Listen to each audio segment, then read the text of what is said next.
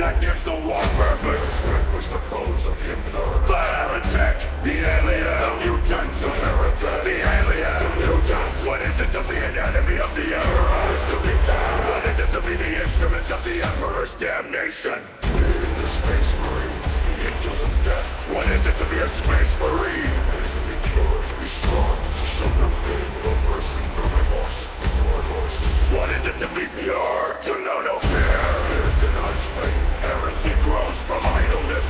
To admit defeat is to blaspheme against the Emperor. For those who seek perfection, there can be no rest on this side of the grave.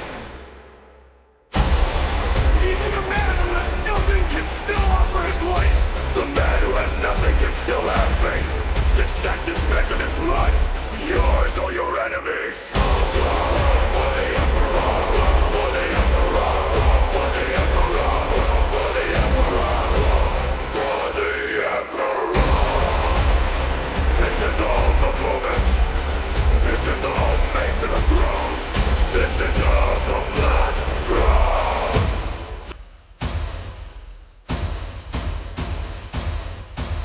There's only war.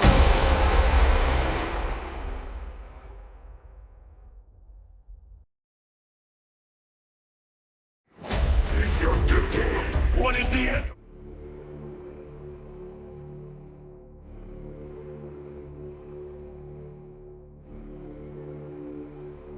Finally, it has come.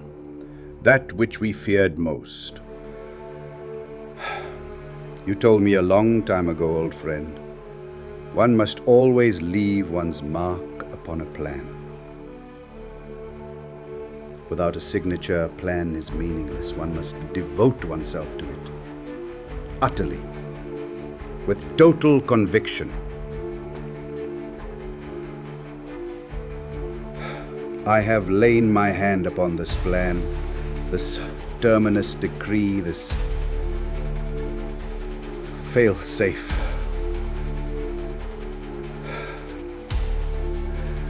I pray it will never return. For when it returns, the galaxy will never be the same again. The fires of war will have been to embers as to what is to come. My sigil rests alongside your own. We have both given ourselves to this. I offer no comfort. Make no mistake, it will return. When it does,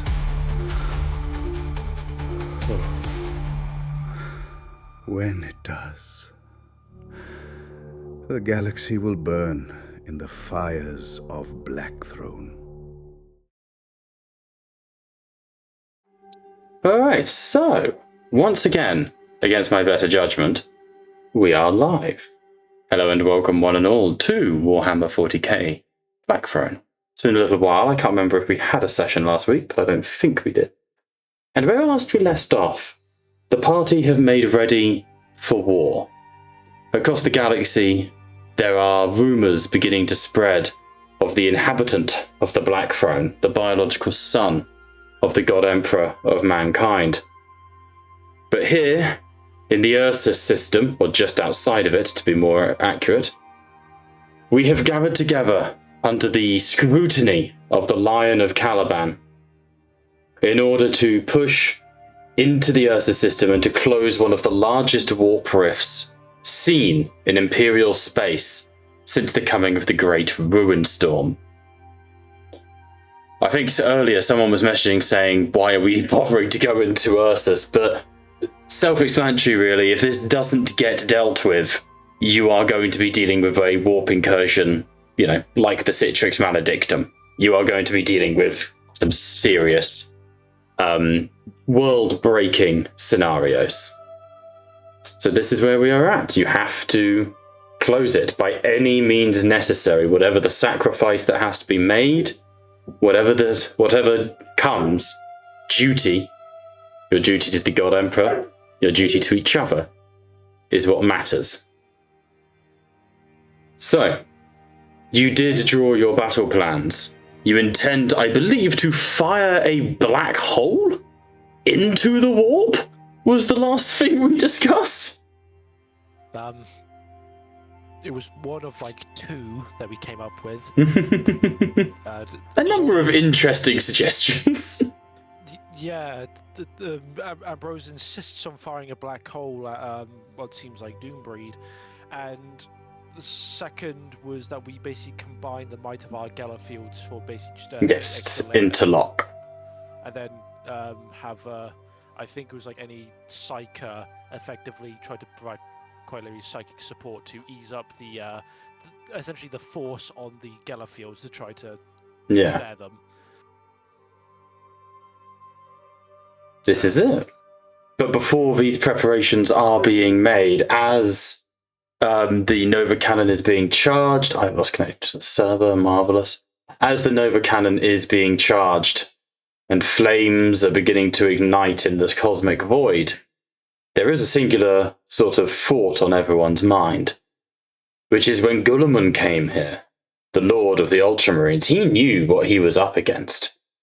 He knew of the Votan and their ancestor core that is influenced by the warp. He knew what he was getting himself in for. But none of you know what lies beyond. None of you know what waits for you in the Ursus system. Now, it's a shame Liam's not here tonight, because I did have plans to have Calliope speak with him in regards to this. I think some streamer Steve again, God's sake. But as we are beginning to prep to go into the Ursus system, what would you like to do? Who would like to kick us off with their final preparations? I will be open as well. I am going to be allowing each of you a singular item from the armory, within reason, free of charge and without rolling. For each character? Yes. And if it's something I have to homebrew, like a Helion bike, because I know what you're thinking, Clean, we'll make a note of it on the character sheet and then apply it at a later date. Okay? Mm-hmm. So, who would like to go first? Everyone sort of is retreating to their chambers, Calypso, Beta Rho, and Nemeth to the quarries of the laboratories and reactor core. The custodians are refitting in privacy. Chapter Master Voldus and the Grey Knights have taken time to meditate upon what is to come. But nobody seems at peace. I think if no one else is going to start, I suppose I could have. Thor hasn't had the chance to actually speak with Grandmaster or the rest of his the team yet. Mm-hmm. So it'd be very nice for him to catch up, at least if only briefly. Give me a second.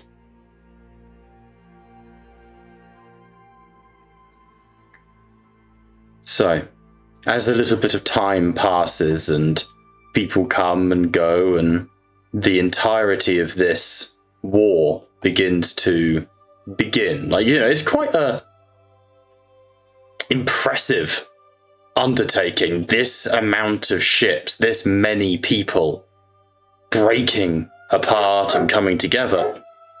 Eventually, you are able to find the Grey Knights in the privacy of the war room,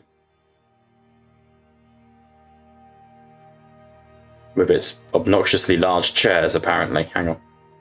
Terminator sized, you know. Makes sense to me. Proper size chairs.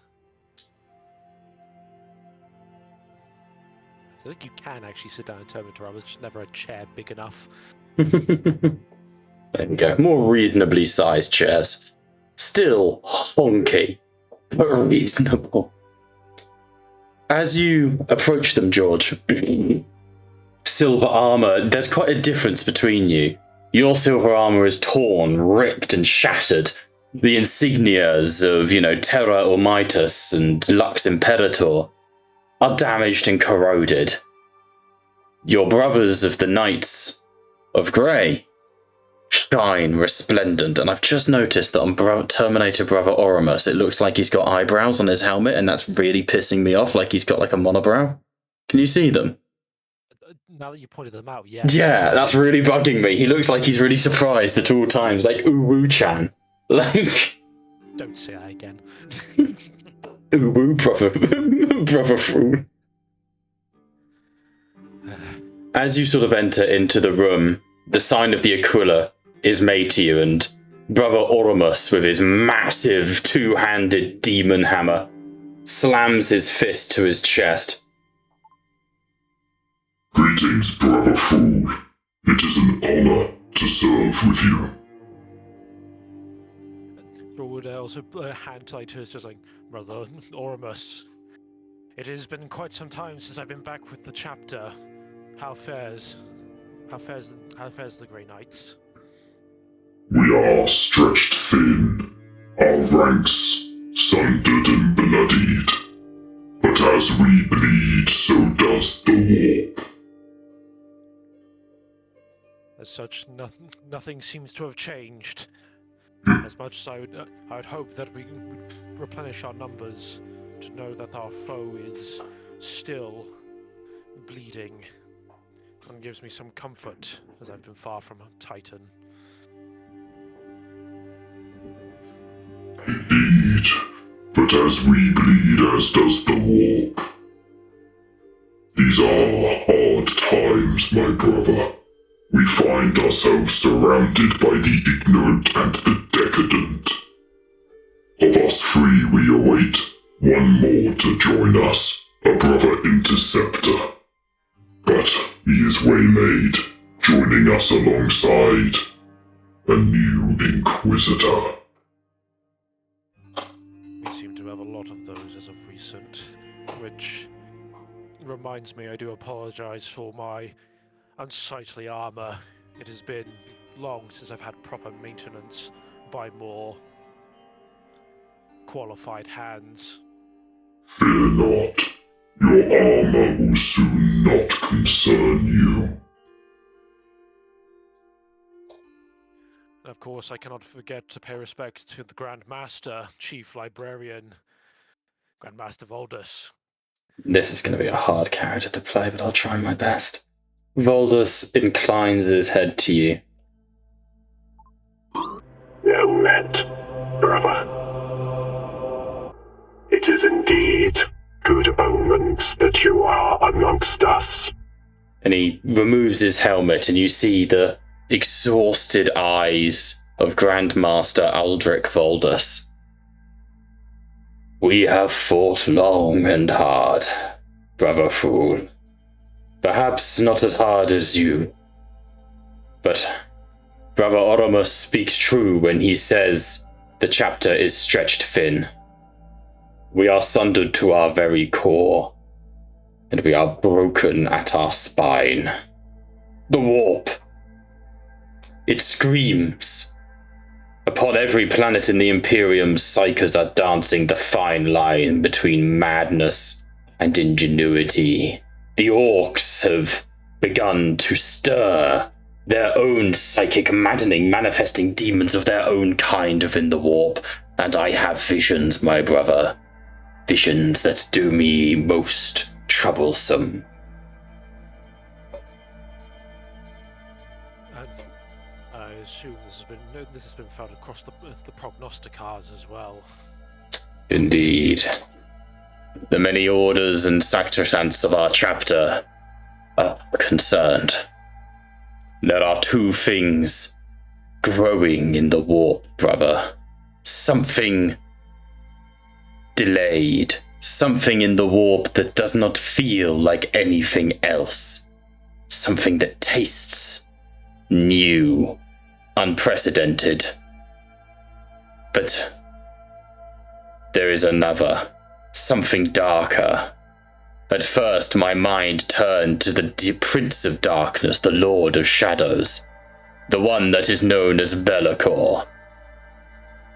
But it is not he. Something is growing in the warp, brother fool, like a cancer, a rot deep within the souls of at least one species in this galaxy. And whatever it is, this new warp deity, it is on Ursus. and we must cut it out before it grows malignant. And much like any other warp threat before us, we will cut it down all the same. Though it has been troubling, the Immaterium being involved more and more in these plots, and everywhere we seem to go, more seem to be appearing. Our work is never done. Such is the oath we sons of Titan have endorsed.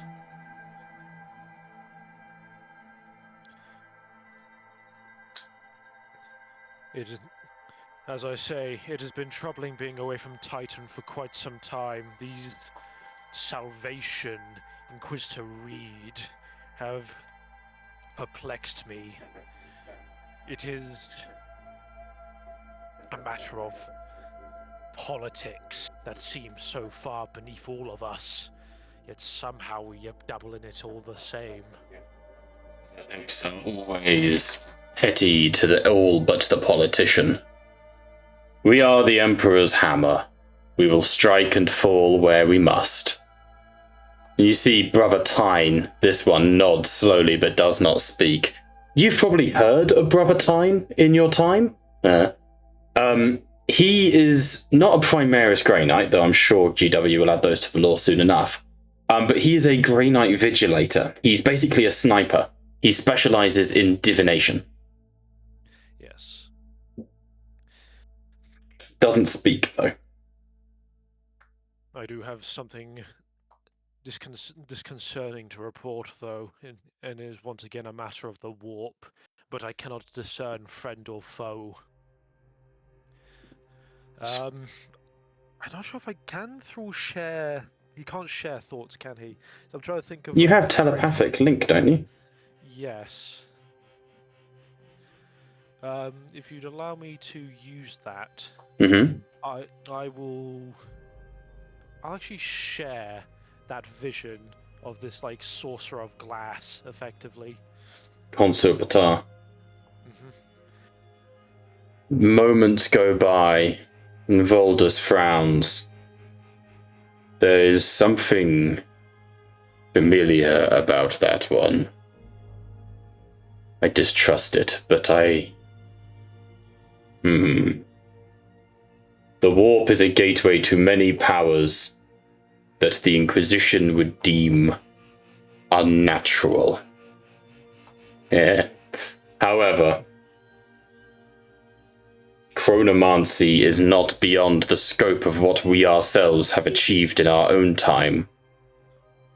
If it were to become an ability that the enemy invited, this could be a charade.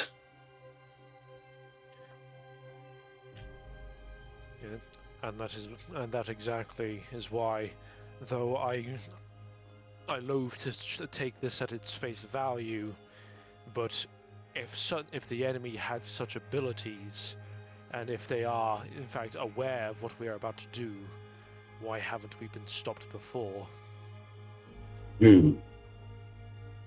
This Consul Patar wears the trappings of the 1,000 Sons of Prospero. Foul behemoths of the warp. We have clashed with their kind on many an occasion. And yet, he does not, from your memories, seem malicious in nature. But the slaves of the trickster have done lower and worse things for a greater advantage. They certainly have. Proceed with caution, Brother Fool. We must assume that this one cannot be trusted. But let us hope that perhaps... And he's clearly thinking about what you sent. I'm assuming you kind of sent the entire conversation. Yes, he through shares his secrets amongst his brothers. He's not. Yeah, 100%. Of 'cause he knows he's incorruptible. Yeah. Hmm.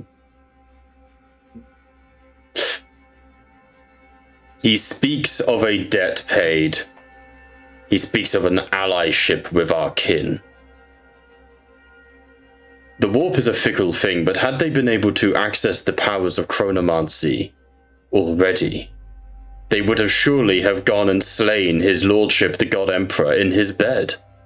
The heresy would have been won and lost in other ways. The fact that this creature has only appeared now implies it can go no further back than it already has.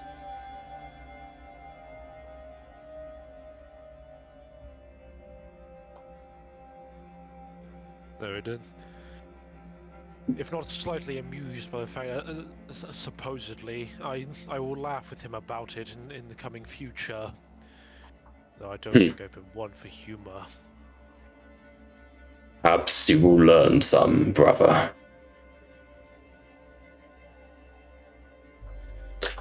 But as far as my report goes, I think Thrall knows about the painted count. He was made aware of them because this is actually his best time to report to his chapter of his. Yeah, definitely. Realized, how to explain this in character. Sorry if I'm taking time. And in terms of more concerning the Immaterium, the kill team's salvation, specifically that.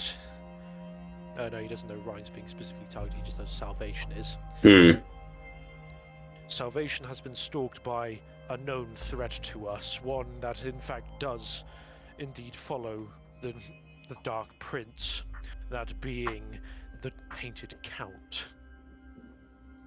An old foe. Indeed. He is known to us. He hunts still. Unfortunately, we can never seem to get rid of him. Never truly. And we encountered a keeper of secrets, of odd traits. One caped in gold makes it its obsession. Nothing surprising, but is unique of amongst the things that we have indeed faced. And if, make a law check, Chaos. Yep, Lawmaster Chaos. Any particular DN or? Just the regular. Just 3? Okay. Yep.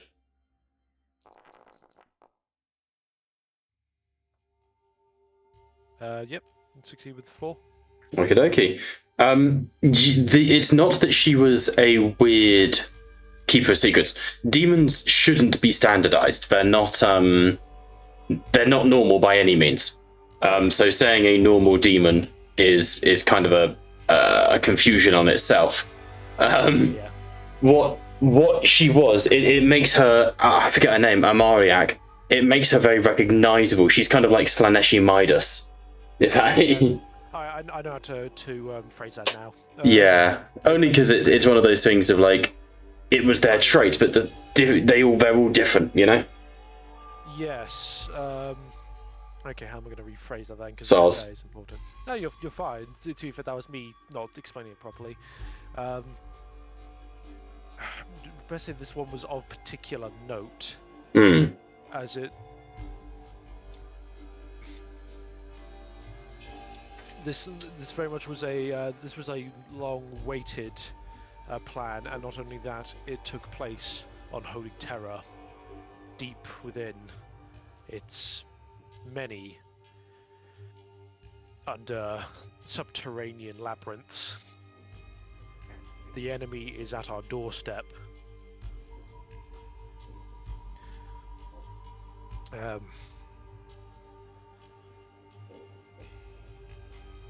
This surely cannot be this surely cannot be the usual to have such creatures even lay fester within that of Holy Terror. We have long known that Terror is protected by the light of the Emperor. But surely, that light does not encompass all on Terra. One must assume that in its deepest, darkest depths, there is chaos.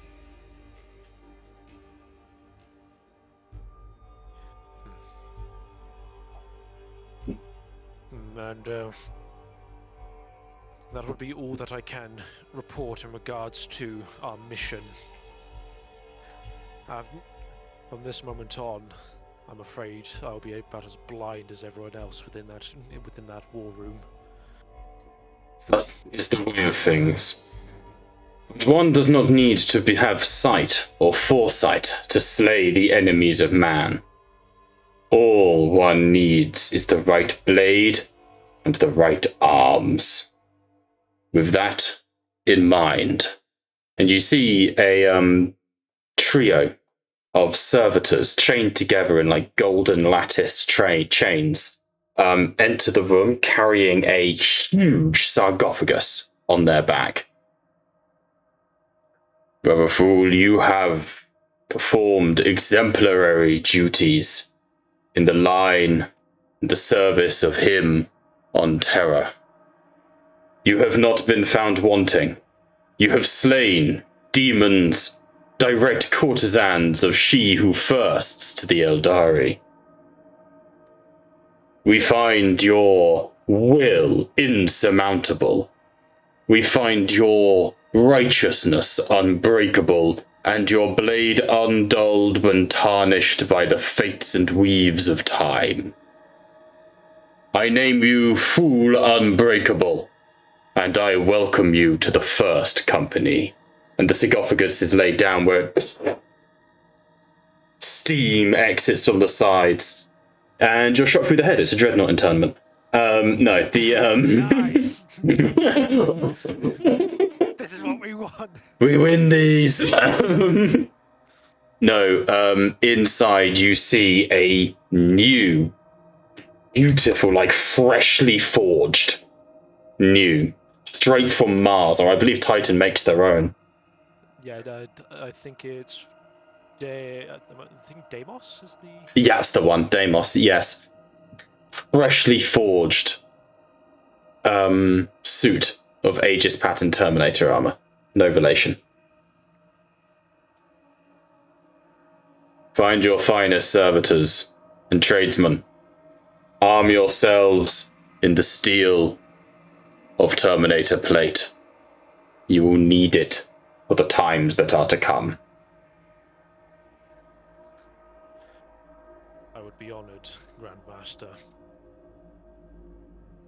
Good. He would go to kind of like kind of like some awe and reveration. Reveration. Revere. He reveres the fucking thing.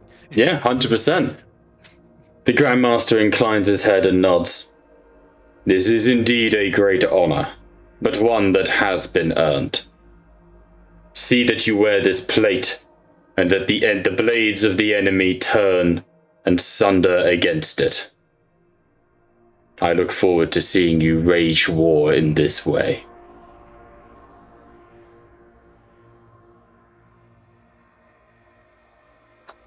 I think with that, I have nothing more to say. Okay. I do know what I would have his weapon, like his new kind of like item of choice would be, though. If that is still open to Yeah, me. we can have that in the armor if you like. What's it going to be? It would be a psi cannon.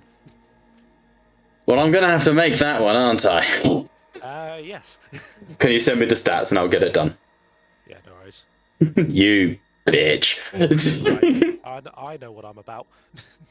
Man wants a Gatling gun. Yes, I want a Gatling gun because Fair enough. I want my psychic bolts. As this is all happening, if there's anyone else who'd like to go, please do let me know. If not, I'm actually going to sneak across to Brian.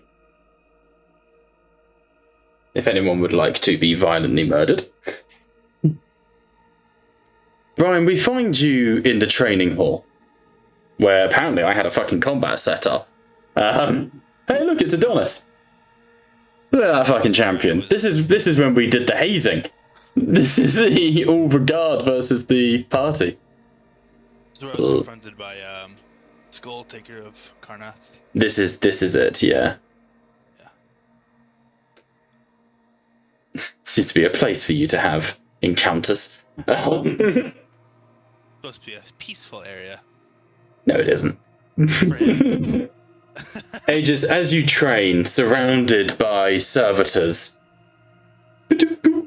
a private communique from the Vox comes into play, requesting an immediate conversation. Oh, hello, what's this? Peace in my King of Third. Hello and welcome in. Indeed, peace. No, even Astartes get a moment of peace, which I'm about to, take away instantly. Oh, we've just hit 150 followers, by the way, everyone. That's huge. We actually just reached our goal that we were going for a little while, which is quite nice. That is all kind. It's the guinea pigs. They will do it. So, Aegis, as you get this Vox communique, it is a visual-to-visual, like, Vox communique. So, like, it would be a hologram, like on your Vox display, if that makes sense. Which you may answer. Comes in on an urgent display. He'll sort of begrudgingly sigh and probably pause the simulation or, the exercise. Yeah, the servitors and everything.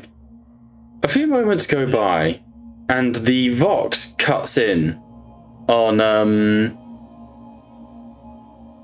a very distorted face, heavily augmetic, burnt down one side with a lip drooping below the chin, kind of like a cleft cheek sort of situation, or cleft lip sort of situation. To which it sort of garbles and breaks, and then eventually becomes clear. Aegis of Clan Tenbara, do you receive me? I do. I am coming to assess you in your duties to the God Emperor of mankind. You could not escape my sight, Aegis, and I am back, and I will not find you wanting. Do I recognize this individual? Do you remember if a while ago the Iron Hands sent someone to check in on you to find taints of corruption within you? I remember I had a box call with somebody. I don't remember it being in person. Maybe I'm wrong. You had, so basically there was someone assigned to work out if you were tainted at all. You do recognize this voice.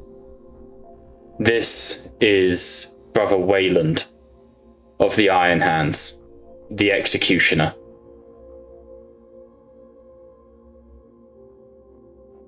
Okay.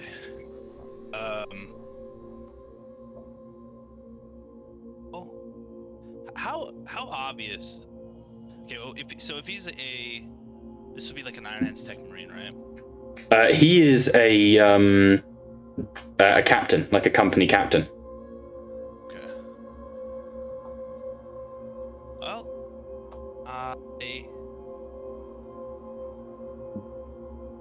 consider that. Okay.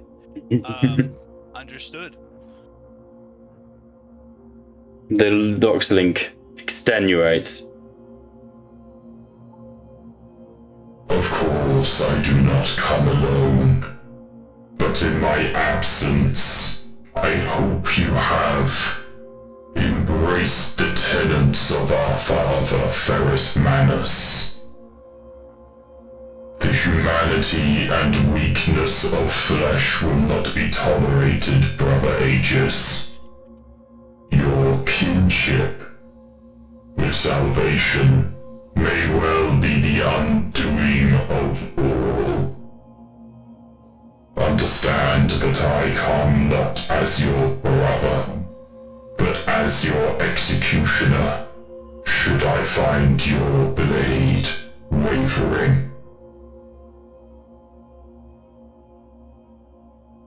Have I given such a reason to encourage such doubt? Your affiliation with the Inquisitor is reason enough. Fair enough. That's where the line cuts.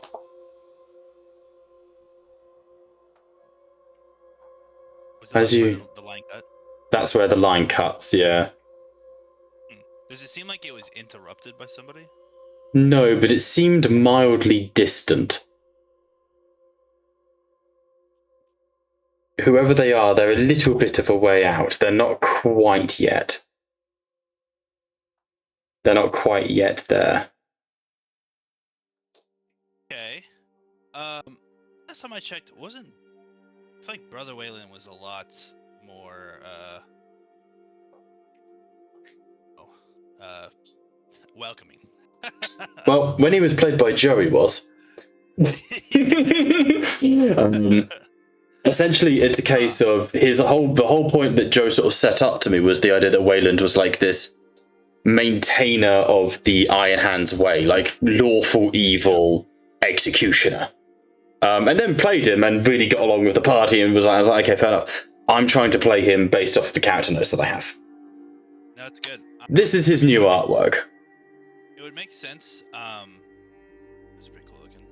Man's context, beefy, and he's armed with a thunder hammer and a power axe, which he dual wields. It would make sense that they would perhaps be not too receptive to us because technically we're still wanted, right? Like, Yeah, you are. This is partly why he's been sent. Like, the Iron Hands have heard that you are a traitor, so he's coming to see if you're a traitor, and if you are, you're going to be on the receiving end of that thunder hammer. God, I'm like a traitor 5 ways Sunday. I mean, I feel like I'm gonna have to inform everybody because this could be a problem for all of us. In theory, right? I agree. It's completely up to you if you want to bring people in. Yeah, I'm gonna have to. Okay. I'm gonna have to bring this up.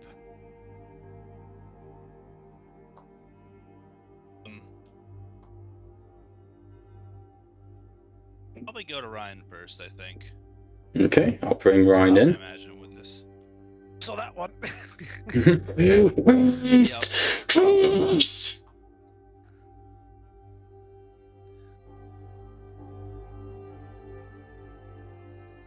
I would would there be a possibility to replay like sort of the whole clip back to Yeah, 100%. Yeah, he basically was threatening you. He was basically giving you the due diligence of, I'm coming to fuck you up, but also giving you the chance because he's told you he's coming to fuck you up.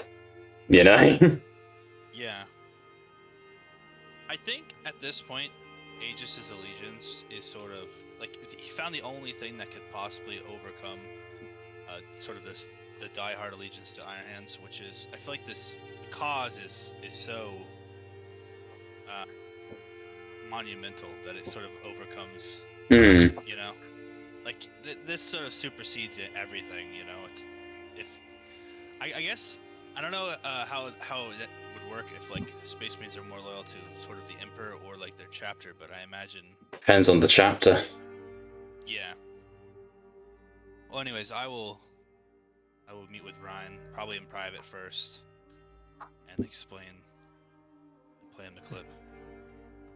Okay. Yeah, right. So, Ryan, you would get the feedback because this was like on an open thing, so you could literally play the clip. And Ryan would watch it over, and there is a quick quote like, and here I thought we got along with your brother. it would seem that he's a lot more stubborn than initially assessed. He has changed, or perhaps he has received the news and does not yet know why we form these actions. That much is to be assumed, and that much is to be expected. Brother will turn on brother in such decisive decisions. It is rather unfortunate that he does not have that much faith in you. Though I can't say I don't also see it. Do you think he would kill you?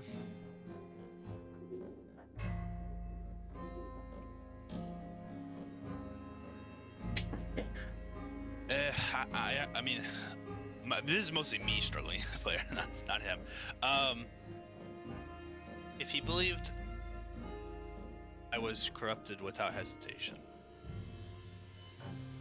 Iron Hands are logical, cold, calculating. And what does such information... Oh, sorry, Brian. I was just gonna say, our chance will be to hopefully provide him information that he's lacking. But if he is fully appraised of our situation and has still decided that I am to be destroyed, I fear there will be no convincing him otherwise. And do you think that you could still make your case? Do you think you would be able to stand your ground? Or would such information, such logic, coincide with your own?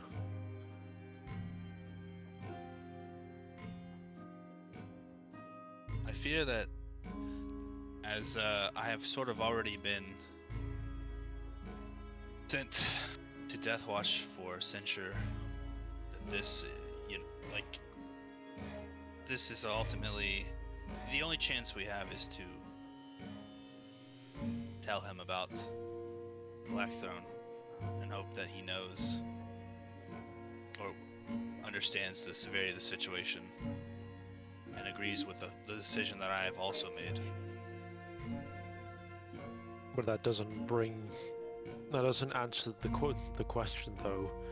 Do you think, despite whatever he assesses you as, do you think you could take such an answer? I cannot allow even my own chapter to get in the way of our mission here, especially since it was my own chapter who died trying to accomplish it in the first place. So, it would be illogical for him to sort of block the progress of this when we have sacrificed so many Iron Hands already. So if it comes down to it, I will not accept an execution of when there's too much to do. Obviously, Yes. He's not laughing. And that is also such a right. And such is the case in regards to your clan, right? Now, I do not know how you form your companies or how one is distinct amongst the Iron Hands, but it seems you have these separate things called clans. Is there anything like orders or companies? And again, what would be Waylon's clan? Does he have a clan? He's the top one, hang on. Rukan, I think it is. It's the one that's like the biggest. It's either Rukan or the one beginning with M, who I forget. Hang on, I will double check the names of the clans.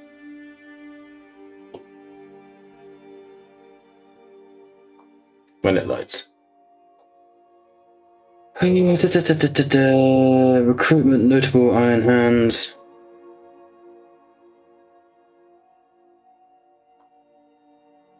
Clan Rukan, Raukaan, Clan Rukan, the Fire Hearts. They are recognized as the third company. That's what he would be. Raukann.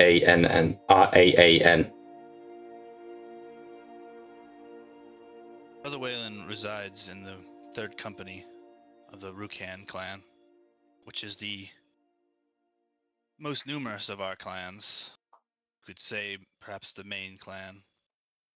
But I am not aware of what clans are necessarily aware of Clan Tambara's actions. For my own memory was wiped as well, so Just so you know, Gabe will be on in an hour. Perhaps I can look into that, but my only hope is that he is coming with incomplete knowledge and can be swayed to our side, or at least sympathetic to the cause. Out of game, what are there like clan rivalries? Do they all get along? Yeah, they get along, but like any Astartes brotherhood, they have their rivalries. There's competition. Yeah. Right.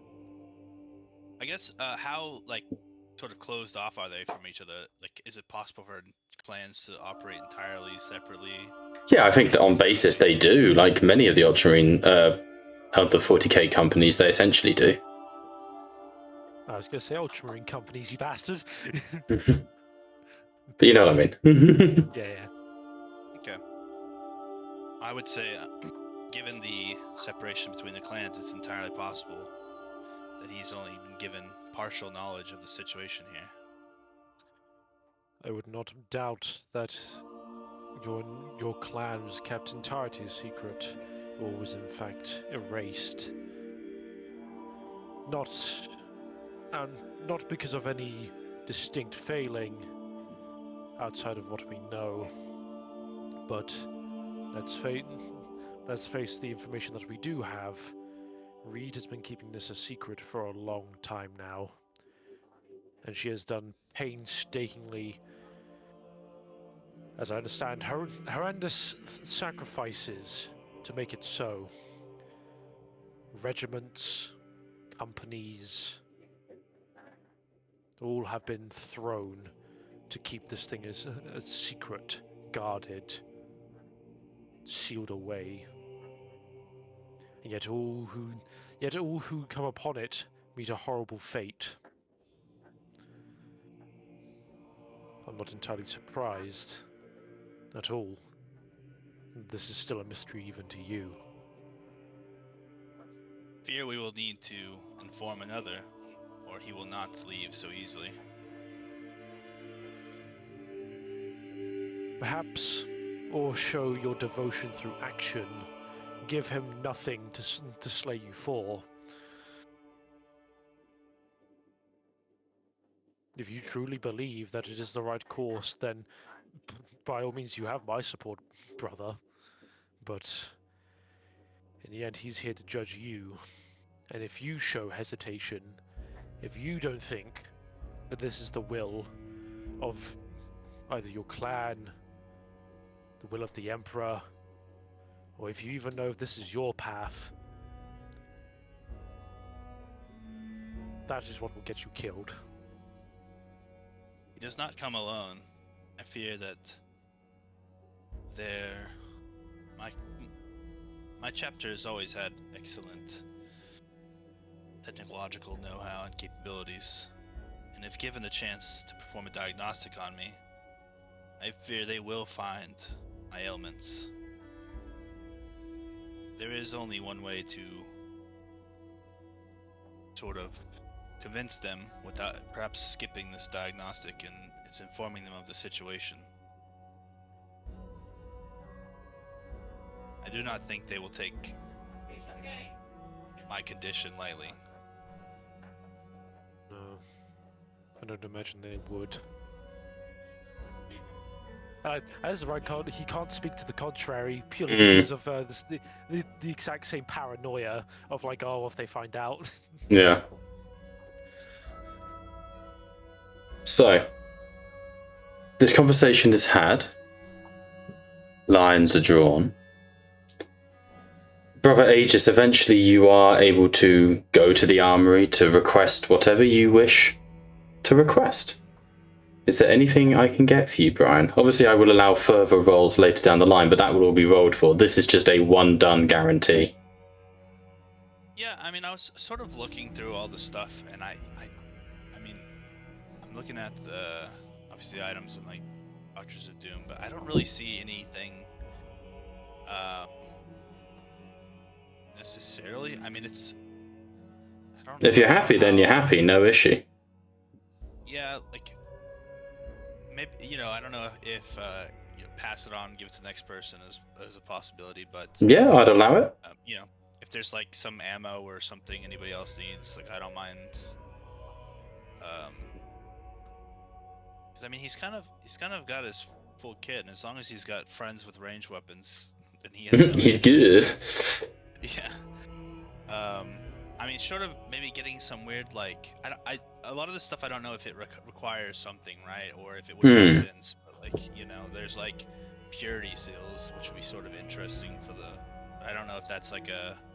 I think any Astartes could get a purity seal. I'm not sure what effect they have, which I might be shooting myself in the foot with, but for every because like Ryan's got like 2 of them.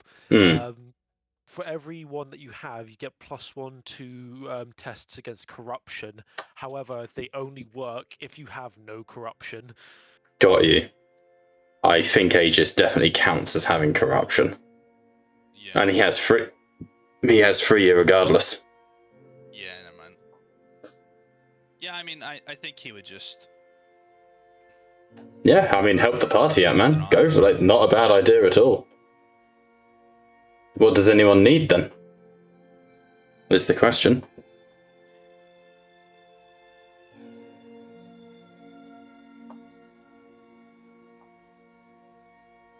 Honestly, who we? Maybe Monteo needs anything, like because of his legs and shit. Some like rare grenades or something, maybe somebody would want, or. Don't mind. Kaleem, what do you reckon? To be honest, why not a Vindicator suit? I might as well be more stealthier. Are those? That might be a bit of a push. I think I could allow something like a stealth suit or camoline or like a synth skin, but full-blown Vindicare equipment I think might be a push. Even Calliope, for context, doesn't have that. But you could maybe get something similar.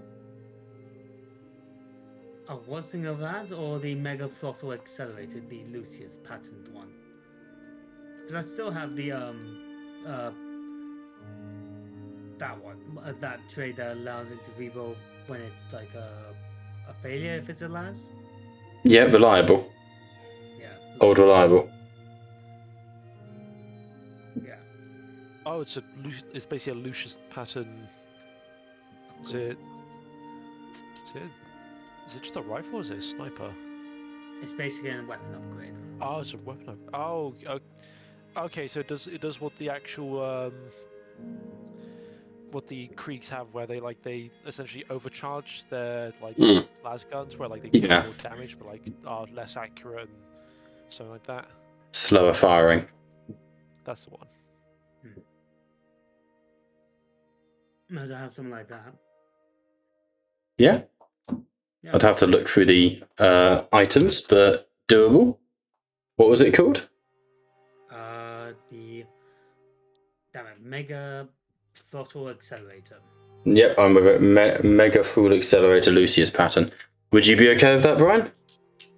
Yeah, that's fine. I don't think I really need anything.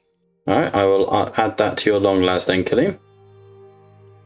So, I think that'd be quite a nice scene actually to sort of think about and roleplay as well. Is Aegis, why don't you craft this for Monteo? Because I don't like him. But yeah.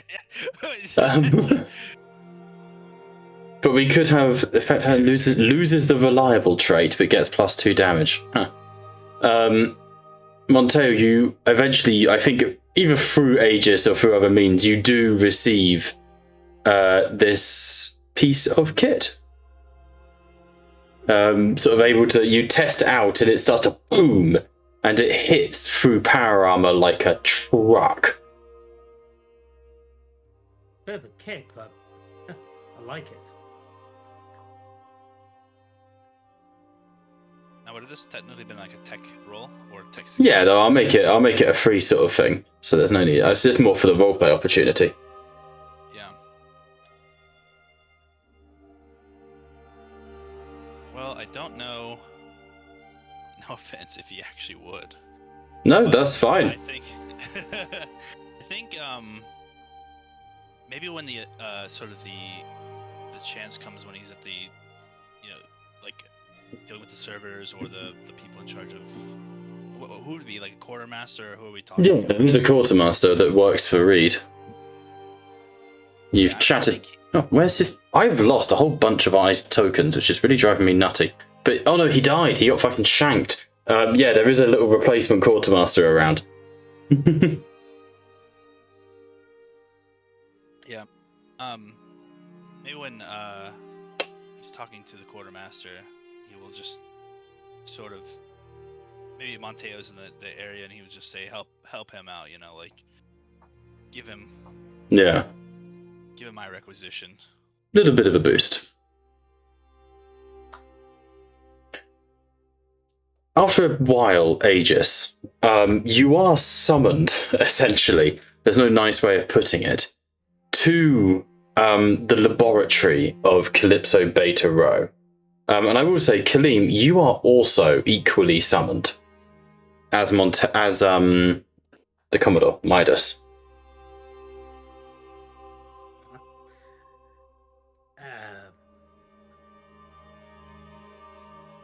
Lord Aegis? Why are we being summoned? Why am I summoned? Where was it that we were summoned to again? This is it's not a good map. It's one of the earliest ones I made for the campaign. I need to remake it. But this is the lab that Aegis and Calypso and Nemeth have together. It's their little bro lab where they do science and shit.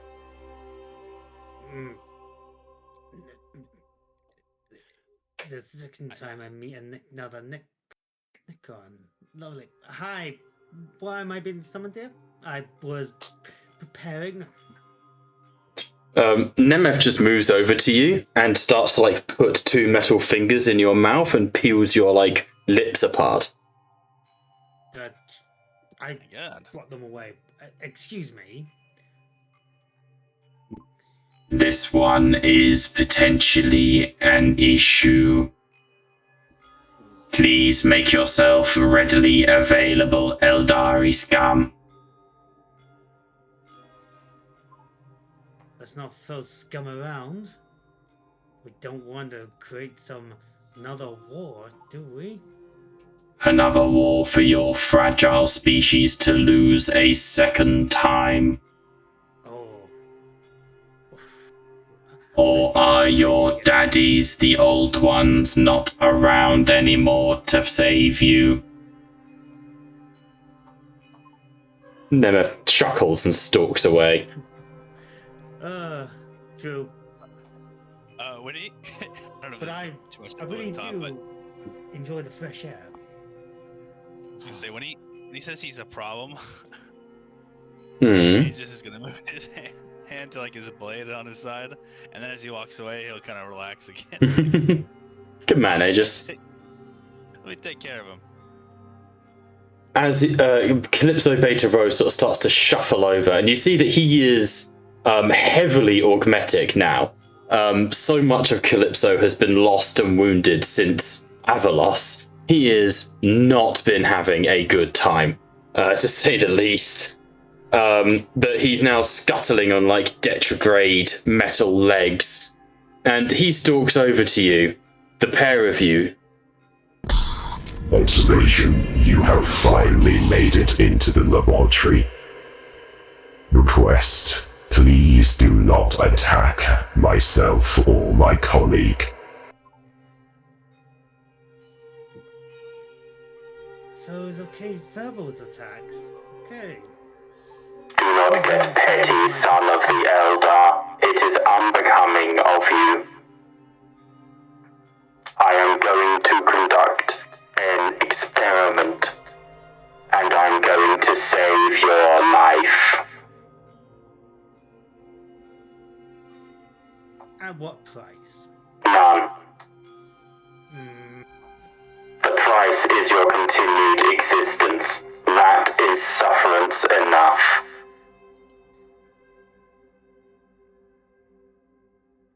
Right. And what does this involve? Currently, I believe that you and this Astartes known as Brother Aegis are involved in interconnectular spinal reconstitution. Are you saying that we don't have spines? As an Eldar, I informed you do not have a spine, but that is from Nemeth, and I'm certain he is biased. No, the pair of you are hosts to singular technological decadencies. Aegis, you are a concoction of the Omnus Shard, and I am informed a virus unique to Nemeth's species. Midas, you have within your spinal column a bomb, but in addition to this bomb, you are also afflicted with a Eldari artifact. Is this correct? You need to be a bit more specific on that one. Nemeth groans at you before. What we are referring to. What we are referring to, Midas, is the fact you have a pain engine inbuilt into you.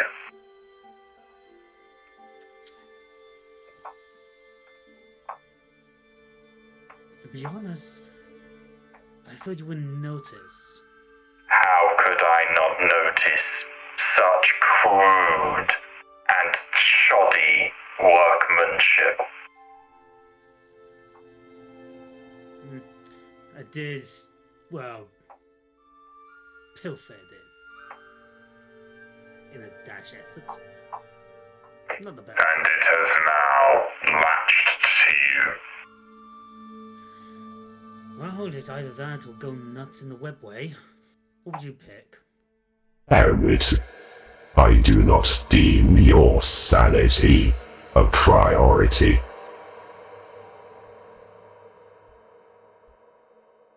However, others do, and at the request of Inquisitor Reed, we have been informed that we must not cure you of this ailment, as it I believe impossible to cure you, but it may be possible to restrain and restrict the corruption within your souls.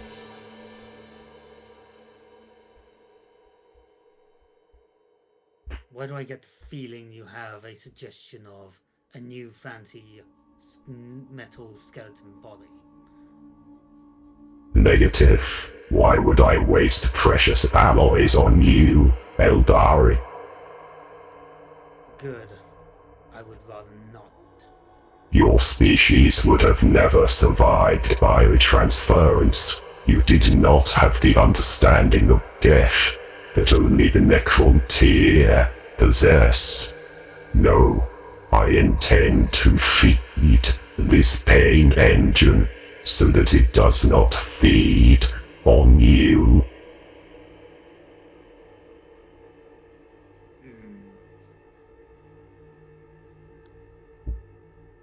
And you mentioned that Aegis here is affected by Omnus. To my understanding, that is an incorrect assessment.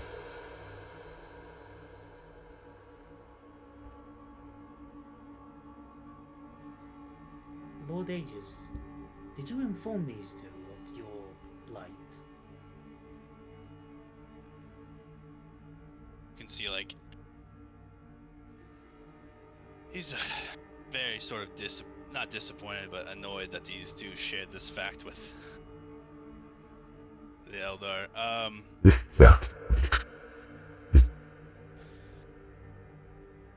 Oh, sorry, what exactly was the question again? Did you inform these two ages of your plight? I did. Right. How long did you have it?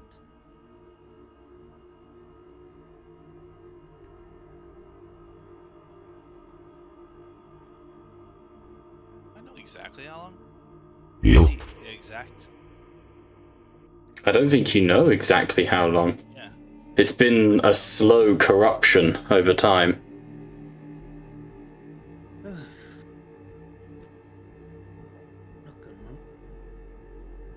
So what is the plan for you?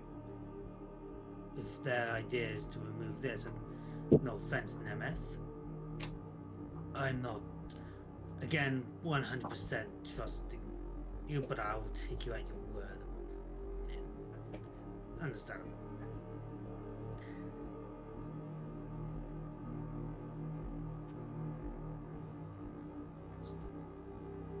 Was that to Nemeth? Yeah. Okay. Nemeth sort of tilts his head. It is my belief that the pain engine feeds not of physical pain, but that of a psyche, torment, self-inflicted, depraved. It is irrelevant. The pain engine takes what you are, amplifies it, and damns you with your own consciousness. What fascinates me is whether this consciousness is required to be human or sentient in the traditional sense. I intend to feed the pain engine, the shard of Omnus within brother Aegis, thus freeing you both of these afflictions for as long as we can.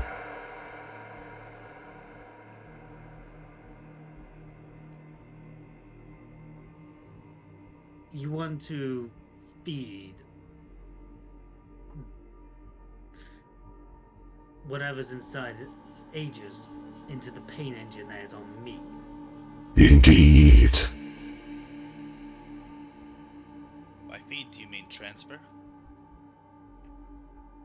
By blood or by copy. tech or signals. A direct neural interface. Your minds will merge.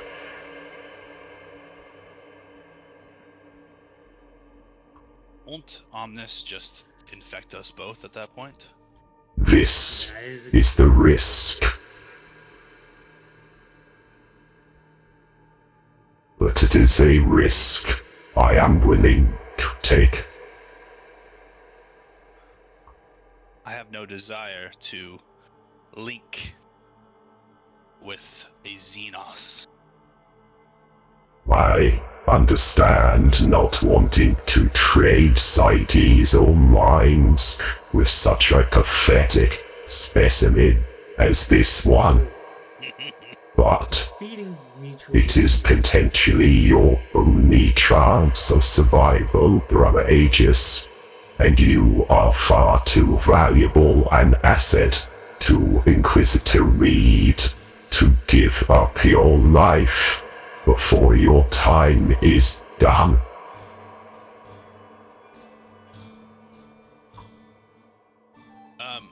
Which one of the two is this talking again? Nemeth. I'm the tenor. I'm the next one. Yeah. I would look at Calypso, right?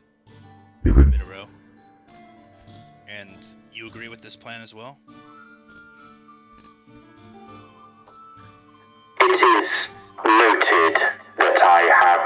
reservations.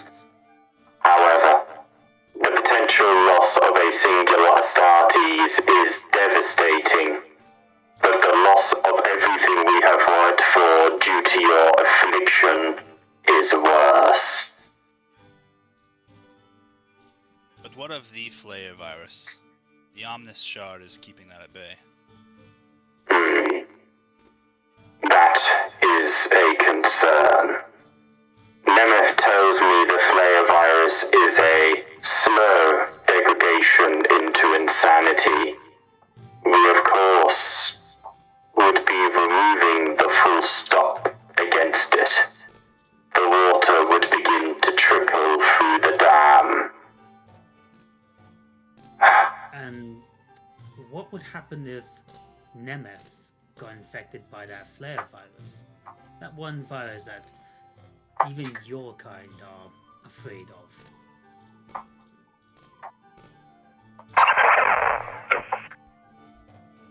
It is unlikely that I would fall to the Flayer's whims.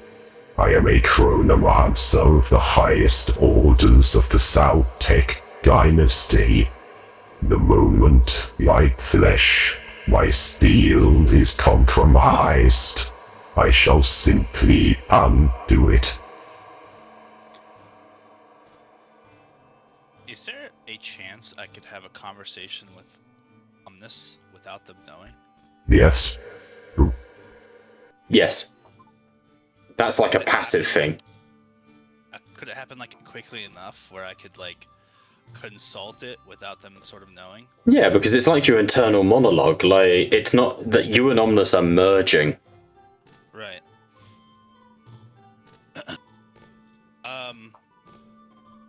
Well, however I would do that. Mm-hmm. Omnis, are you there? There's a flicker before you get the voice of, like, you know how it did like the multiple voices all merging together sort of thing? I won't try and I could use the hive mind actually. Indeed, brother Aegis, we are here. If a Iron Hands execution squad was coming to perform a diagnostics on me, Indeed. would you be able to hide your presence and the Mind Flayer virus's presence from me? I am the amalgamation of your systems, the code that runs your armor. I would simply hide in plain sight. You are my host. I have no wish for your demise. As for the Flayer virus, it is near impossible to confirm exactly how such primitive investigations may intrude upon them. But I believe I could mask any signature if needed. The offer of these two creatures is difficult and without due consideration. However, it does come with one extreme benefit.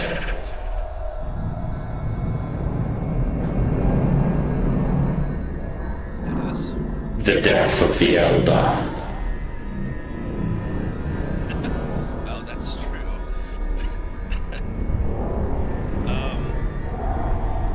But what about your presence and your ability to fend off the Flare virus? If I were to be transferred into the pain engine, understand that my suffering would be unprecedented. Even in this incorporeal state, I am capable of suffering and pain. You would be sending me to be tortured. Make no mistake of that. I would be unable to aid you in your attempts to survive.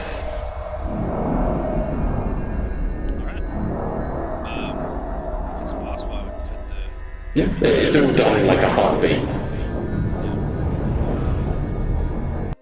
I'm just gonna look at Nemeth. Right. So your idea is to put this shard into me. This thing does its job and saves me without infecting you. Is that the plan? Essentially.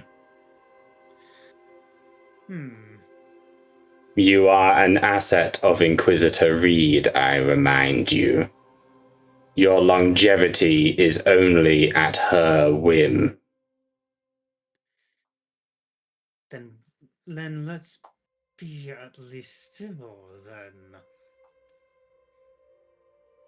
On behalf of the Imperium, the Emperor, and Blackthrone, I refuse. Elaborate on your decision, Brother Aegis. I think this decision is unwise and would leave me exposed. There's a investigation party or executioner squad on its way here from my own chapter. Without the help of Omnis, I cannot mask the presence of the flare virus, and we will be forced to reveal Blackthrone to yet more people, more individuals. So, I need Omnis for multiple reasons. In this capacity, that is a fair assumption. This interrogator of your body, what does he know already? Unknown. He did not say. That is concerning. It will be performed by Brother Wayland, the Rukon clan, 3rd Company. You can see Calypso immediately searching it through his head, trying to figure out who this is. We have worked with Rob Wayland previously. He is an honourable member of their chapter, if extremely dogmatic. We would recommend extreme caution. Is there any way to check if he has prior knowledge of true operation here, true goal? Negative. We must simply assume that he believes we are on a vengeance crusade. That is the public line.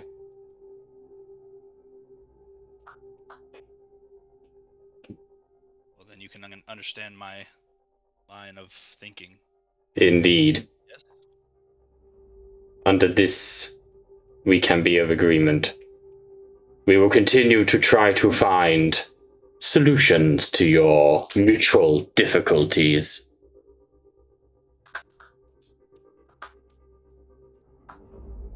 Good. I'm assuming we are done here. Indeed. Good. What of the Xenos' affliction? Calypso sort of turns and looks at Nemeth, whose head tilts slightly, before looking back at you. The Xenos lands himself between life and death, between light and dark. The only thing keeping Midas in this reality is the pain engine, a fixed focal point that floods him with the webway and the warp.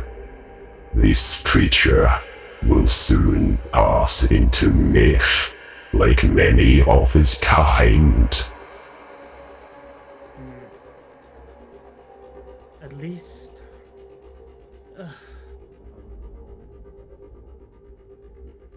at least we're not still bickering amongst ourselves in Necron society. You know nothing of current Necron society or affairs. Right, they're still asleep. As far as you know, Eldar. as far as you know.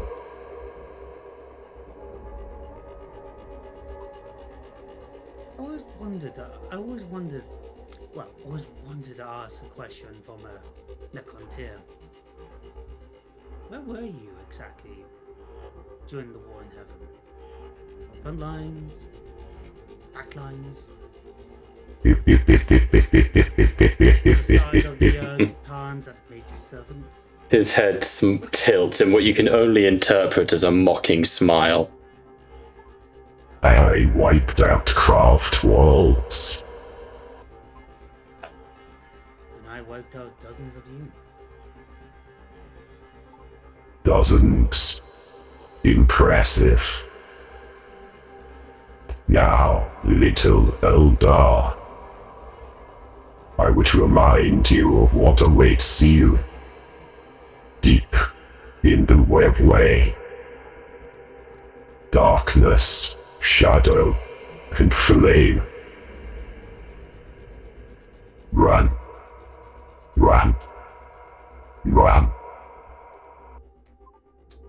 And he turns and just walks through a green crackling portal and exits stage left. Calypso, you should really get yourself better company. Calypso shrugs. Your species' previous difficulties is no interest to me. Calypso, I am informed that you lost that war. However, I appreciate my colleague is biased.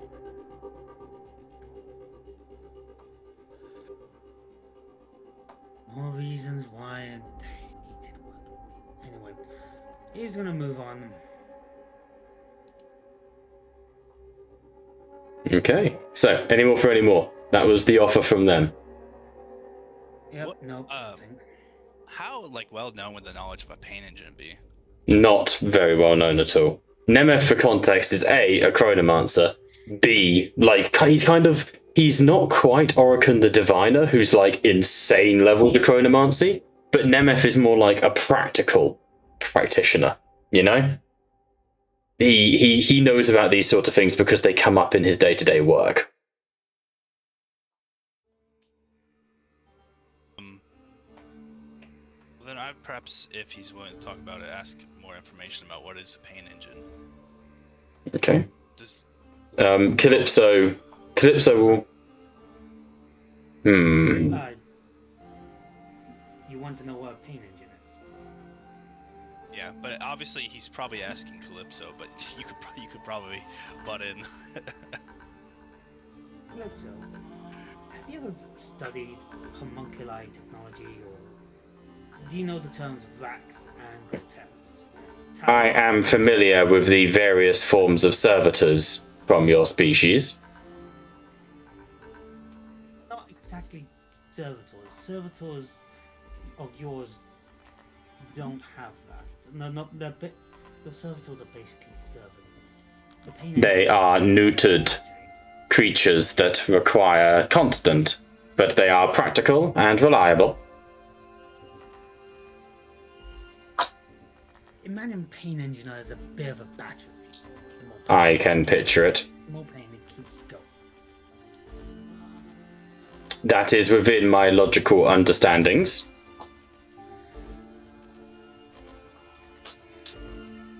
It's also widely used, mostly for talents.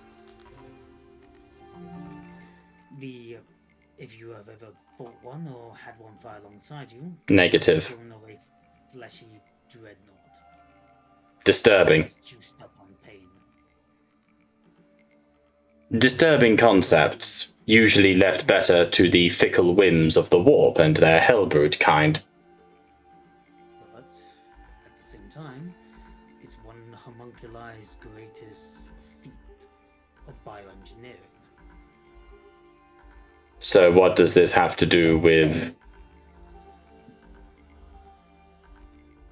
a pain engine? What is a pain engine?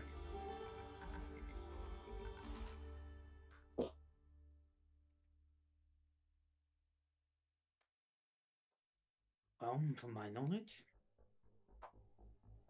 it is simply a widely used weapon, making engines of pain. And Yukari needs pain to keep going. Without it, they can't function, kind of thing. In this regard, it is a form of medical device for you, akin to a pacemaker. To be honest, that would be a nicer way of describing it.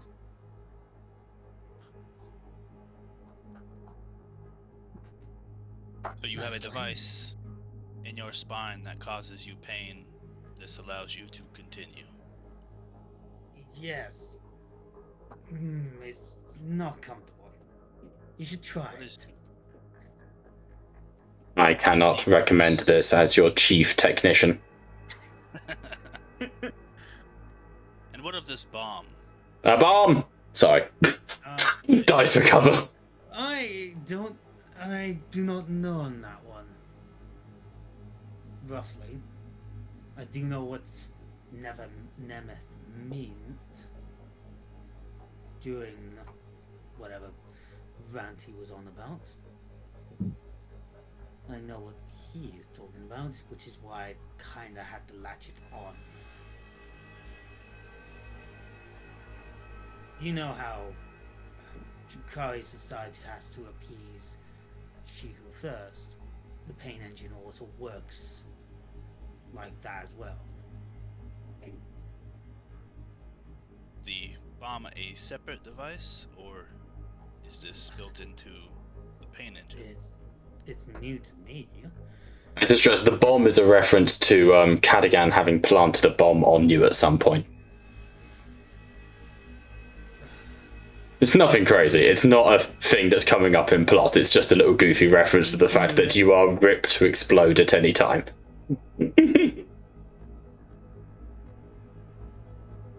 Calypso, would you please move it?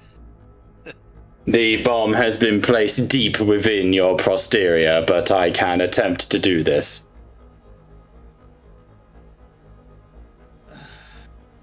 Spare the man some dignity. We'll fade to black like a Dragon Age Origins cutscene.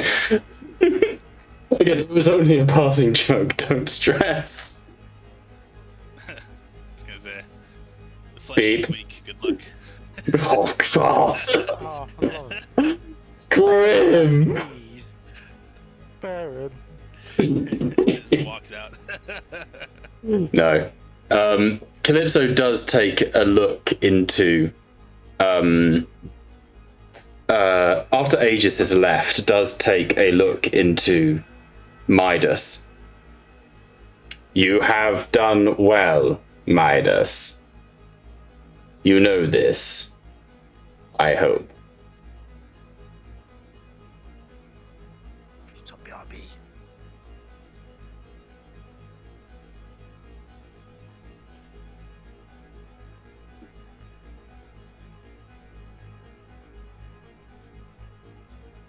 Muted. Kill him? Yeah, he's on BRB. Oh. Mid-scene.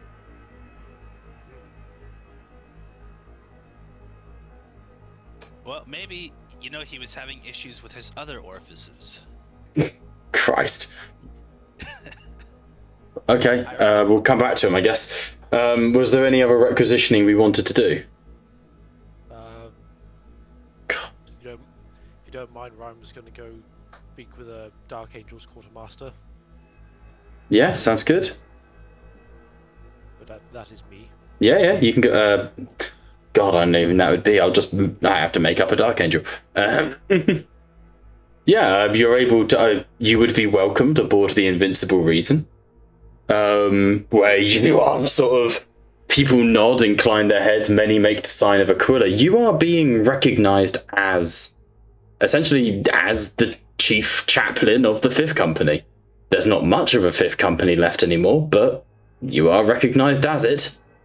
I mean, he would be keeping an eye out for any kind of neophytes, or in doing his general scrutinizing what he sees, but obviously with the utmost respect, of course. Yeah. Because Many of them are training, fighting, sort of challenges to one another in the old style of like chivalric combat.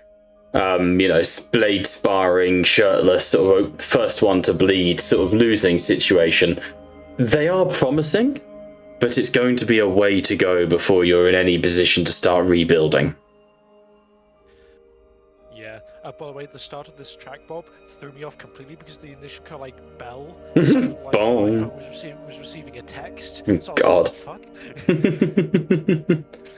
So that threw me. But you are able to eventually come to one of the Dark Angels, Brother Jericho, who sort of manages the onboard ship logistics alongside the Tech Priests.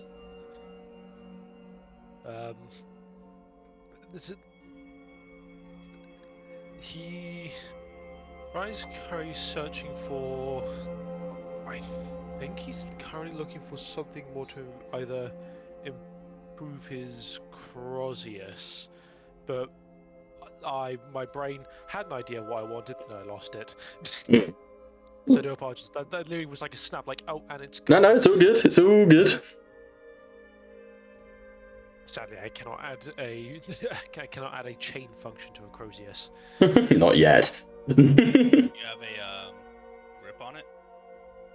Oh shit. If that's possible. I don't think I can make it I can't make it master crafted, I don't think. No, you don't see why not.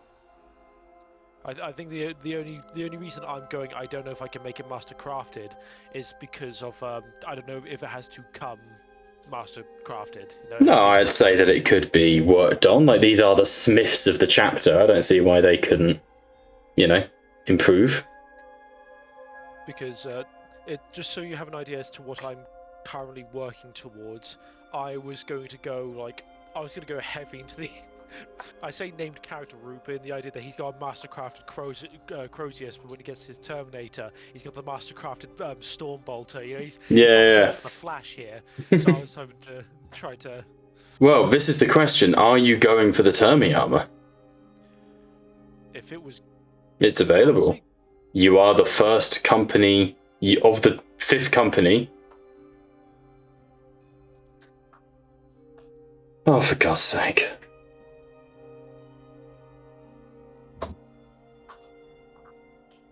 Clean doesn't like being antagonized, so he's gone to clear his head. Okay. Oh. So saying a chaplain of the 5th company. Yeah, definitely can get Termi armor, especially as you're essentially the last standing member. Okay. Honestly, if he was to be honoured with the option to be given Terminator armor, he would most certainly go for it. But that is just it is a matter of honour, because to deny such a suit of armor would be unfair, I'd reckon. I think that leads to a very quiet moment, as essentially, why is this token not here? Must be a memory issue. The quartermaster is dismissed, and you are left alone in the room with the captain of the 5th company, Lazarus, who looks not broken, but he has removed his helmet and is sort of staring at the bolt guns on the wall and the helmets and the armor that is all sort of displayed here. And I think it hits you in that moment that you are looking at the salvaged remains of the 5th company. This is what they were able to get left.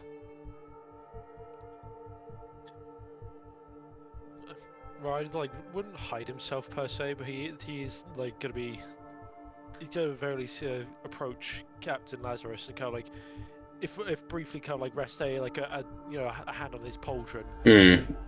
Brother Captain. Brother Ryan, I bid thee welcome and returned to the company of the 5th. I missed it greatly. You were missed also. I cannot help but notice your contemplation on at the very least, your wandering mind upon the weaponry. I can only assume as to what or who they once belonged to. Each one is still ident registered. Each one still bears the mark of the hand that made it and the brother who wore it. Death in the service of Heon Terror is the fate that awaits all of us, and I do not shirk from that, nor does our father. Death on such a scale as this, to have lost 98% of our strength in but one fell swoop. These few armament that we have been able to regain, they are a sad reminiscence and memorial of our lost brothers. When I was assigned to the 5th Company, I did not know what to first make of it, but serving under your leadership has taught me much about how to speak with my brothers, and for that I must thank you. But it is another to realize that such brothers are gone. But it is now our duty, Brother Captain, as I'm sure you will agree, is that we must now drive vengeance into the heart of our enemy twicefold. No mercy for such abominations. Indeed. I have no doubt that we will come back from this. A company of 2 is still a company, and we are fearsome warriors, the sons of Caliber. Less Astartes have achieved more in the past. I have no doubt we will rebuild, Brother Ryan. Will you take the honor? We recovered one piece of plate. Terminator.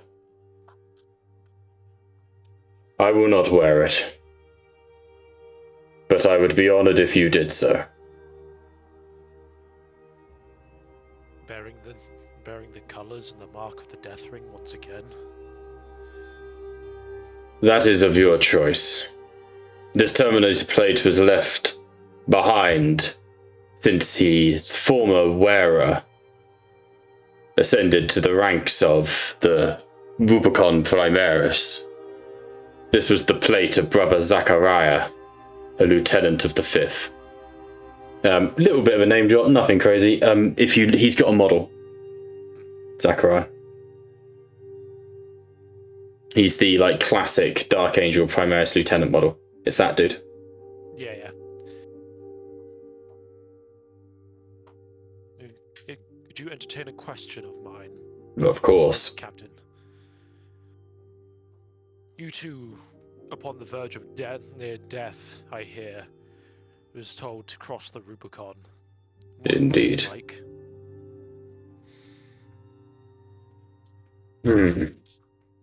He stops and sort of looks into the array of armors and sword bolt rounds. It was death, Brother Ryan.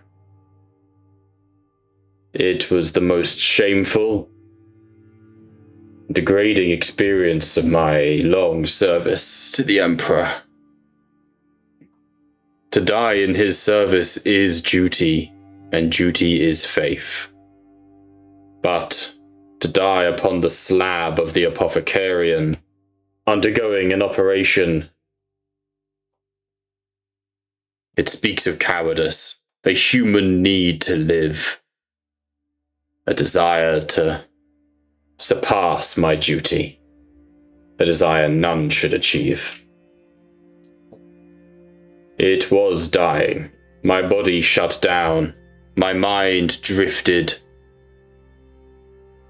And I truly believed that I was to descend upon the sea of souls. or into the embrace of the Emperor himself. I hoped that I was, truly.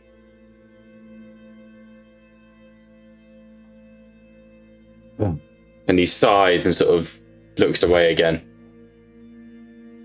One enters the Rubicon, but another man leaves, with all the memories, the doubts, and the fears of the man who entered, but a different body, a different soul. It changes you, Brother Ryan. It changes you in ways that I cannot describe, to the very core of what and who you are. That much I cannot doubt. When they first arrived, the new batch, the new breed of Astartes, I know of our distrust to them. And do not misunderstand, Captain, they have earned their place, even amongst that of the inner circle. Lazarus is amongst the inner circle. Yeah, he is. You're No, I know he is. cool. I didn't know if you knew that. I've got his wiki page open, haha. Even they have earned their place amongst that of the inner circle, and to know our secrets, our faults, and of our burden.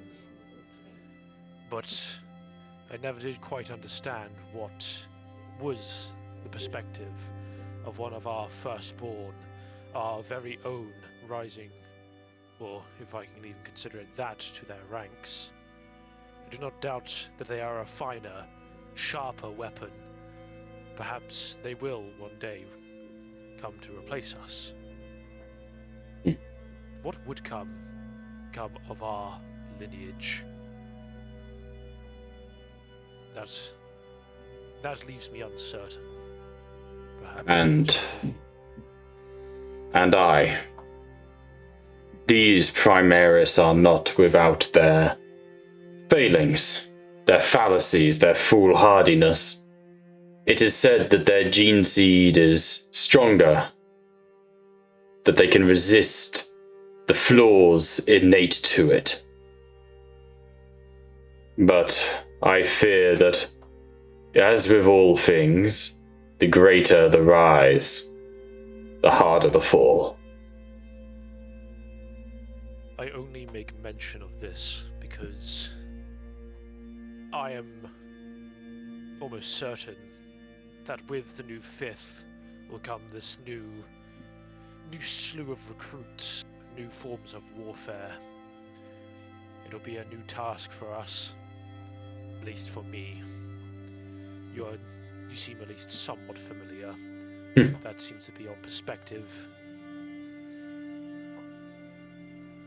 A new task, a new challenge, but not necessarily a bad one to have. From the ashes of the fifth we will rise, brother. We will return our former strength, and then we shall take the fight to this hive fleet, and we will carve it from the scars. If I'm to speak to you with any kind of candor, my captain... Please. You are the highest ranking member of our company, barring myself. I would expect candor, and I expect honesty, if you are to be my counsel. As much as our vocation and our natural disposition, for we Dark Angels were always a secretive breed. I cannot make any kind of judgment. And I say salvation. You know of who I speak of. The one who leads it all. Read. Indeed. Go on. It almost feels... I feel it would be unjust for brothers close to us, those we have fought alongside for perhaps generations, to be slain for a cause that I do not know if our brothers believe. I do not wish to lead you to your death. Do you speak of Ursus, or what lies beyond? Both, Captain. It was a failing of mine, a guilt that, though is no equal measure to that of our lineage, it is the one that haunts me still. I could have remained. I would have remained. But politics, calls to places, not to terror, have driven me away from what truly we represented. No more. No more. I will succeed on this campaign, Brother Captain, or I will die. It is the nature of the blade to question the hand that wields it, brother. It is the nature of the shield to question that which it defends. Do not doubt yourself for these questions. Inquisitor Reed is certainly...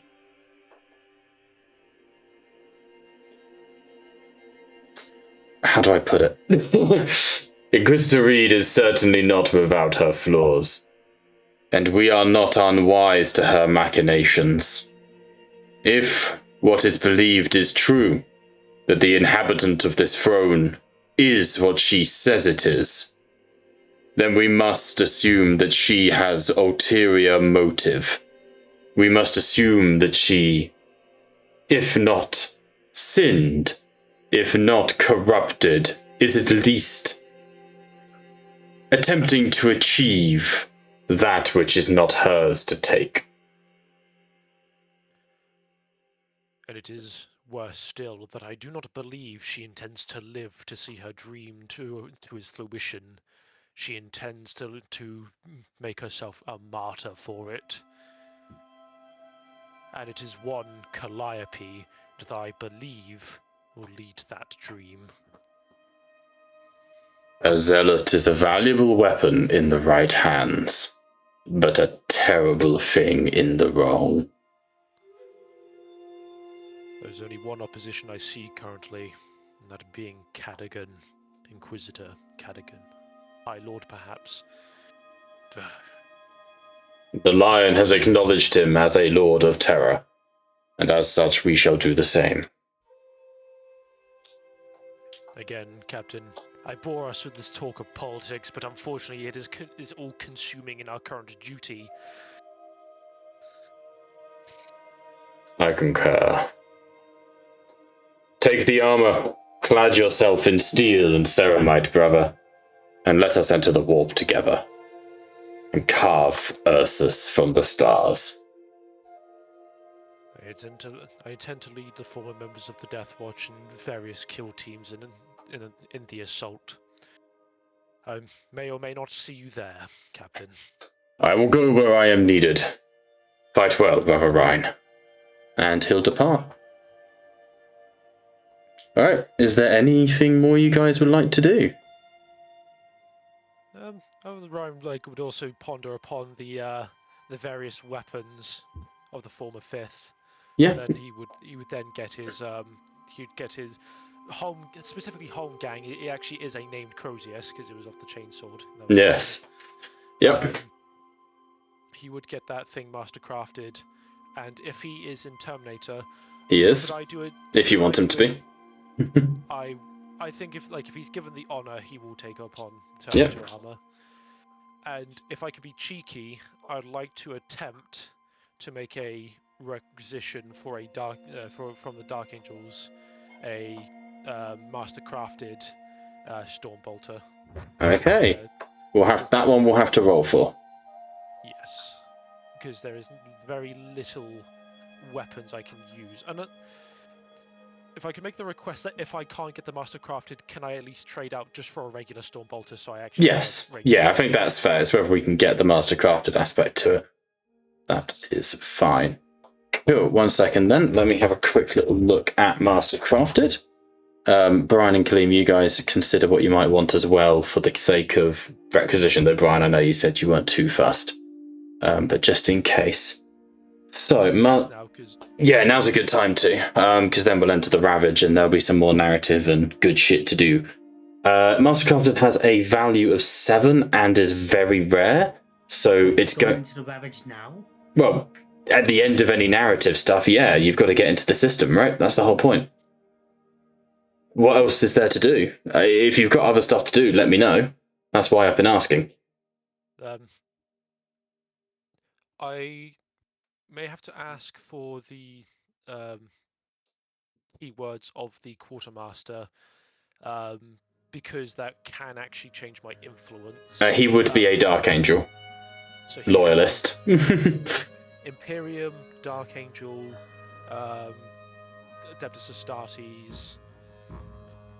So I get +3 dice to my influence check, because you get +1 dice per shared keyword. What was it again?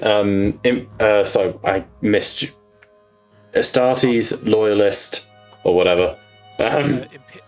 Imperial. Dark Angel. Yep. Adeptus Astartes. He would certainly have all of those, yes. If I'm reading requisitions right. Yep. So I think go. Sorry. No, you go on, Clay. No, you first. Okay. So I go to a dice pool of 30. So, the DN to beat to get a Mastercard to Stormbolter is 11.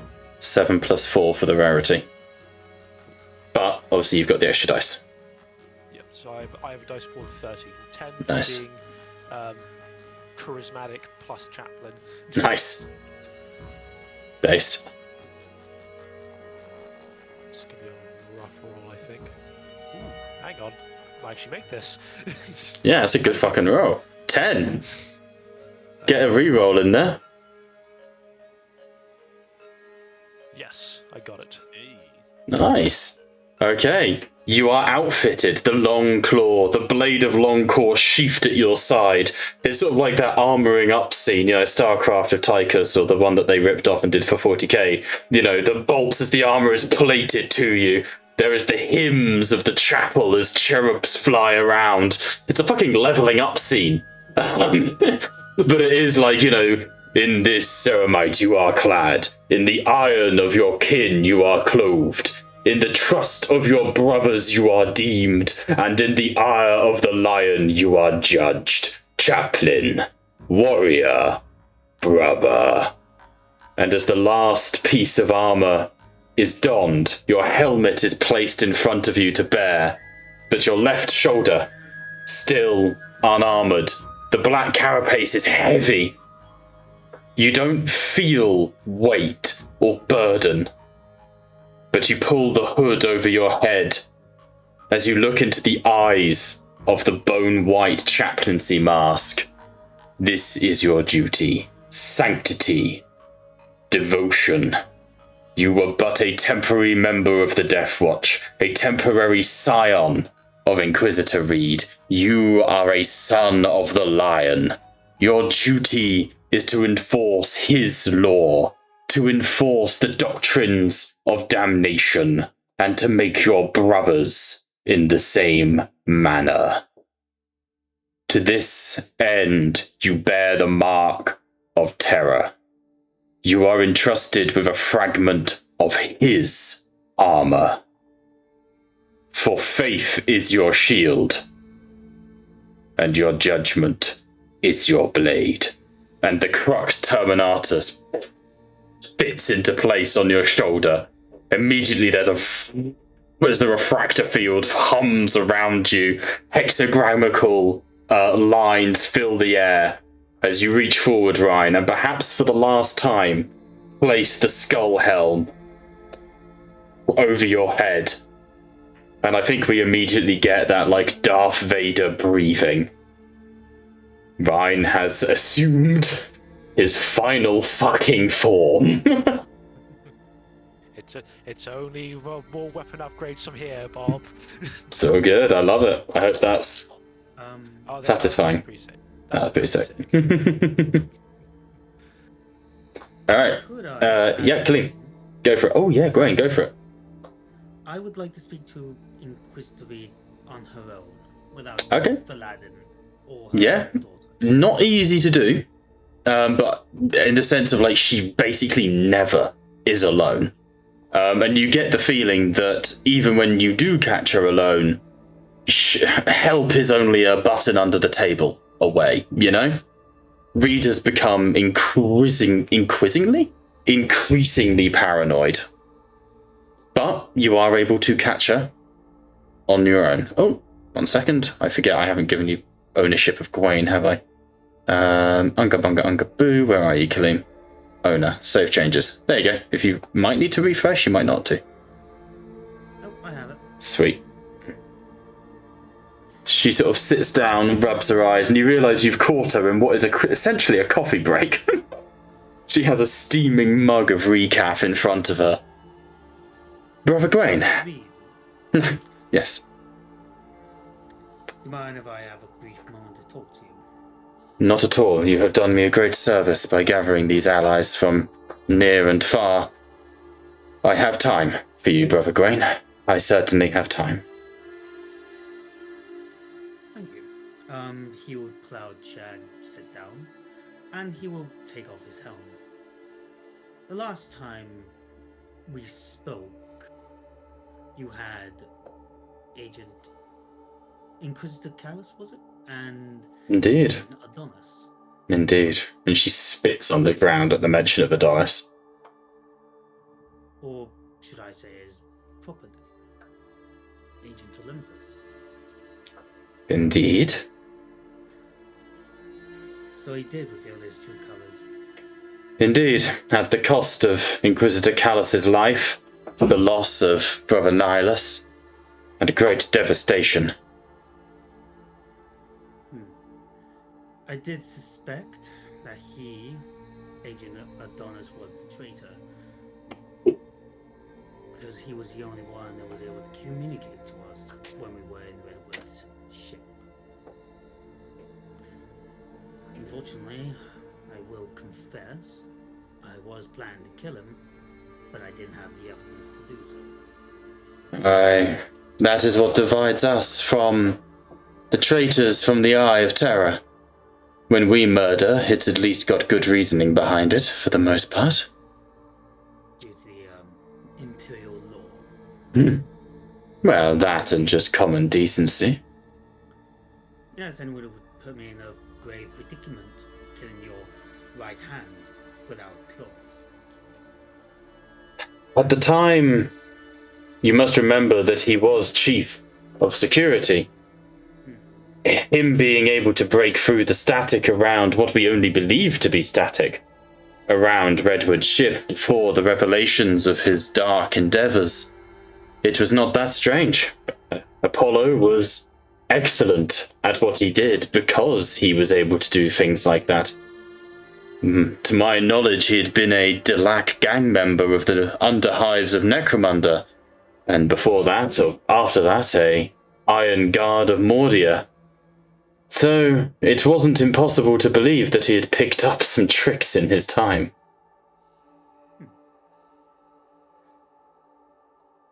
That is a strategic way of thinking of it. This is how it was explained to me. In hindsight, I now see I should have perhaps had his mind interrogated for psychery. But I suspect even now that would have been inconclusive. He seemed well trained to avert detection. He must have had a very astute teacher for that. I suspect he had links to the 20th Legion Astartes. Considering what Brother Nihilus eventually was. But that is, well, besides that, I was able to acquire some allies. But a thing has dawned on me. And I would like you to confirm this little theory. When I was accompanying you and Salvation, I encountered a few abnormalities, such as the Skaven thing exploding with the light of the Emperor. Indeed. That was something that had witnessed the sun, I believe.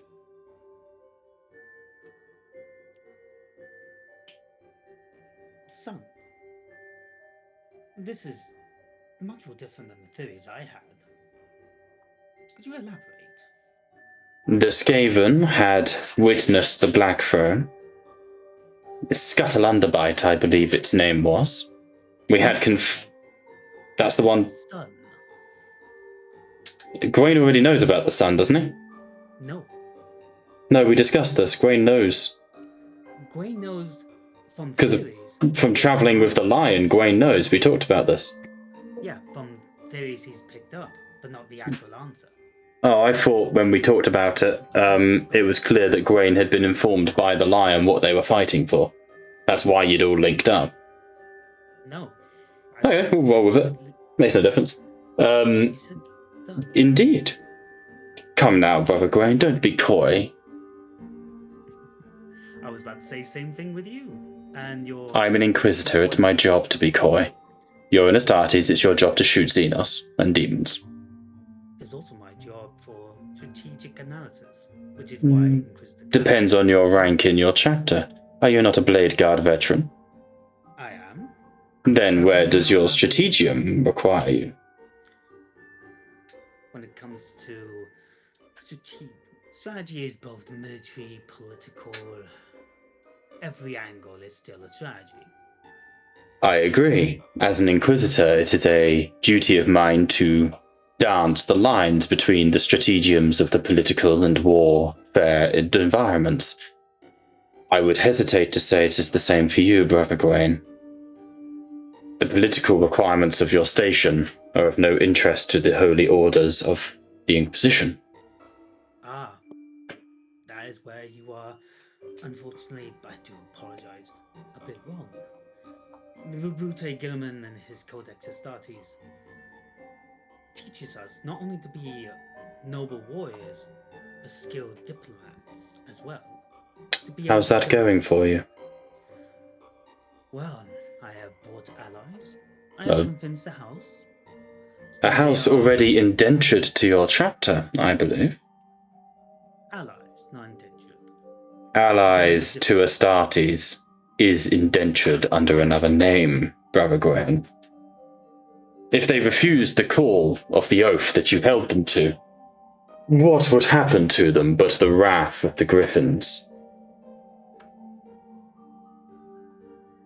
I do not mock. I am not undermining you. I am simply stating that to state that they came of their own free will when an Adeptus Astartes, ranking veteran, asked it of them, they could hardly say no now, could they? True. It was more of the question I had about your obsession with Redwood. And I was pondering on that. Obsession? Why Redwood in particular? Well, he was a former lover of mine and a potential father figure to Calliope. Now, I thought that too, but we never needed the warrant to trade. We never needed to go on their ship. I strongly disagree. I needed that warrant of trade for plans that, unfortunately, have now become moot and irrelevant, but at the time were the most pressing of matters. And what was your original plan with the cloning machine? That is not your concern, Brother Gwaine. Mind if I take a stab at it, so to speak? You are welcome to make as many assumptions as you desire. I thank you. Now, my Don't. original thought was using the cloning technology to, simple, your own little army, which is why I thought, why you kept Monteo around. He's quite a good shot. Yes, an army of Monteos. Do you know the prices I would have to pay in Augmetics? Please. Monteo may be... If I wanted an army of Monteos, I would simply order the Katakan jungle fighters to send me a couple of regiments. They are quite literally an army of Monteos. Correct. So I thought, that's too simple. Not for Inquisitor either. No. Could be could be you using it to clone yourself, but nah, that's too simple either. And I would say that you are on the verge of accusing an Inquisitor of heresy right now, Brother Gwen. Be cautious. I have the right and edict to execute you. Such assumptions would be increasingly foolish to make. Assumptions, correct? Which is why I need to be careful. You What I do? want you to understand is that if I was in your position, I would also use every advantage and disadvantage to my own. Are you Blame you. openly informing me that you would have endorsed the use of Xenos cloning technology? We are already aligned or allies with the Yanari. Caution, Brother Gawain, you are a Astartes of the Emperor. To state that you would perform outright tech heresy is damnable, and there are eyes and ears listening and watching to our every word, as with all things aboard this dread spear. How I miss the Oathbound. It was a good ship. It was. I get the feeling it's going to be nicked by that little shit Pertinax. Another person to remove. Quite. I seek to complete the mission of the Astartes. The mission that we have all been given. The mission. Your point, Brother Gawain, I assume you're coming to it sometime soon. I am an old woman, I could die at any second. Come now, the night is young. But I am not. And nor is my patience for thinly veiled false accusations with zero evidence to sustain them.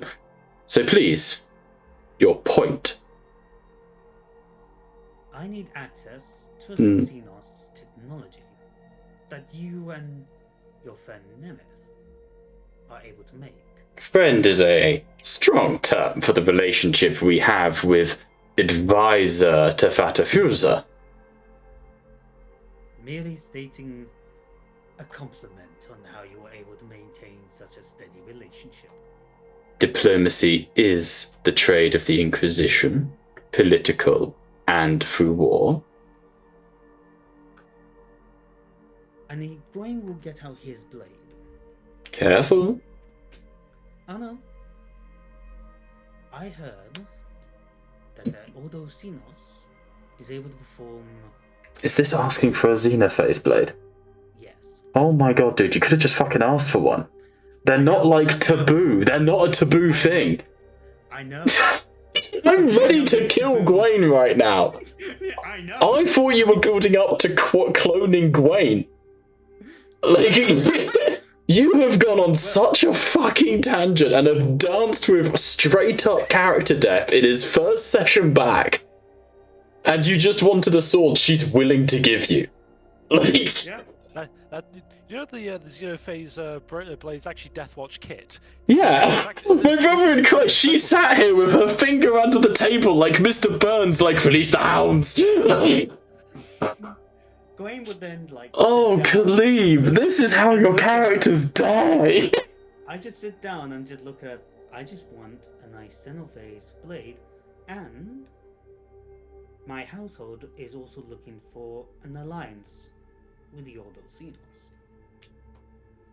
Oh, good lord. And she literally, a 317-year-old Inquisitor, face plants the table. For like a solid 10 seconds, dirty, sweaty dreadlocks just flop around her head like a mop. When she pulls herself back up to, like, sit back in her chair, she ties the dreadlocks into a band behind her head. Brother Gwaine, you were on the verge of accusing me of some of the highest forms of tech heresy on nothing but a hunch that you had about my intentions. Hyperphase Xenophase Blade is something that I would be more than willing to provide you with, You have done me a great service by bringing not only the White Menace, yeah, hi Gabe, welcome to Tattletales, not only the White Menace, but a knight of your own household, as well as I assume, the honor of the Howling Griffins in your own bodies and presence. I would be more than glad to reward such loyalty, dedication to the task, with a blade. All this dancing around and thinly veiled threats. Best leave diplomacy to the Inquisition, Brother Grain. Had you tried that tactic with rogue trader Aurak, I think you'd have been made an effigy of. And she's giving you a look of just pure bemusement, but not like patronizing, just like sheer like, I thought you were trying to make like a Cersei Lannister play for power. You're actually just kind of wanting shit but trying to be edgy. And she kind of loves that. You know? She vibes with edgy. She can't stand entitled. I gotta give him some credit. This is probably the most Astartes he's ever been. Yeah. On like those like autistic ways.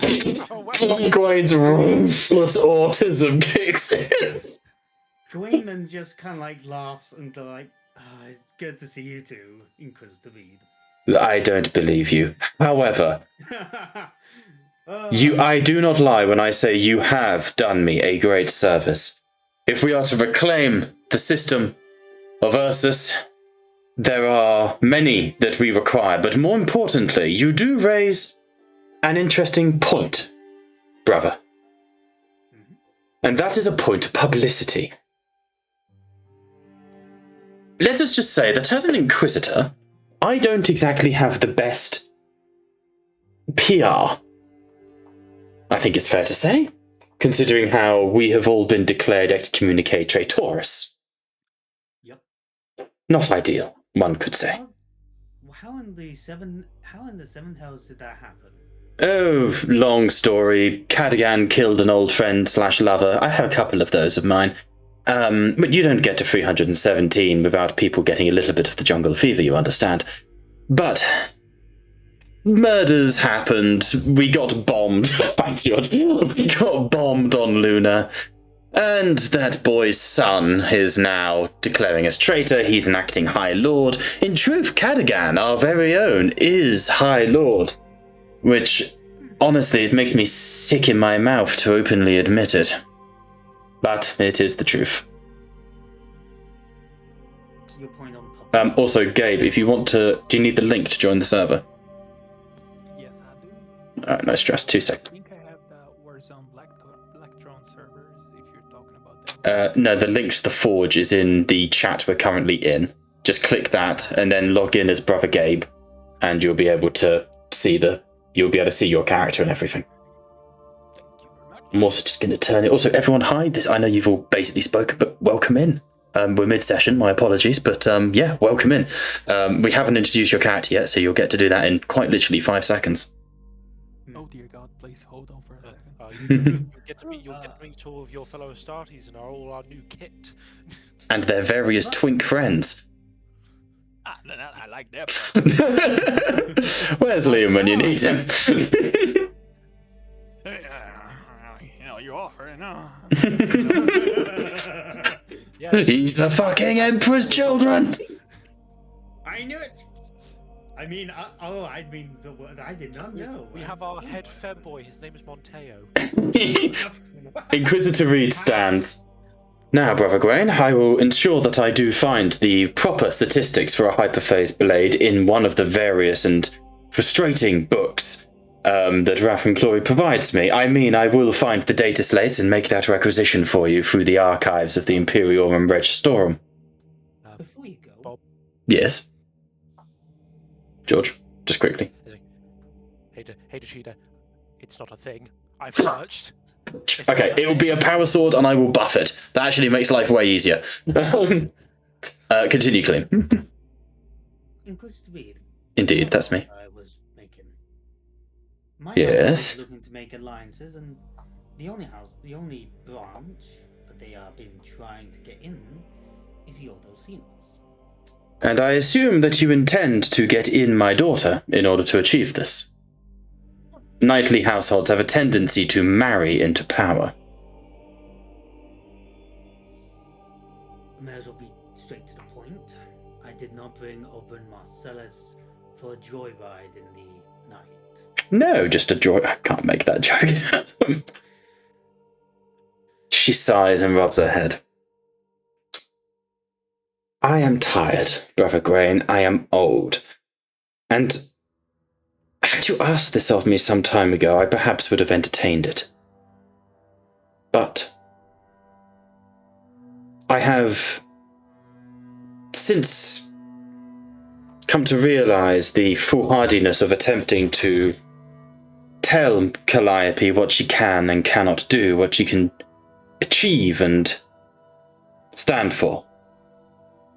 I had my hopes for her, my dreams for her.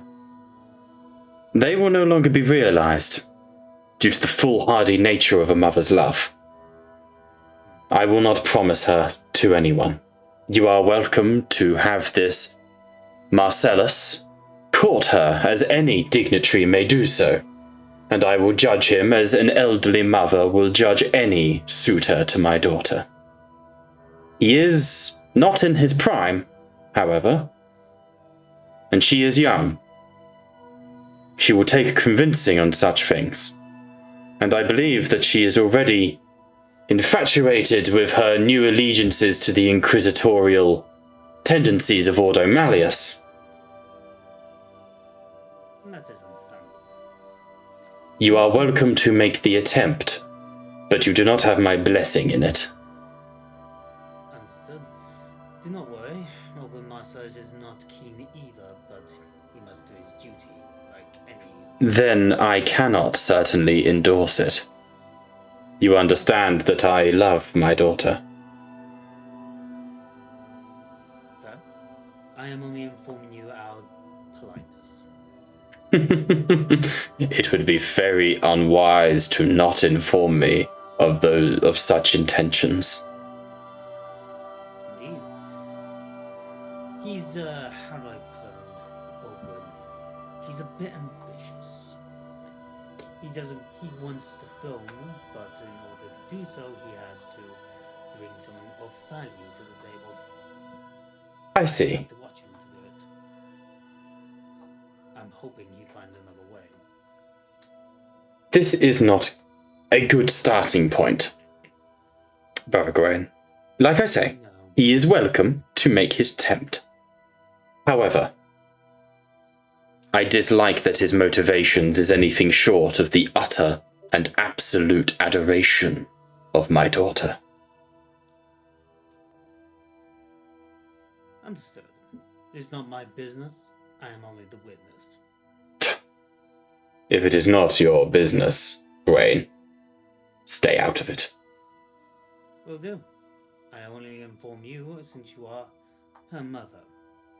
Indeed I am. A role that I have long been an absentee part of and neglected, but I no longer intend to do so. I will judge this Marcellus, and if he is honourable and fights well on the field of battle, then of course he is welcome to court Calliope. There have been stranger pairings. But you know Calliope, Grain. As Salvation have become close friends with Calliope. Do you really think such a reckless woman will be easily swayed? She got some gene-enhanced uncles. That's the radar one. I was going to say, let's not forget Calliope, raised by the Officio Assassinorum High Master, niece of the Lord Solar Marshal of Terror, daughter of a very high-ranking Ordo Xenos Inquisitor. Marcellus has got to have a biggie.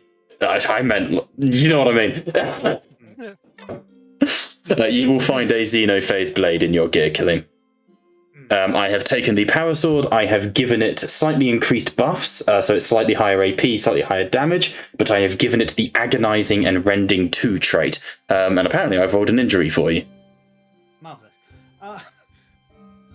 Gwen would look at her and go like, that's understandable.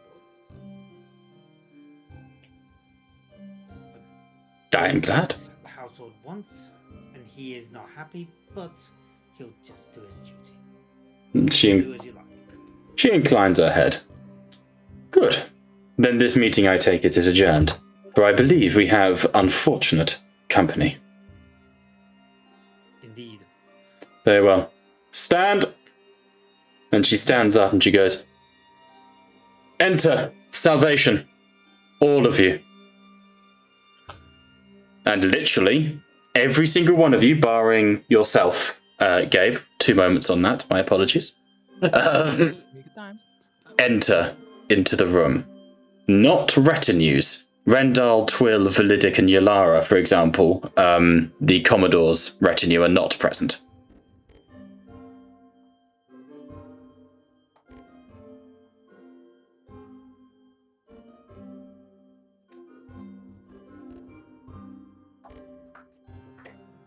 Alright, is there anyone I'm missing, by the way? Am I being being dum-dum? Ryan. Ah, yes, that's just because you've seen what I'm doing. Yes. Little updates. I assumed as such, but it could have equally as been you've just forgotten. No. I am dumb, but Ryan is getting a little makeover.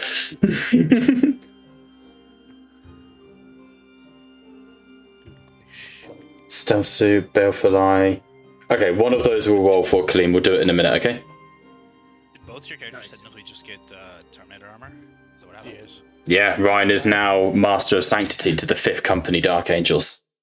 Because by matter of elimination, he's the only surviving outside of Lazarus, the only surviving member of the 5th Company Dark Angels.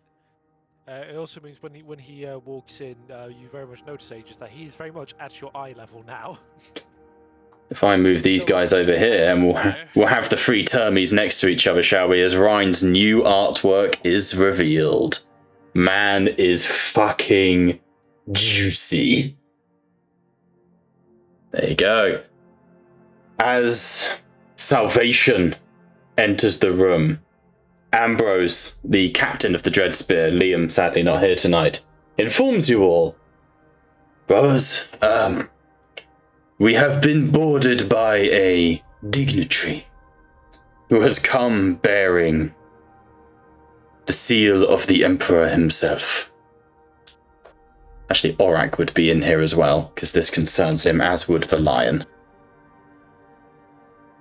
So Aurak would also be here, and the lion would also be here, but not people like Helbarte. They're not present for this. Where's the lion? He can go stand next to Ryan. Actually, yeah, I'll fucking... just to give you set the scene, as you all sort of stand waiting, there's the... If you remember, this is obviously slightly different, but down here, do you remember when, like, the Hive Tyrant, the Omnus Tyrant came through? This is, like, the same style of doors, the heavy iron doors with the central cog mechanicum in the centre. Here on the Dreadspear, it has the House of Ambrose sort of insignia on it. Aurak, the massive orc warboss, his huge purple coat is tattered. He's full-on knuckle walking on his 2 power fists, and on his back, a bit like have you seen like that Necromunda model of the guy like riding the back of the other dude? I forget what it's called, like a Ghana Mumukil. Is the baby Redwood in like a fucking jar essentially on his back, like a little psycho containment pod. Sounds like Death Stranding, you know, the little... Yeah, he's on it. Yeah, the little baby psychic Redwood is on his back.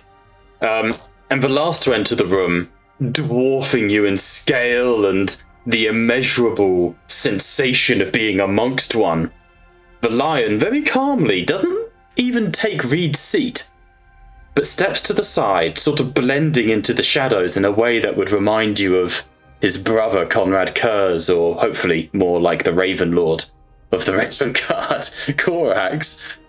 But he steps back. But Ryan, unseen by everyone else in the room, you do feel a hand on your shoulder. And even though you are clad in the sheer scale of Cataphracti Terminator plate, you feel the lion squeeze your shoulder, and you just hear, "Son, you do your brothers proud, and you wear the colours of the 5th. Naturally again, your legion has missed you, Brother Ryan. Because obviously this is the first time you've not been in the colours of the Death Watch for some time. And I have missed it, my lord. It's good to be back. Indeed. Now this is where fate changes. And the door at the end begins to open. 3 figures walk into the room. The first is clad in heavy black plate armor. Indomitus Platin Terminator plate. Carrying in both his gauntlets are 2 trademark weapons. A massive thunder hammer cackling with energy, and in the other hand, a huge axe stylized like the Cog Mechanicum, trailing behind him so that it leaves a score through the steel plating. Those of you who are former members of Kill Team Salvation, so the Monteos, the Aegises, the Rhines, you recognize your former brother-in-arms and executioner of the 10th chapter Astartes, Brother Wayland of the Iron Hands. Stepping into the room quietly, fickle, subtle, in a way that beguiles his swift size, there slips a knight of grey, silver-armoured, clad in Aegis Platin regular power armour, Mark 7 by the looks of it. On his back is a cackling with sort of barely contained warp lightning, is what can only be described as a black hole generator. His idents appear for none of you. He is a blank slate, unidentifiable, with exception to Brother Fool, who reads the ident code Interceptor Brother Zardu of the Knights, the Grey Knights. He is the equivalent, George, of a chapter champion. And you can see sheathed at his sides are a pair of force swords that clearly have seen recent use. Thirdly, stepping into the room, is the final and most honoured guard of the person who is arriving. And I think there's a moment for Salvation survivors, for the survivors of Avalos, as a ghost from your past returns. The yellow armour that is faded and darkened by war, the helmet that, despite being of Mark IV design, or at the very least of the Tacticus pattern Primaris gear, somehow shows a deep empathy behind the eye lenses that do not burn fiercely like that of your regular Astartes, but instead seem to pass over with a subtle, gentle warmth.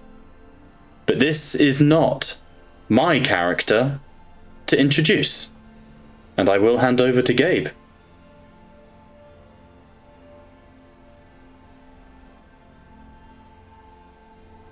If you wish to introduce Brother Serpens, you have arrived after many weeks in the warp, Gabe. The timing could not have been better, for as you have arrived, you have joined with the Lion and the fleet that come to Ursus. In your care is an Inquisitor that you have guided here alongside a Grey Knight and an Iron Hand. But your duty, as you know, is to act as a liaison, to fight and die alongside the now infamous kill team, Salvation.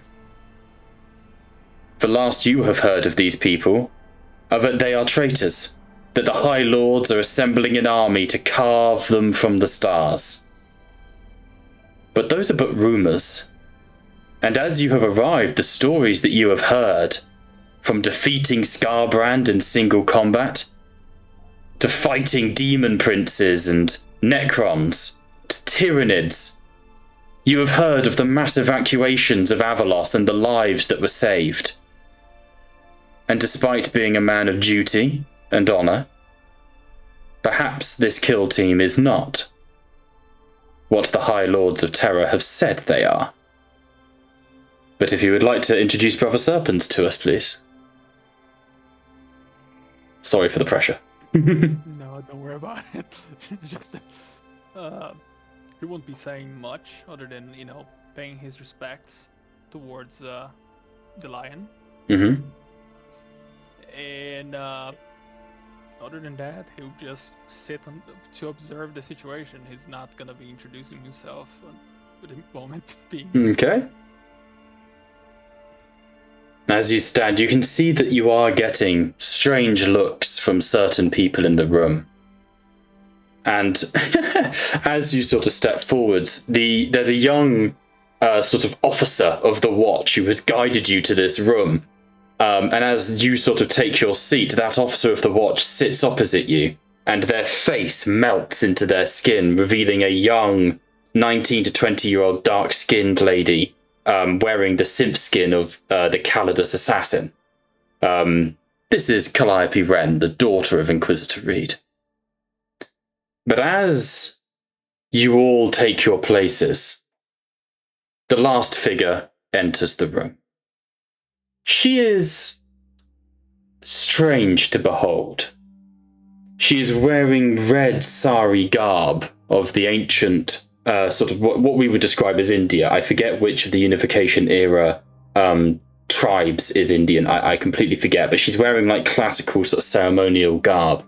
Both of her arms, her neck, and her sort of collarbones upwards, all the way up to the corners of her cheekbones, have been replaced with incredibly intricate and detailed augmetics. Where 40k is gothic and everything clanks and hisses and that is the technical description, this woman looks like she's come straight from the streets of like Cyberpunk 2077, right? And she sits down in the chair opposite Reed, who raises her eyebrow and goes, "Inquisitor Amara?" And Mara smiles coyly. "Inquisitor Reed, I have been sent, as I'm sure you understand, to record your actions as an unbiased narrator." And Reed smiles. "Then you have your work cut out for you, my dearest Amara. Let us make sure that you are well fed, and that you are welcome." Now this scene ends here, with the introduction of these characters, because next, unless you have anything you want to do, and obviously like you can go and interact with Gabe here and chat and like introduce yourself, the next step is to enter the warp, and to go into the Ravage to the Ursus system. But I would like to introduce Inquisitor Amara. This is Novus Res Remembrancer Inquisitor Amara Agnusti. Novus Res means modern day, and she is a Remembrancer of and Inquisitor of the Ordo Scriptus and Astartes, two of the minor ordos of the Inquisition. It is her job to categorize the entirety of the Astartes powers that be, their current strength, their traditions, and it is her job to record the history of the Imperium. Not an easy task, you can understand. This is who you need to impress. For those of you who played the Blackthrone tabletop board game, this is the person who, in lore, is writing the history of Blackthrone. Liam! It's not Liam's new character, but that would have been really good timing. Anakin enters the room? Coming just through the window. You doth summon me, I doth arrive. Dude, it's so nice to see you, man. How are you feeling? I feel absolutely shocking, but I Bet. wanted to drop by and say hello. Love you, man. So, the next step is entering the Ravage. Yo. So I cannot find the character of Brother Serpent's. What the fuck? That's fine. Give me 2 seconds. I can fix that. Apologize. No, don't be sorry. It's Foundry. Right. It should now show up in your player characters. He's an NPC all along.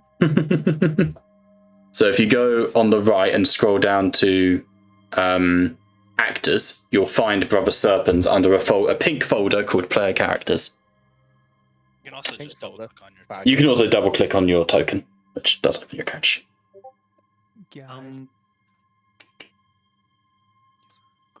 What the hell?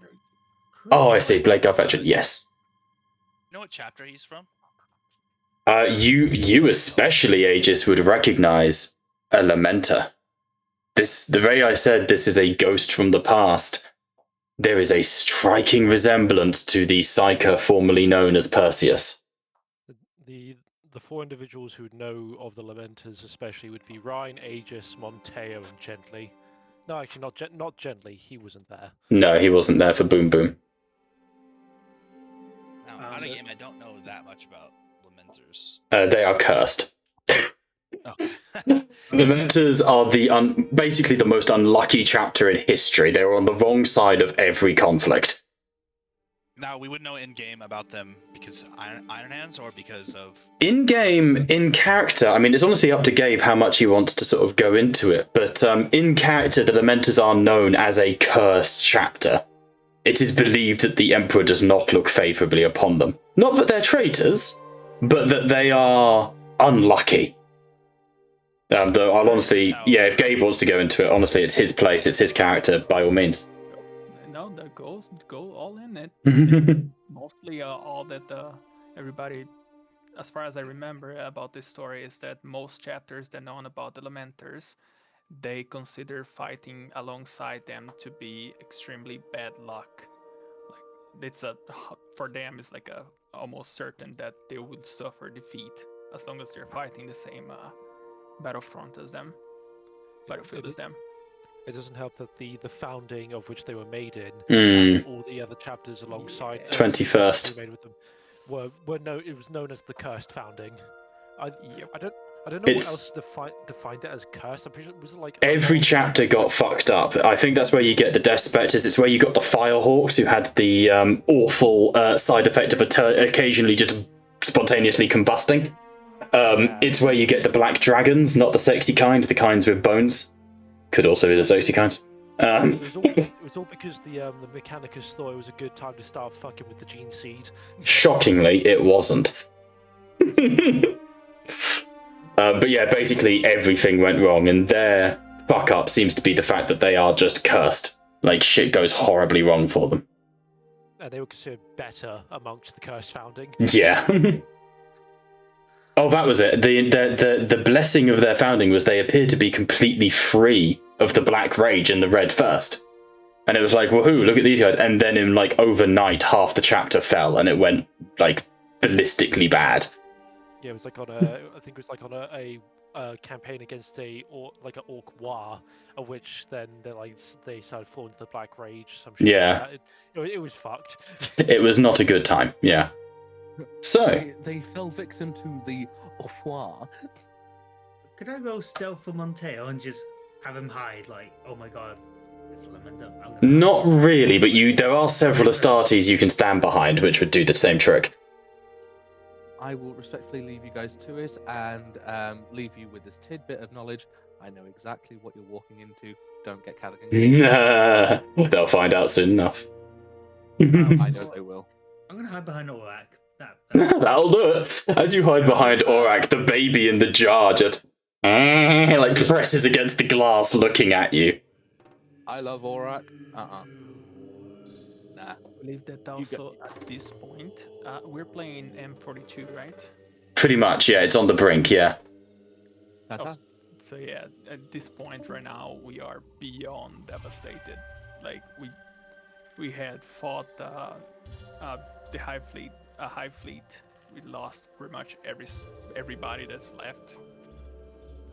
And if we are in M42, we also again just fought another Hive Fleet. So there's not many of us left. I'm pretty sure the Lamenters currently are basically nearly a full Primaris chapter, not because of choice, but because it's the only way they're getting. There's nothing left. There's no firstborn. There's very few firstborn. There's a dreadnought in the Death Watch. They're like the size of the Emperor, where they were down to like 20 dudes. Yeah. But yeah. Yeah, we didn't do well. So, let's say that I would like the party to bond a little bit for the sake of introducing Gabe, getting everyone involved. I am going to go through, send me the list of war gear you want. Kaleem, I know you already have. I will go through and sort that while you guys essentially are in a position to roleplay. Because I think it would be nice for you all to be able to interact and introduce and sort of, size each other up in the way only Astartes can. So I'll stick us on the training hall map. My question, and this is the important part, is when we get to Ursus, who are going to be your primary characters? Now, obviously, you can allocate resources where you want, as I've explained. But who, for the sake of this first interaction, so we don't overwhelm poor Brother Serpens with new characters, it'd be Aegis, but would it be Rhine or Fool? It's who are we going to be playing? Monteo for Kaleem? Monteo for me. Nice. I'll have Rhine because Thrall will be with his brothers of. Okay, Liam mentioned he's probably going to be Ambrose because he hasn't had a chance to really test him out in combat yet. So I believe he'll be playing Ambrose. The Commodore will be with Thrall and the gang. Yeah, definitely. I just, for the sake of this initial introducing to the party, I just thought it'd be nice to have everyone on a more condensed level, Yeah. Just for the sake of sanity. Obviously, when we actually get to the system, it's a case of you can literally divide your resources if you want to and, send everyone... Oh, that went the wrong way. Hang on. That's a really big room. If you want to have Monteo go solo to a planet, you can, though I do not recommend it. Fine. It's a demon world. Yeah, still a demon world. But yes. He'll bring Calliope. Honestly, the team up we all saw coming, but I love it. Look, all I'm saying, Kaleem, is that sure you could pull from the film Predator, not become a predator. You can cover yourself in mud to lower your body temperature, but I'm pretty sure they sniff out your soul. I don't have one. No, you very much do. You haven't got the pariah trait. You don't you try and pull a fast one on me there, buddy. Fuck you! Why couldn't it just be a Xenos World of Orcs? Why couldn't it just be a Xenos World of Orcs? Because Bob likes demons. I like killing demons. So, as you are all individually dismissed, Inquisitor Amara, to you, Brother Serpens, thank you for your aid in allowing me passage to this place. My duty is a simple one, but not easy to maintain always. Having your brothers and yourself guide me has been of great use, and will not be forgotten. I will record it well in the annals of Imperial history, that it was the Lamenters who saw the Inquisition safely to the Ursus System. You are hereby free of my charge, Brother Serpens. You are, of course, welcome to return to your chapter if you deem it the right thing to do. But if you have an interest and a hand in the machinations of this foul galaxy and the Imperium within it, I recommend you stay. Find brotherhood amongst these salvations and their allies. The galaxy is hinging on a knife edge, and I believe it is a knife that is cutting the skin here. Your chapter has voiced your fears to me. Perhaps this is where we can start to make good what has been lost. And she smiles and, in a weirdly human gesture, squeezes Brother Serpen's hand, and then retires to her chambers to begin interviewing people, to begin writing the narrative. Oh God, I feel sorry for her interviewing Midas and Gwaine. Oh, It's not some. Oh, go on. So is this your way to do that thing you mentioned about the the interviews? Potentially, yeah. It's partly that, because that is what I want to do with the lore, that people are recounting what happened. But it's also, if you read the Blackthrone rulebook, like the opening to the section for the Dark Angels is her report on the Dark Angels, whether they can be trusted, etc., etc. It's her report on them. She's basically me. She's not a self-insert because she's not going to be a character in that sense. Like, she's not going to get into fights. But she's essentially the narrative. She is the person recording all of this. But just for the sake of Brother Serpent, she does essentially release you to do as you please, to work amongst others. Where's the closest shuttle port? I'm getting fuck out. He just leaves. Nice to meet you guys. I did my mission. I'm out, bitch. fucking hell, he gone. Where would Serpens go? Out of interest, where would you find yourself moving towards? What would you try and do? This is kind of like your first day in the Death Watch, essentially. Oh shit. I kind of fucked. Is there anywhere that he can seek knowledge of what is happening at the moment? Because as far as he knows is that these people are potential traitors. that you know, and as a actual somebody that actually fought in the Bad Ab War, he was there when they realized that they had joined a traitor's like side. So anywhere that he can inform himself what kind of fuckery he's getting himself into. Honestly, the best people to talk to would be the players themselves. Because while you have been told the High Lords have declared them traitor, I mean, your chapter got declared traitor. Doesn't mean they are. Sure, that, like, as I said, for him is not, he would like to seek knowledge to know what he's getting himself into. He doesn't judge before he has proof. But trust but verify, you know? Absolutely. I think then in that case, you sort of, as many Astartes do, you take yourself to the training ranges. You evaluate through anger. You evaluate through wrath and glory. Hey!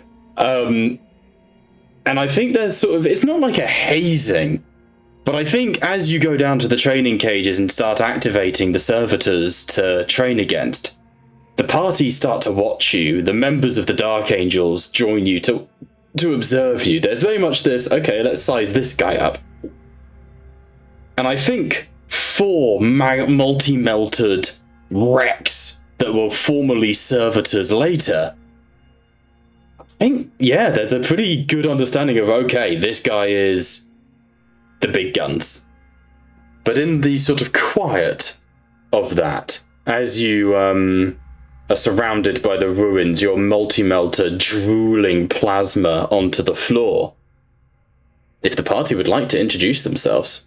I'm sorry if it's like I'm pushing it a little bit, but I feel it's it's like a D&D party. You need everyone to, you know. Yeah. We'll break him in. Look at this bully circle forming. Like, I think there's probably there's at least one. I'll go introduce mine first if no one else wants to go first. I think out of like all of them currently, I'd say I feel like it'd clear to see that he's the most kind of shiny because of the new armor, but he seems to be, at least I think of all the current styles, he seems to be giving you the most, not scorn per se, but the most kind of like judging look, as there is that recognizable skull mask of the chaplain's of the Astartes chaplain, beholden to few others, but the captain and chapter master, and now Primarch. He's very much being obvious of the fact that he's sizing you up to see what your skills are, like where your talents lie. and he would address you first, like, element of the Devastator doctrine, I believe. You seem to have proficiency with heavy weapons there.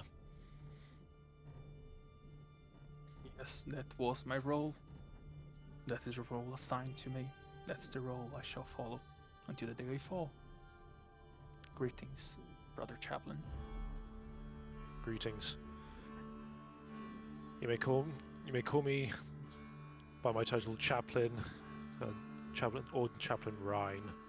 Whatever is better, whatever you see fit. It's good to see another Lamenter has decided to join us. It's long since been the last time that I fought alongside one, and I have to admit, it's just like staring at a ghost. There are not many of us left anymore. Indeed. Those have been some quite hard millennia that we had to go through. But where do your chapter numbers lie now? If you even know. Not as much as we wished before. I have yet not gotten the full number, but we are severely reduced. We have probably less than 500 of us left. Still That is indeed combat ready, but it is indeed tragic to hear. If perhaps you feel yourself a bit lost, or in need of guidance, or just counsel, you can seek me out. As I have been a brother amongst all the other Astartes here, that privilege and my honor can also extend to you if you need it.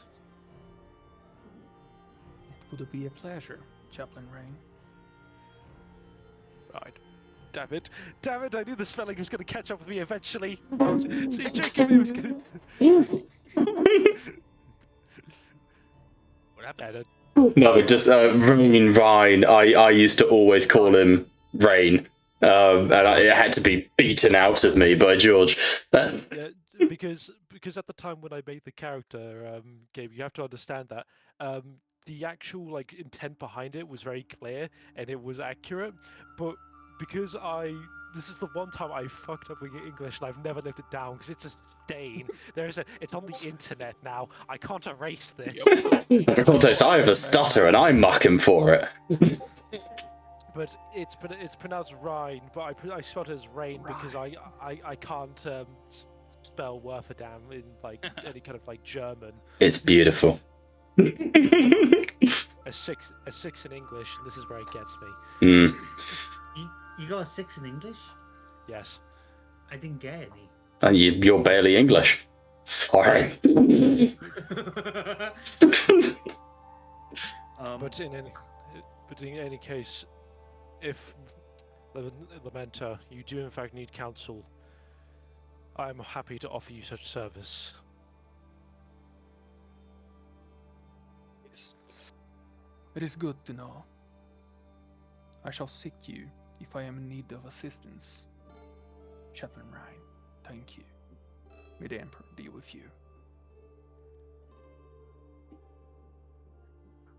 I'll look, I guess, towards Aegis,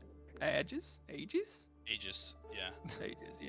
I'm sorry, my English. I'd just like to raise awareness to the fact that Kaleem is now officially the Green Goblin, and has got the Hellion Skyboard for the Commodore, or for Midas. However, his speed is completely unchanged. He runs as fast as this board goes.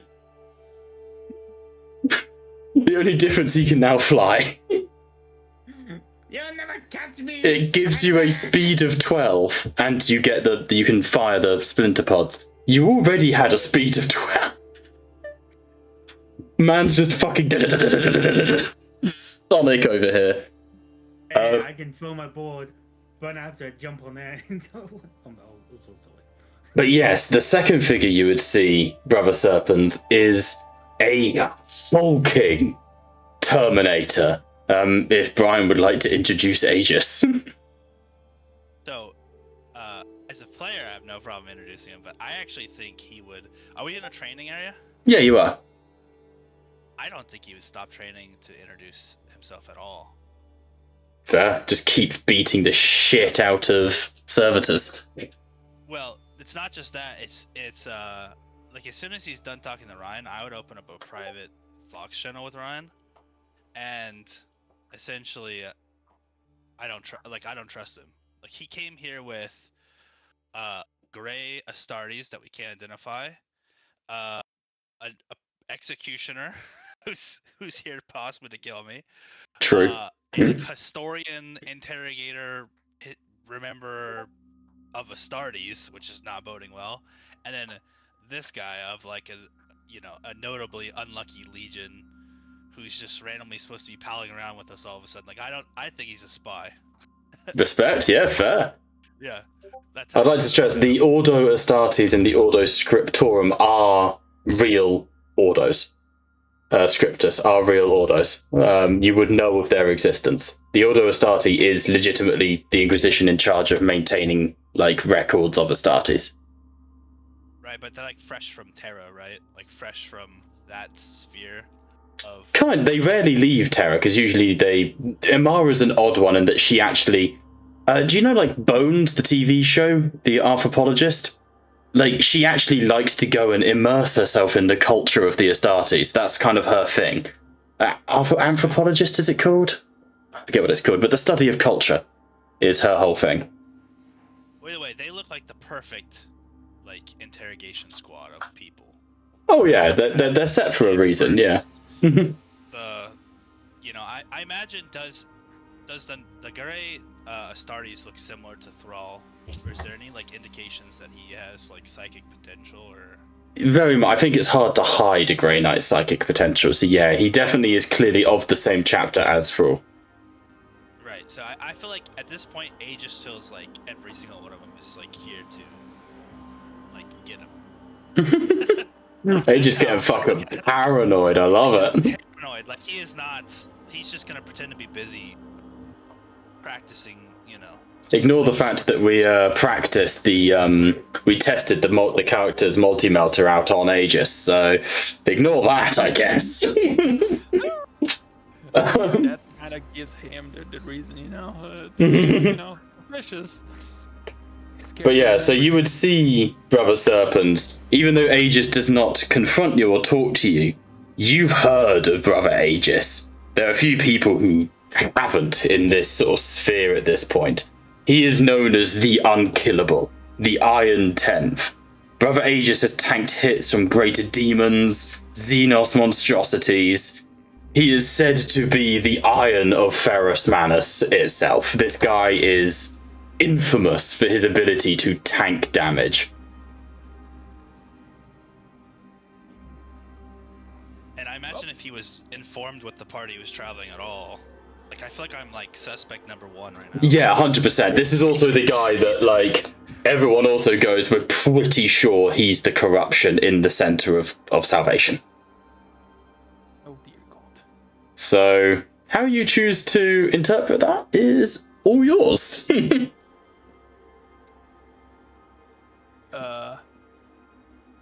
I'm gonna see him like I imagine that since you're training with the forgot the name. You're training with the servitors. The servitors. You're training with a sword, right? Or axe, whatever. You're gonna so he's in Terminator armor. You're gonna see like probably the largest shield you've ever seen in the Astartes have. Definitely like a Terminator only size shield. Like an Oghren slab shield level. Yeah.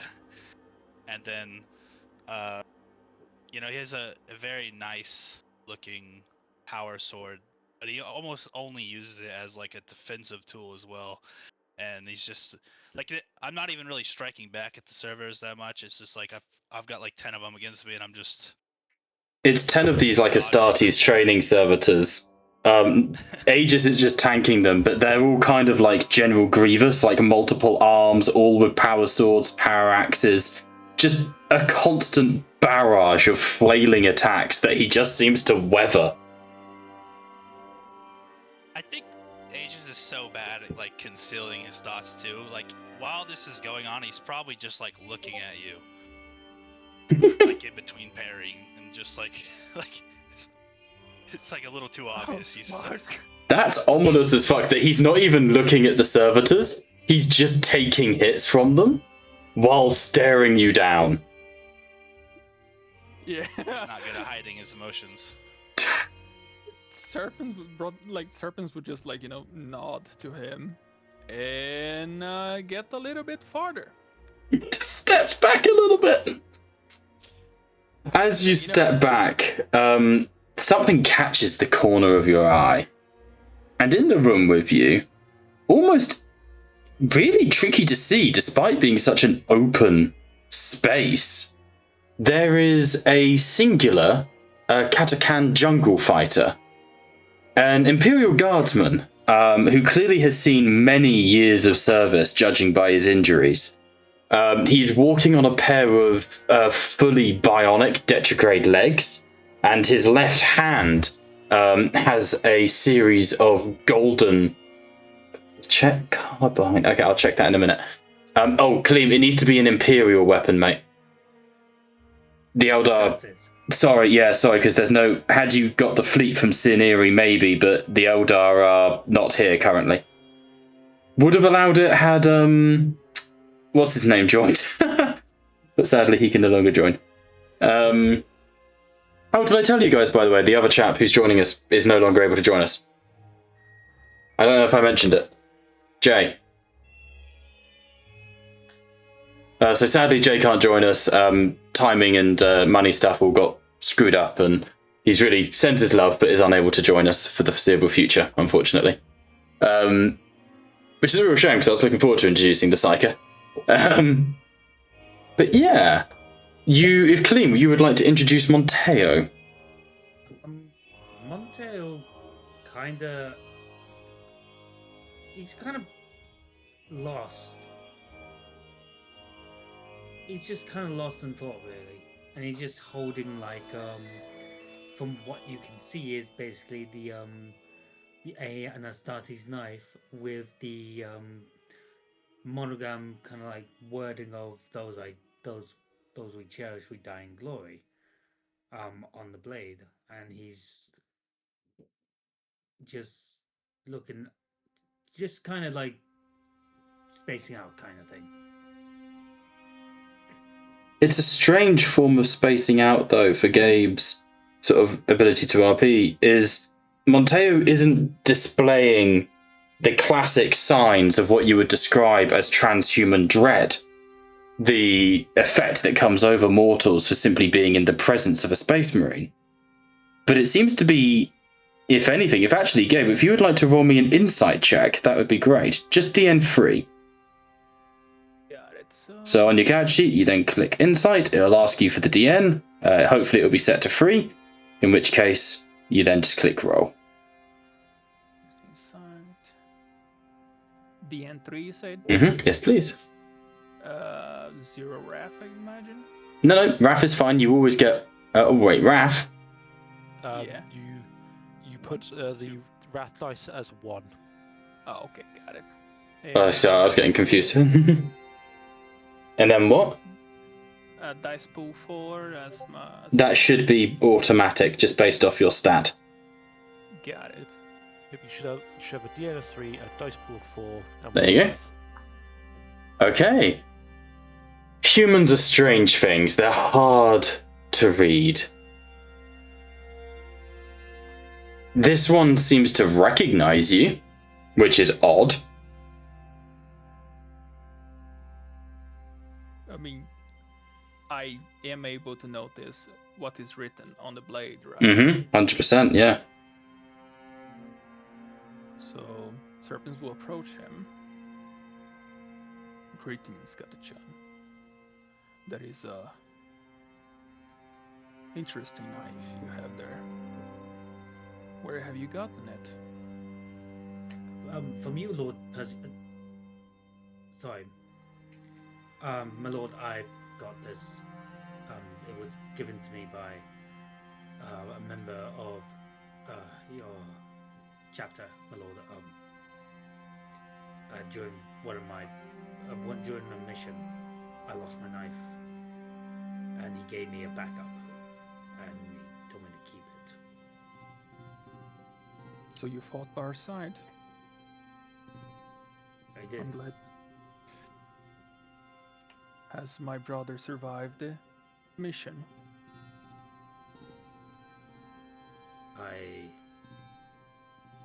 I wasn't there when he died.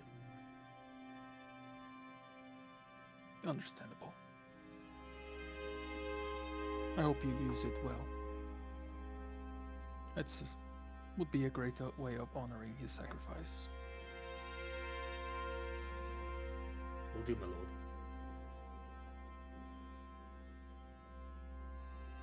Okay.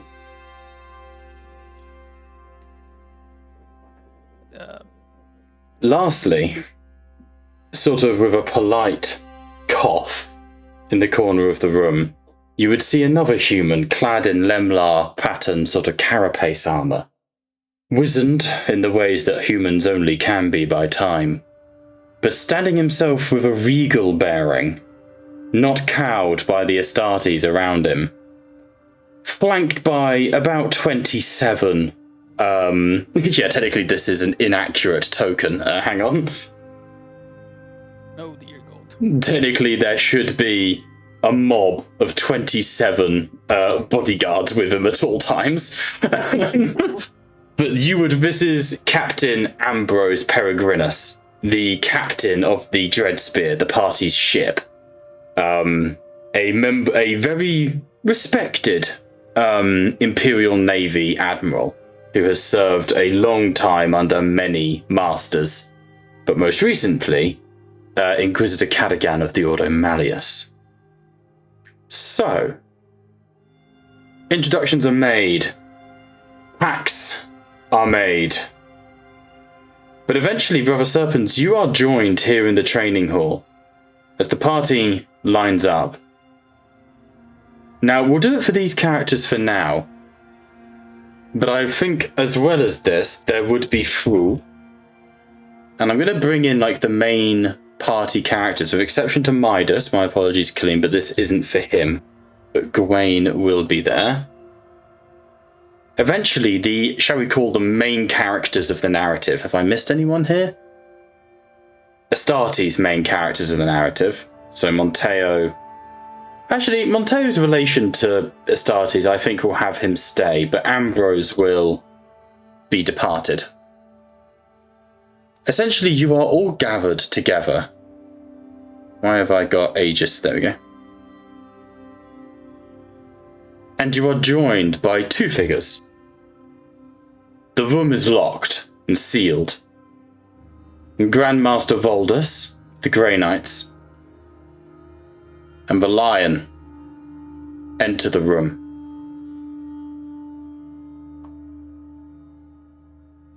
As you fall to your knees, because you will, the Lion bows his head and sort of walks before all of you, quietly pacing like a caged lion. Valdus steps forwards. See, we are once again clad in the manner of our kin for war. We are joined by a mortal, Monteo, representing the mortal assets of our legions. Brothers, we are to enter the warp. The Nova Cannon is charged. We are to engage in this crusade of vengeance. There will be no going back from this point on. There will be no respite, no mercy, only the cries of whimpered and slaughtered, and the cries of glory that we shall achieve. The system, Ursus, is the site of shame to the Imperium. For it is here that the Lord Guilliman of the 13th has been cut down, his life force hanging by a thread. And even now he froze in the findings in the sarcophagi that binds him. Would you allow such a rot to stain the galaxy, brothers?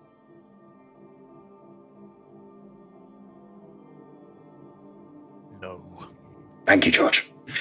He keeps pacing. My Lord Lion. Indeed. My brother's falling is but the point of the spear, the tip of the iceberg. From Ursus, the demons will spread. From Ursus, the entirety of this sector, the Ultima Segmentum, lies in danger. We have the Tyrannid Hive Ghoul to the far galactic north. The Blackthrone is upon the precipice of returning to us. We must not allow the enemy within to fester during this time. Would you, sons of the Imperium, allow the galaxy to rot in this time? Would you allow the Imperium's foundations to break and over? Never, my lord. Then I charge thee, all of thee, be you son of Caliban, be you an angel of the blood, or of the Iron Tenth, be you mortal or mighty, I charge you with the most simple, the most honored calling that we... that we of the Imperium can ever call to. I wish for you all to make your oaths of moment to me. As War Master of the Imperium, as the Avenger of Guilliman and Wormwood, as the son of the Emperor and Primarch of the First, I would hear your oaths. Burn the heretic. Kill the mutant. Purge the unclean. And I would like each of you to make an oath of moment. This is your promise. To me, as the DM, but your promise to your brothers and to yourselves. This is your one goal in the campaign that is to come. If it is to slay the painted Count Monteo, for there are rumours that he is here. If it is to defeat Skulltaker Aegis. If it is to avenge the fallen and the lost, Brother Rhine. Or if it is to banish the mightiest of demons, Brother Fool. I would hear your oaths. To honour your chapter, Brother Serpents, perhaps. But you are to make these oaths in front of the Lion and Grand Master. And in-game, if you have reasoning to declare your oath, take for example, you know the Walking Dead system? In the Walking Dead, if you have a drive, you get basically buffs when you declare I'm using my drive. It's a once per session thing.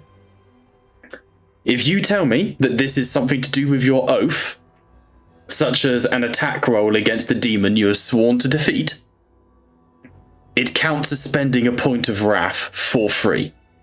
You do not have to actually spend the point. It's a free reroll, basically. Which, obviously, as you guys all understand, is fucking huge. So make it a good one. Who wants to kick us off? Oh, go.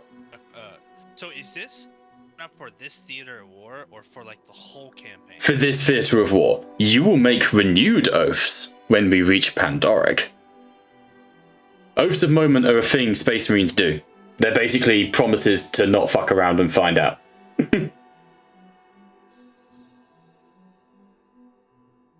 Who would like to take the first? I guess I'll go. Alright, Aegis. You step forwards. Oh, please, go for it. I was just gonna say, I will accept any challenge from any foe Nice. and overcome them, learning from them, and with the goal of reaching Blackthrone. I will not stop. Pretty much it. Okay. Without setting a. I mean, he's single-mindedly focused. Yeah, I'm with you. I love it. That goal, but yeah. As you make this oath, the lion steps forwards and kneels in front of you. Brings himself down to your level, Aegis, which is not easy for someone as fucking colossal as, a Primarch. I mean, just look at the token size here. I'll get a booster seat, But he reaches out and he touches the symbol, your chapter symbol on your shoulder pad. You are iron, Aegis. I see that you have sacrificed much for the sake of your pursuits. I know the doctrines of your chapter, for I remember them well in the times before chapters. The flesh is weak. But flesh does not denote the man, Aegis. The Emperor sees your soul and hears your oath. Accept any challenge. Stand as the bulwark of your brothers, and you will have brought a smile to the face of your father in the time I knew him. You are wrathful. You are angry. You are reckless. But you are of good heart. And you remind me of my good friend, my dear Ferrus, in so many ways. I will hold you to this oath. And you may step back in line. He'll take a very deep bow. The lion nods in respect. Next. And with that, I have to disappear for 30 minutes. Yeah, you did say. Not at all. Go for it. Okay. Go for it, mate. He did say at the start of the session. Ban him. Sorry, yes, full chat. Yes. He would make his oath of moment. Voldus would hear this one. Such was our secret duty before, and such it is again. But it is clear now that the taint and the rot has seeped deeper than it ever has before. I will make it my oath that I will not leave this system until every rift, every tear in the fabric of reality is seen shut. That is my oath. I shall see this system cleansed, whether it be by psychic might or by fire.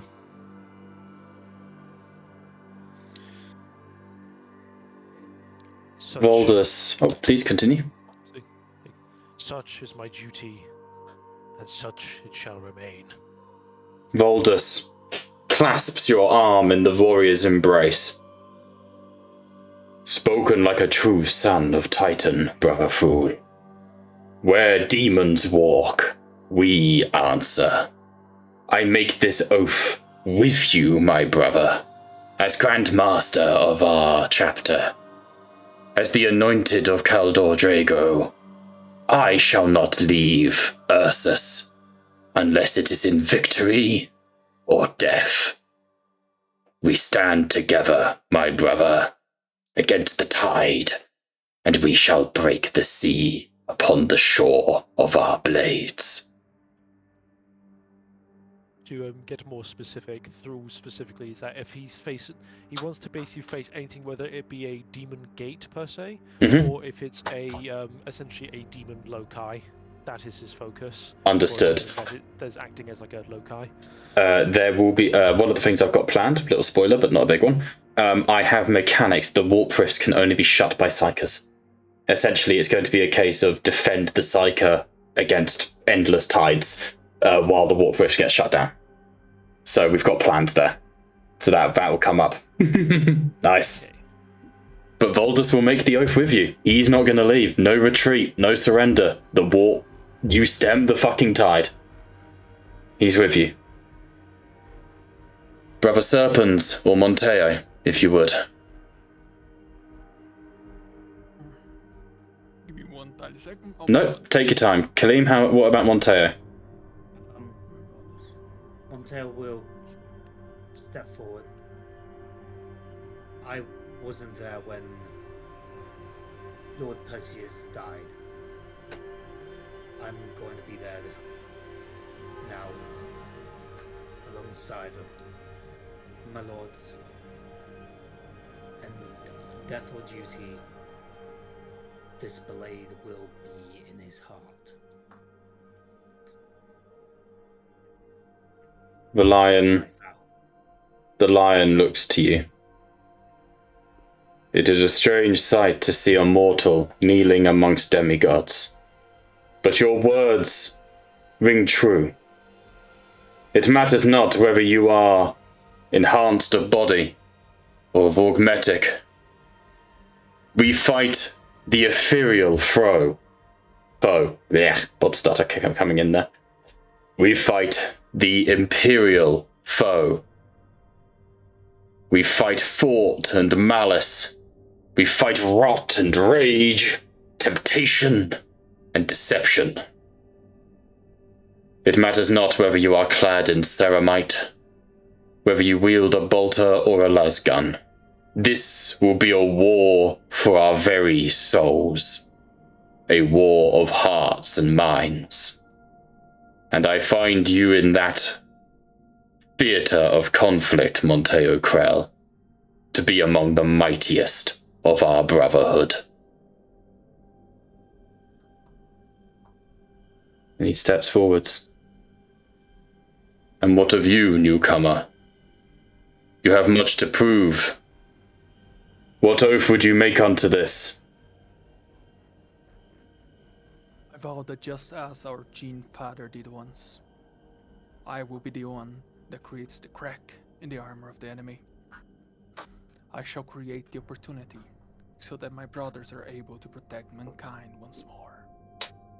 For only in death my duty shall end. Beautiful. The lion, as he did with Aegis, steps forwards and kneels in front of you. This is not a command, Brother Serpent, but a request. Would you remove your helm for an old man? Yes, my lord. He'll pull out like open his seals and pull him out. What does Brother Serpent look like underneath his helmet? I do have the image. Oh, fuck yeah. The man come prepared. I remember, like, I believe you said that he made it. Showing us up, I see. Yeah, get fucked, George. Like you don't do any prep. Do I drop it on the... Yeah, just slap it and hang out, mate. It's probably the best bet. There you go. Oh shit, yeah, that one. I forgot I made that. Sorry. Don't worry about it. I have it saved. There's a moment that passes as he looks into your ragged face, the green eyes that glow like a metallic green, the scarred features.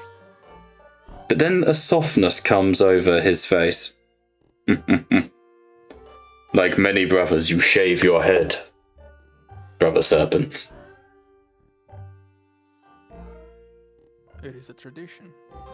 Honored one. You are blonde, like your father. Yeah. Sanguinius was the best of us. He was the great angel. Not great because of his deeds at war. Not great because of his actions, and he once dive-bombed a warlord battle titan. Skewered it through the eye, single-handedly destroyed it. Beta Garman. Book 62. But he was a great man because, unlike so many of us back then, something that I have only learned since my reawakening, he was a human at heart. He was a good man who believed in things greater than himself, who understood that not all demigods can strike the killing blow, that we were not made to be the best of humanity. That was Horus's fault for failing. Sanguinius knew that you know that sometimes you simply need someone to chip the armor. I take you at your vow. Stand alongside these brothers, as Sanguinius stood alongside me during the Imperium Secundus. I know now that on that last day, when he looked to me and looked me in the eyes and said, "When will we free meet again?" I know now he knew he sailed to his death. But that was the strength of the great angel. Bear that strength in your heart, Lamenter, and you will not go wrong or find folly. I will hold you to your oath. And he steps back. As I will hold you all to your oaths made before— oh shit, Ryan. Thanks, Dad. Sorry, son, forgot you there. He fucking bursts into flames. It's the changeling. He retcons that line and turns back into the lion and steps to the side. And what of you? I've forgotten again. And what of you, my master of sanctity? What oath would you make upon this day? Middle child syndrome. Not even wrong. What oath would you make upon this day? My oath. It was at first going to be one of vengeance, to rid me of guilt. But no. Now I see that my oath is to be an exemplar of what the first chapter, the first legion was of stoicism, to lead into the unknown and come out victorious. I vow to be a beacon to my cousins, to my brothers. I will wipe the slate clean, but I do so with allies that I shall guide in mind, body, and soul. I will do my Primarch proud. The hint of a smile appears on the lion's face. Stoicism. You have achieved that already, Brother Rhine. Now stand, my master of sanctity. Stand, son of the angel. Stand, veteran of Katakan. Stand, the Iron Tenth. And stand, Grey Knight. I have heard your oaths, and to them I hold you dear. But hear my oath. Fealty's edge shall carve Doombreed from the stars for the slight against my honoured 13th brother. But not just this. The very warp bleeds into Ursus. The Votan have turned and have begun worshipping a new god. They have fallen to the false four. Demons ripple across the face of reality. And the fallen sons of the legions make themselves known. So hear me and my oath. I shall cast Doombreed from the stars for my brother. I shall wage war from the head of the invincible reason for my emperor. And I shall stand aside you for the honor of salvation. In memory of Avalos.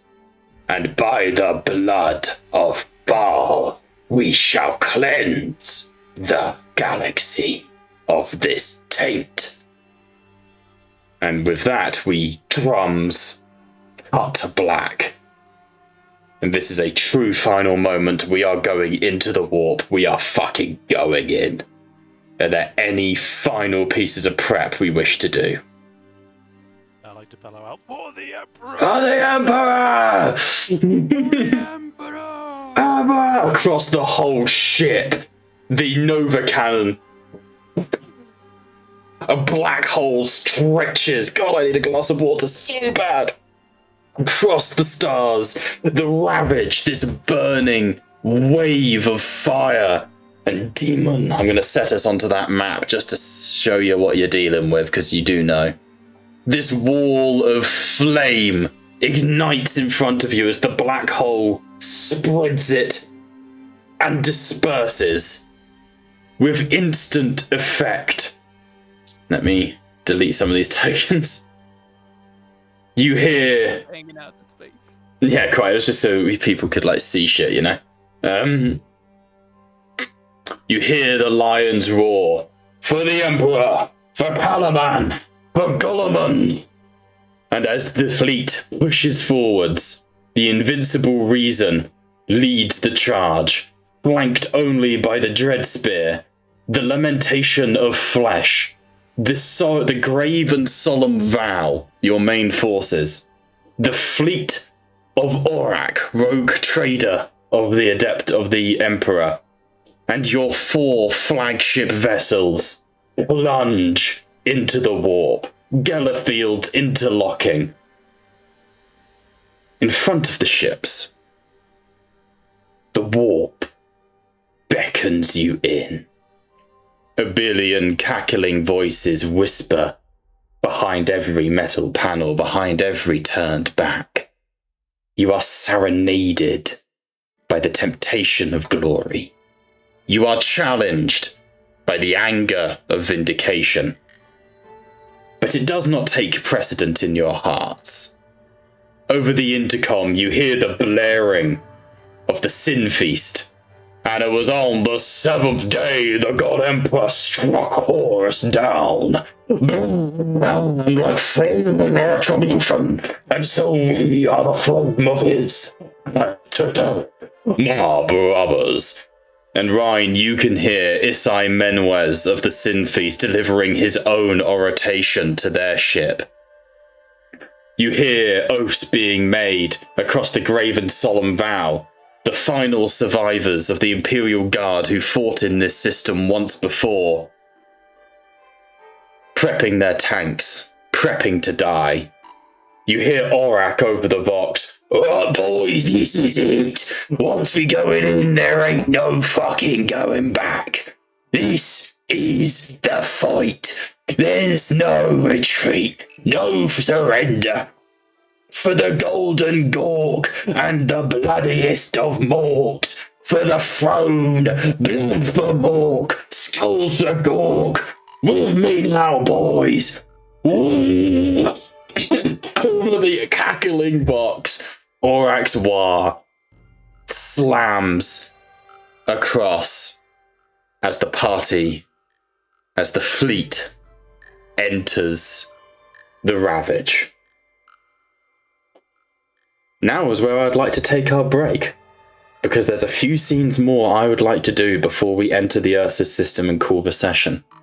But I could really fucking use 10 minutes if that's okay. Just for my voice, if nothing else. We can do the 10, 15, because I want to make myself some food. Exactly, we haven't taken our usual break yet, so if that's okay, would we mind if we take our 10-minute break? Yep. Sound good? Alright. Gotta get some food. In that case, we will be right back, and we will be entering the Ravage. Be right back. Is your duty? What is the Emperor's will? If we fight and die. What is death? Your death. What is it that gives us purpose? What is it that gives the war purpose? Vanquish the foes of the Emperor. The heretic, the alien, the mutants, the heretic, the alien, the mutants. What is it to be an enemy of the Emperor? What is it to be the instrument of the Emperor's damnation? The Space Marines, the angels of death. What is it to be a Space Marine? It is to be pure, to be strong, to show no pain, no mercy, no remorse, no remorse. What is it to be pure, to know no fear? It is in God's faith, heresy grows against the Emperor. For those who seek perfection, there can be no rest on this side of the grave. Even a man who has nothing can still offer his life. The man who has nothing can still have faith. Success is measured in blood, yours or your enemies. For the Emperor, for the Emperor, for the Emperor, for the Emperor, for the Emperor. This is the hope of movement. This is the hope made to the throne. This is the hope of Blackthrone.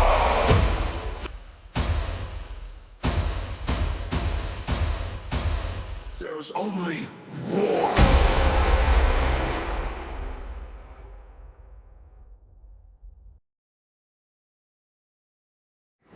Is your duty?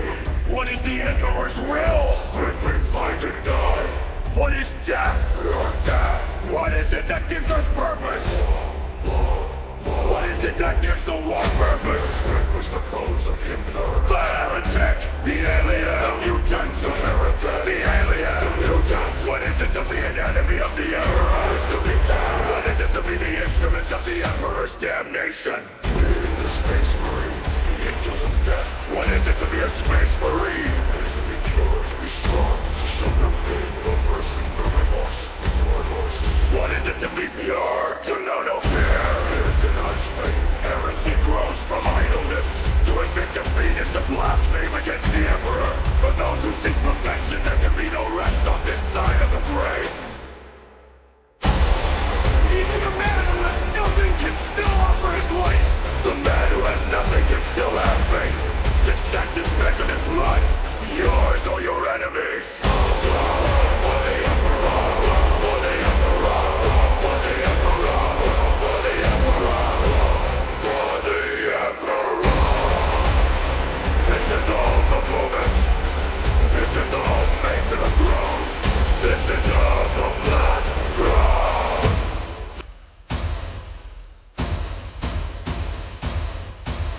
There's only war.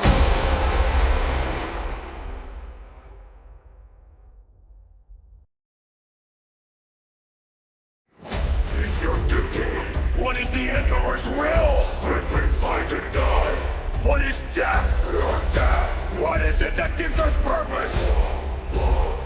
What is it that gives the war purpose? Vanquish the foes of Gellar. The heretic, the alien, the mutant, the heretic, the alien, the mutant. What is it to be an enemy of the Emperor? Is to be dead. What is it to be the instrument of the Emperor's damnation? The Space Marines, the angels of death. What is it to be a Space Marine? It is to be pure, to be strong, to show no pain, no mercy, no remorse, no remorse. What is it to be pure? To know no fear. It denies faith. Heresy grows from idleness. To admit defeat is to blaspheme against the Emperor. For those who seek perfection, there can be no rest on this side of the grave. Even a man who has nothing can still offer his life. The man who has nothing can still have faith. Success is measured in blood, yours or your enemies. For the Emperor, for the Emperor, for the Emperor, for the Emperor, for the Emperor. This is the hope of movement. This is the hope made to the throne. This is the hope of Blackthrone.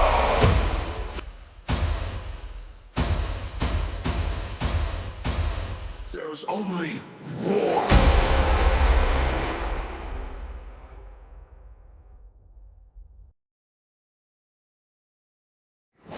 Is your duty? What is the Emperor's will? If we fight and die. What is death? Your death. What is it that gives us purpose? What is it that gives the war purpose? Vanquish the foes of Gellar. The heretic, the alien, the mutant, the heretic, the alien, the mutant. What is it to be an enemy of the Emperor? Is to be dead. What is it to be the instrument of the Emperor's damnation? The Space Marines, the angels of death. What is it to be a Space Marine? It is to be pure, to be strong, to show no pain, no mercy, no remorse, no remorse. What is it to be pure? To know no fear. It denies faith. Heresy grows from idleness. To admit defeat is to blaspheme against the Emperor. For those who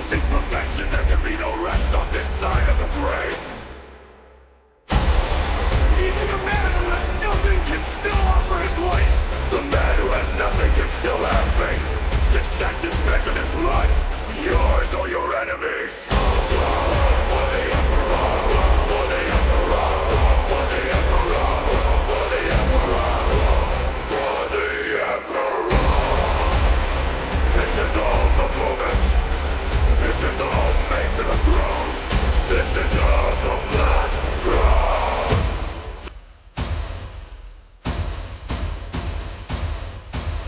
There's only war.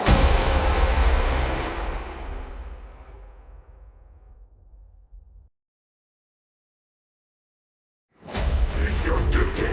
What is the Emperor's will? If we fight and die. What is death? Your death. What is it that gives us purpose? What is it that gives the war purpose? Vanquish the foes of Gellar. The heretic, the alien, the mutant, the heretic, the alien, the mutant. What is it to be an enemy of the Emperor? Is to be dead. What is it to be the instrument of the Emperor's damnation? The Space Marines, the angels of death. What is it to be a Space Marine? It is to be pure, to be strong, to show no pain, no mercy, no remorse, no remorse. What is it to be pure? To know no fear. It denies faith. Heresy grows from idleness. To admit defeat is to blaspheme against the Emperor. For those who seek perfection, there can be no rest on this side of the grave. Even a man who has nothing can still offer his life. The man who has nothing can still have faith. Success is measured in blood. Yours or your enemies. For the Emperor. For the Emperor. For the Emperor. For the Emperor. For the Emperor. This is the ultimate moment. This is the ultimate to the throne. This is the Blackthrone.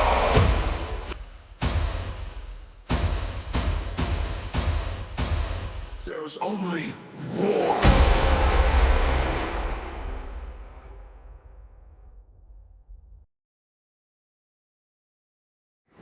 Is your duty? What is the Emperor's will? If we fight and die.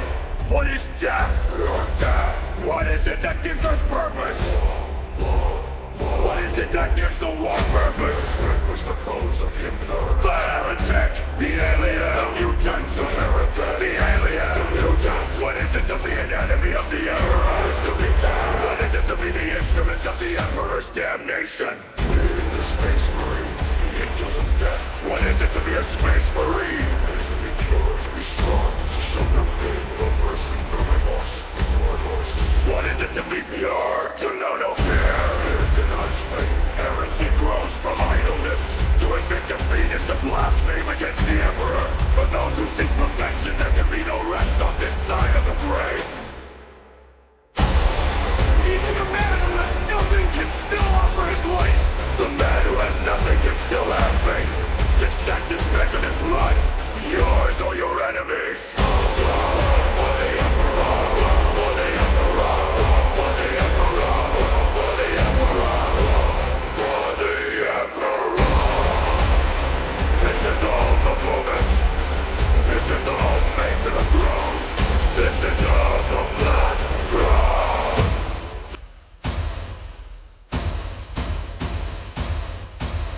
There's only war.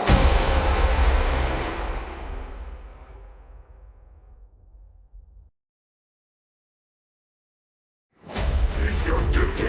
What is the Emperor's will? If we fight and die. What is death? Your death. What is it that gives us purpose? What is it that gives the war purpose? Vanquish the foes of Gellar. The heretic, the alien, the mutant, the heretic, the alien, the mutant. What is it to be an enemy of the Emperor? Is to be dead. What is it to be the instrument of the Emperor's damnation? The Space Marines, the angels of death. What is it to be a Space Marine? It is to be pure, to be strong, to show no pain, no mercy, no remorse, no remorse. What is it to be pure? To know no fear. It denies faith. Heresy grows from idleness. To admit defeat is to blaspheme against the Emperor. For those who seek perfection, there can be no rest on this side of the grave. Even a man who has nothing can still offer his life. The man who has nothing can still have faith. Success is measured in blood. Yours or your enemies. For the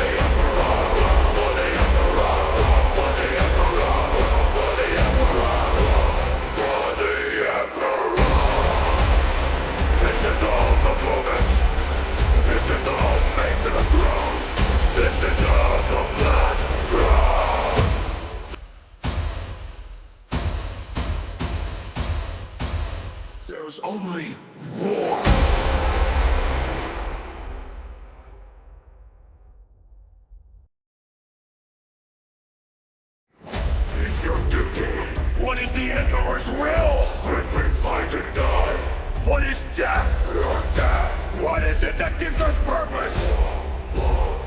What is it that gives the war purpose? Vanquish the foes of Himmler. The heretic, the alien, the mutants, the heretic, the alien, the mutants. What is it to be an enemy of the Emperor? To be damned. What is it to be the instrument of the Emperor's damnation? In the Space Marines, the angels of death. What is it to be a Space Marine? It is to be pure, to be strong, to show no pain, no mercy, no remorse, no remorse.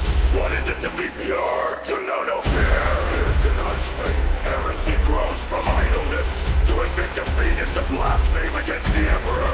For those who seek perfection, there can be no rest on this side of the grave. Even a man who has nothing can still offer his life. The man who has nothing can still have faith. Success is measured in blood, yours or your enemies. For the Emperor, for the Emperor, for the Emperor, for the Emperor, for the Emperor. This is the hope of movement. This is the hope made to the throne. This is the hope of Blackthrone.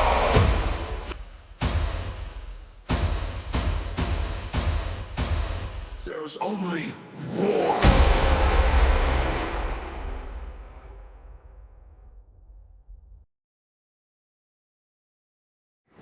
Is your duty? What is the Emperor's will? If we fight and die. What is death? Your death. What is it that gives us purpose? What is it that gives the war purpose? Vanquish the foes of Himmler. The heretic, the alien, the mutants, the heretic, the alien, the mutants. What is it to be an enemy of the Emperor? Is to be damned. What is it to be the instrument of the Emperor's damnation? In the Space Marines, the angels of death. What is it to be a Space Marine? It is to be pure, to be strong, to show no pain, no mercy, no remorse, no remorse. What is it to be pure? To know no fear. It denies faith. Heresy grows from idleness. To admit defeat is to blaspheme against the Emperor. For those who seek perfection, there can be no rest on this side of the grave. Even a man who has nothing can still offer his life. The man who has nothing can still have faith. Success is measured in blood, yours or your enemies. For the Emperor, for the Emperor, for the Emperor, for the Emperor, for the Emperor. This is the hope of movement. This is the hope made to the throne. This is the hope of Blackthrone.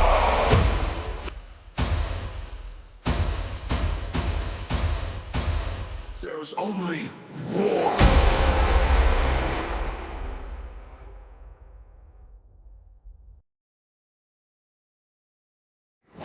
Is your duty? What is the Emperor's will? If we fight and die. What is death? Your death. What is it that gives us purpose? What is it that gives the war purpose? Vanquish the foes of Himmler. The heretic, the alien, the mutants, the heretic, the alien, the mutants. What is it to be an enemy of the Emperor? Is to be damned. What is it to be the instrument of the Emperor's damnation? In the Space Marines, the angels of death. What is it to be a Space Marine? It is to be pure, to be strong, to show no pain, no mercy, no remorse, no remorse. What is it to be pure? To know no fear. It denies faith. Heresy grows from idleness. To admit defeat is to blaspheme against the Emperor. For those who seek perfection, there can be no rest on this side of the grave. Even a man who has nothing can still offer his life. The man who has nothing can still have faith. Success is measured in blood, yours or your enemies. For the Emperor, for the Emperor, for the Emperor, for the Emperor, for the Emperor. This is the hope of movement. This is the hope made to the throne. This is the hope of Blackthrone.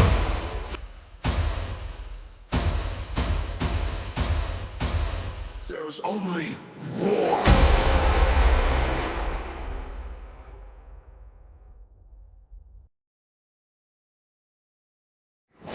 Is your duty? What is the Emperor's will? If we fight and die. What is death? Your death. What is it that gives us purpose? What is is it that gives the war purpose? Vanquish the foes of Himmler. The heretic, the alien, the mutant, the heretic, the alien, the mutant. What is it to be an enemy of the Emperor? To be damned. What is it to be the instrument of the Emperor's damnation? The Space Marines, the angels of death. What is it to be a Space Marine? It is to be pure, to be strong, to show no pain, no mercy, no remorse, no remorse. What is it to be pure? To know no fear. It is denies faith. Heresy grows from idleness. To admit defeat is to blaspheme against the Emperor. For those who seek perfection, there can be no rest on this side of the grave. Even a man who has nothing can still offer his life. The man who has nothing can still have faith. Success is measured in blood. Yours or your enemies. For the Emperor. For the Emperor. For the Emperor. For the Emperor. For the Emperor. This is the hope of movement. This is the hope made to the throne. This is the hope of Blackthrone.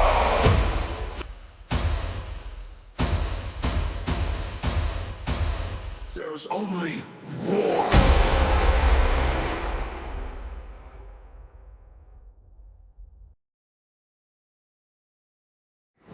Is your duty? What is the Emperor's will? If we fight and die. What is death? Your death. What is it that gives us purpose? What is it that gives the war purpose? Vanquish the foes of Himmler. The heretic, the alien, the mutant, the heretic, the alien, the mutant. What is it to be an enemy of the Emperor? Is to be damned. What is it to be the instrument of the Emperor's damnation? The Space Marines, the angels of death. What is it to be a Space Marine? It is to be pure, to be strong, to show no pain, no mercy, no remorse, no remorse. What is it to be pure? To know no fear. It denies faith. Heresy grows from idleness. To admit defeat is to blaspheme against the Emperor. For those who seek perfection, there can be no rest on this side of the grave. Even a man who has nothing can still offer his life. The man who has nothing can still have faith. Success is measured in blood. Yours or your enemies. For the Emperor. For the Emperor. For the Emperor. For the Emperor. For the Emperor. This is the hope of movement. We are once again, unfortunately, live. So, as we go into the Ravage, the warp twists and boils around you. Echoing screams begin to manifest, but the interlocking Gellar fields are holding. Time does what time always does. It passes, second by second, minute by minute, hour by hour. The fleet flies in a dense formation, the bubbles surging, cascading. I would like to know, from a roleplay standpoint, while the Gellar fields are holding, there are minor manifestations of warp entities. Calypso Beta Rho is witnessed experimenting with a Volkite charger on the face of a demon pushing its way out of the wall in the reactor core. Nemeth sees if he can put mineshackle scarabs inside something like, say, a pink horror. There are minor incursions. But just for the sake of roleplay, what do each of you busy yourselves with? Time ceases to be a consistent thing.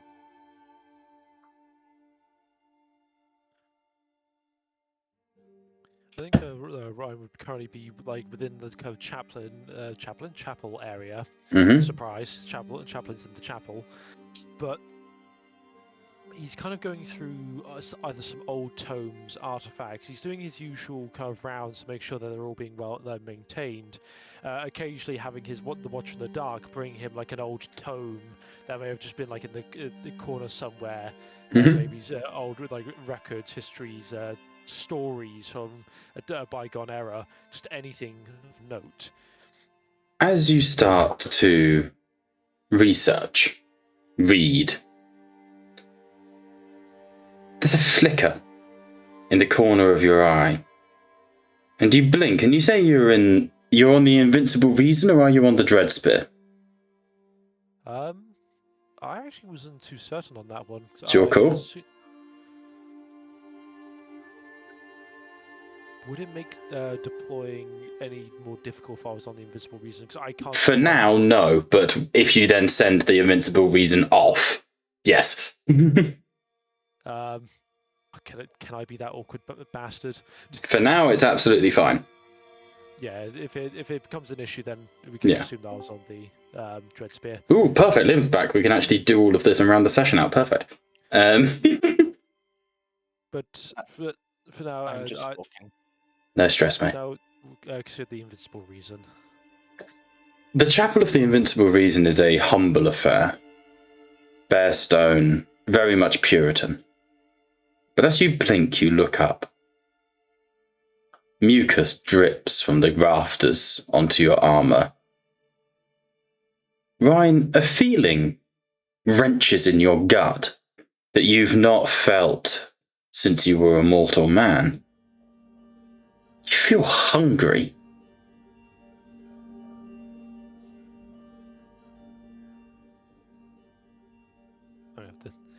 This seems like some warp trickery. I haven't been hungry in ages. Gonna have to repress that. You close your eyes and focus, and you stand as your stomach rumbles. And as you open your eyes, a banquet is laid before you. Beautiful fruit and meat. But even as you watch, a fly about the size of a marble, like sort of an inch big, lands, and the apples begin to wilt and decay. The room around you is slowly rotting away.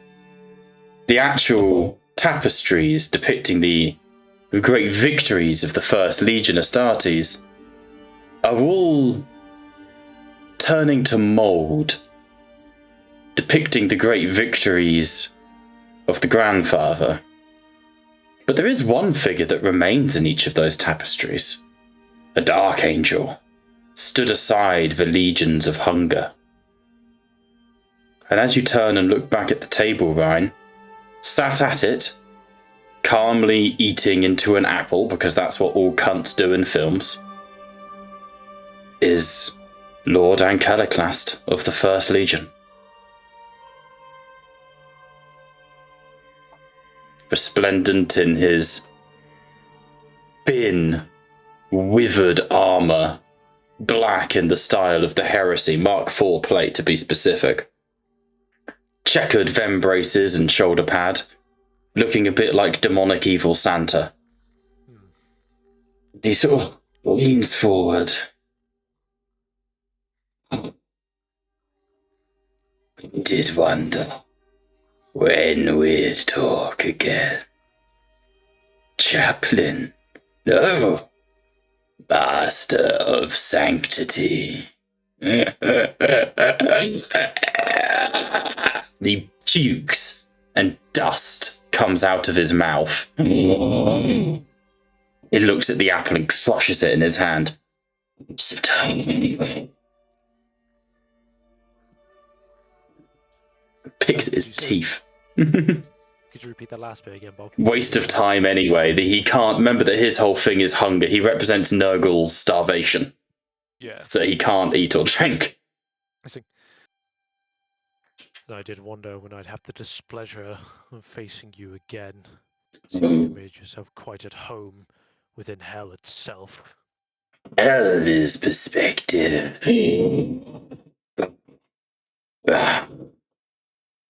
Oh, I'm not really here. I'm just observing from afar. No greater powers than me are in position. Look upon my betters. And the walls rot and fade away to reveal the Ravage swirling around you. And from the Ravage, an armoured gauntlet reaches the size of a Warlord Battle Titan, reaching for you. Did you really think it was just a warp rift? It's love. It might just be my greatest creation. He toss more dust onto the ground. Come, brother. Eat. God knows I can't. No. And I will say it again, as I did when I started this foul campaign. I will be the one to strike you down. Oh, yes.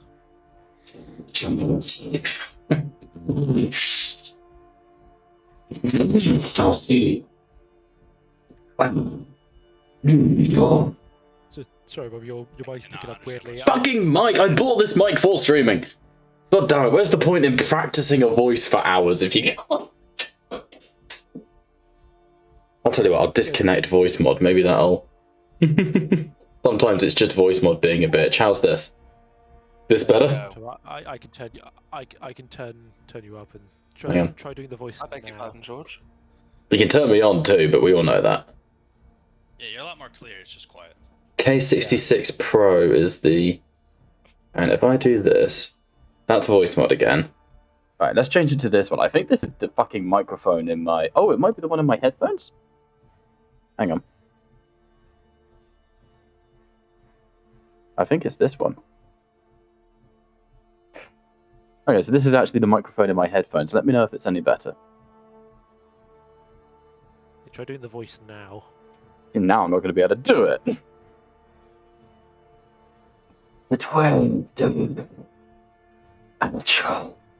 The loyalty is a lie. The Imperium. Inquisition. Or did. Pretty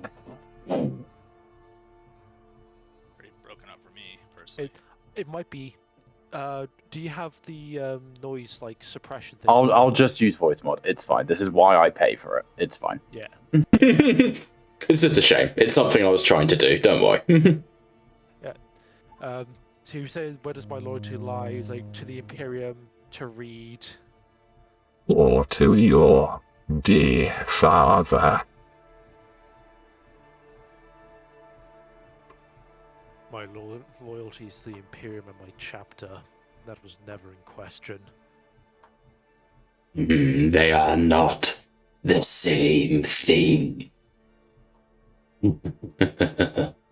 Far from it.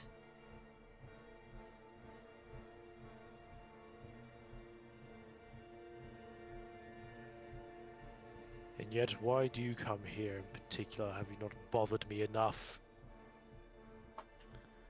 Do you wish to entertain to mock me, or are you trying to glean some information from me? I tire of playing coy with you in Of course you do. Of course you tire.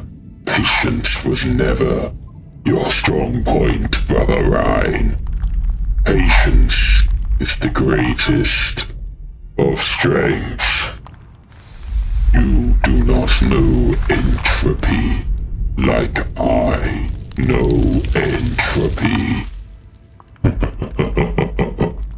I come as a loyal son of Caliban. I offer power, strength.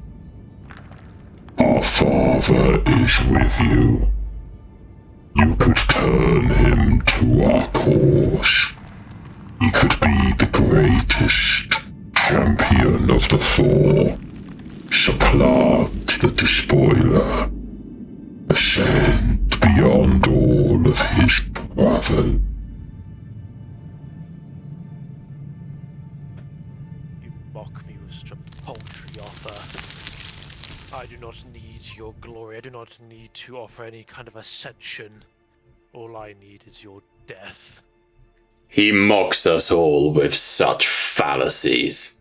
And a blade punches through Ankeliclast's back and out of his chest. Begone, false vision! And the blade is ripped out and the vision of Ankeliclast turns to dust. and Luthor is stood behind him holding the Blade of Midnight. This is Luthor in his prime, George. He's always been an afterimage, an echo to you. But you are in the warp. He is resplendent, burning eyes, blade at his side. Ryan, this is but the beginning. They will attempt to taint us. We must stay strong. We must reach Pandoric. I will not let them get to you. Even now, my strength bolsters these Gellar fields.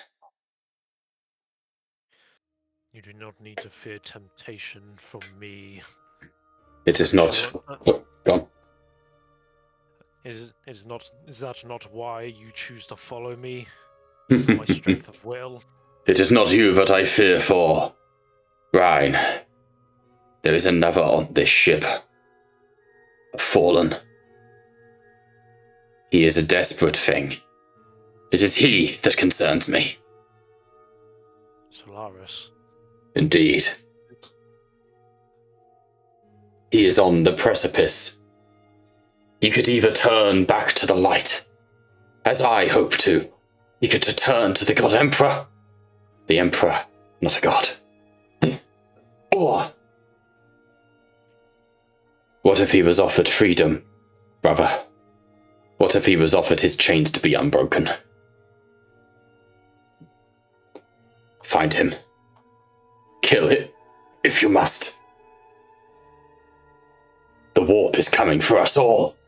And he plants his sword in the ground, and there's a ripple, and the chapel that you were in bursts into foliage and trees as the woods of Caliban envelop you, and you are kneeling in prayer aboard the Invincible Reason.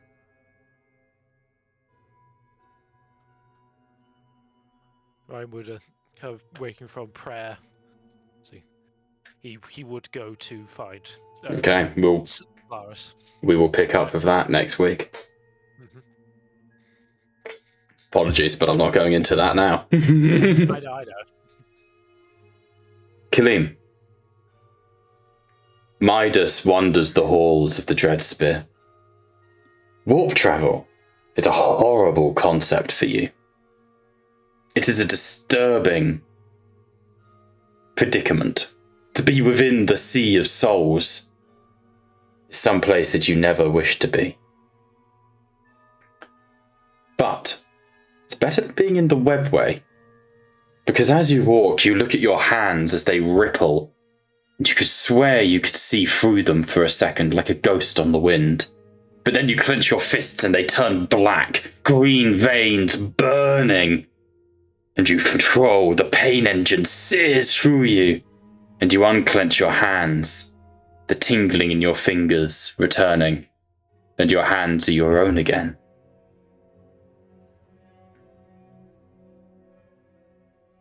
This is going to be a pain. As you... AI take off this pain engine, or become that, or just keep suppressing it. As you push through this Dreadspear, you've managed to dodge your retinue. They were bothering you, irritating you, kept calling you Commodore. Point. You find yourself alone, in a quiet room. Barely even a chapel or an armory, more of a stock room. Crates and piled munitions. And that's when you hear music. The diligence of a lute playing, a gentle tune. The thrum of a bass, and the siren wail of the trumpets. You turn, going towards the door, but the door is no longer there.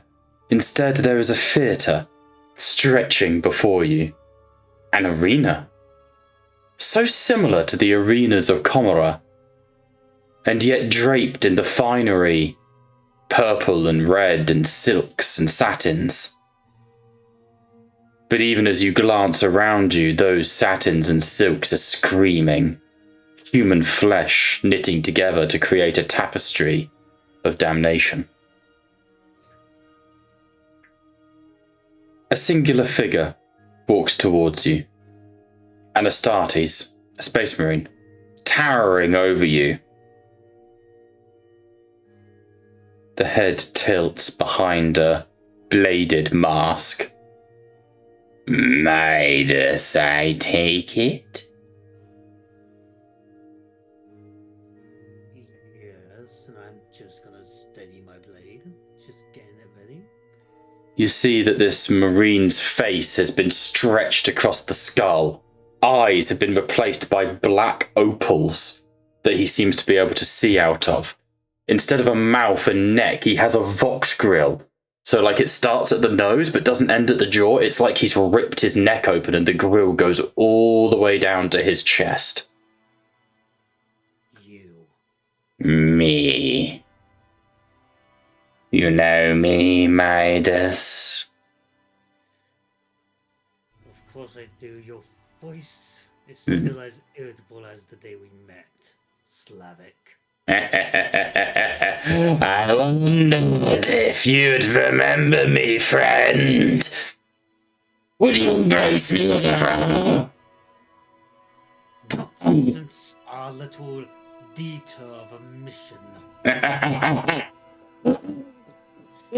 And suddenly, in the arena around you, hundreds of Dark Eldar stand to their feet in thunderous applause.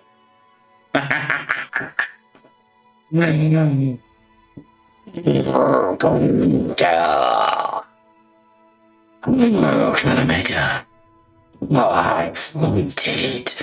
waiting for you.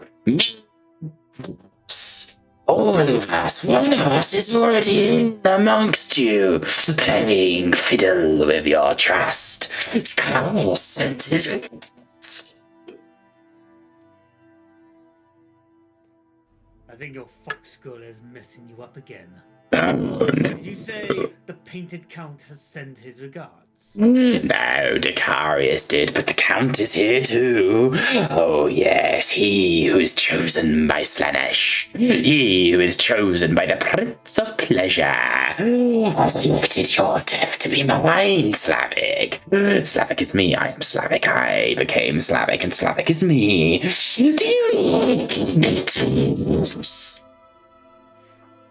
you repeat it to me because of your cowardice and money? Where are you now? Maybe we could reconvene. Cut out my tongue! They waxed my ears. Moved my nostrils. And they bent my nerves in agony. So feel. Slavic is Slavic. Made me into sarcophagus. Move me to the cold, Midas. They gave me to the cold because you were too much of a fucking coward.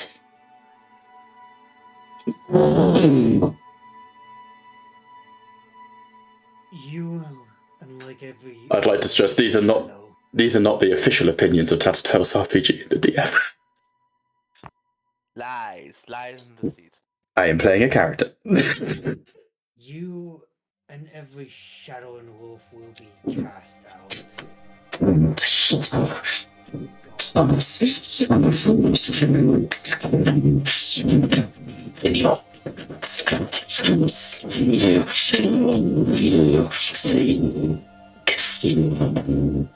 Gonna be you. Gonna want so Slavic. Before you give your soul to your first, I've been promised yours. Been promised your Ravage. I'm going to remove you. I'm going to learn from my French heart. Sick.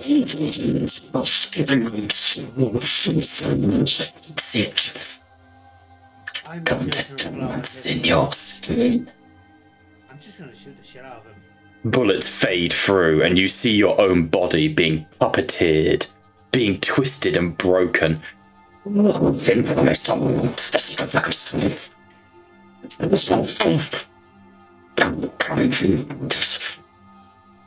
do me a favor. Do something for me, Midas. And he steps forward and grabs you by the shoulder. Do it now! And he places a knife in your hand. Your foot, let me in. Keep him inside you and fill your veins. I just turn the knife on Slavic and just stab him. Blood trickles out the corner of his mouth. For context, by the way, when I picture Slavic like this, do you know Obadiah from the show Sharp? Obadiah Hakeswill? Yes. That's who I picture. That's the frothing at the mouth I'm going for. Hello, mother. You know. Makes sense.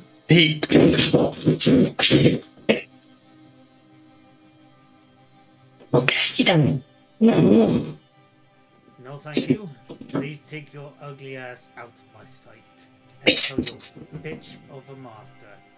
Come and get me.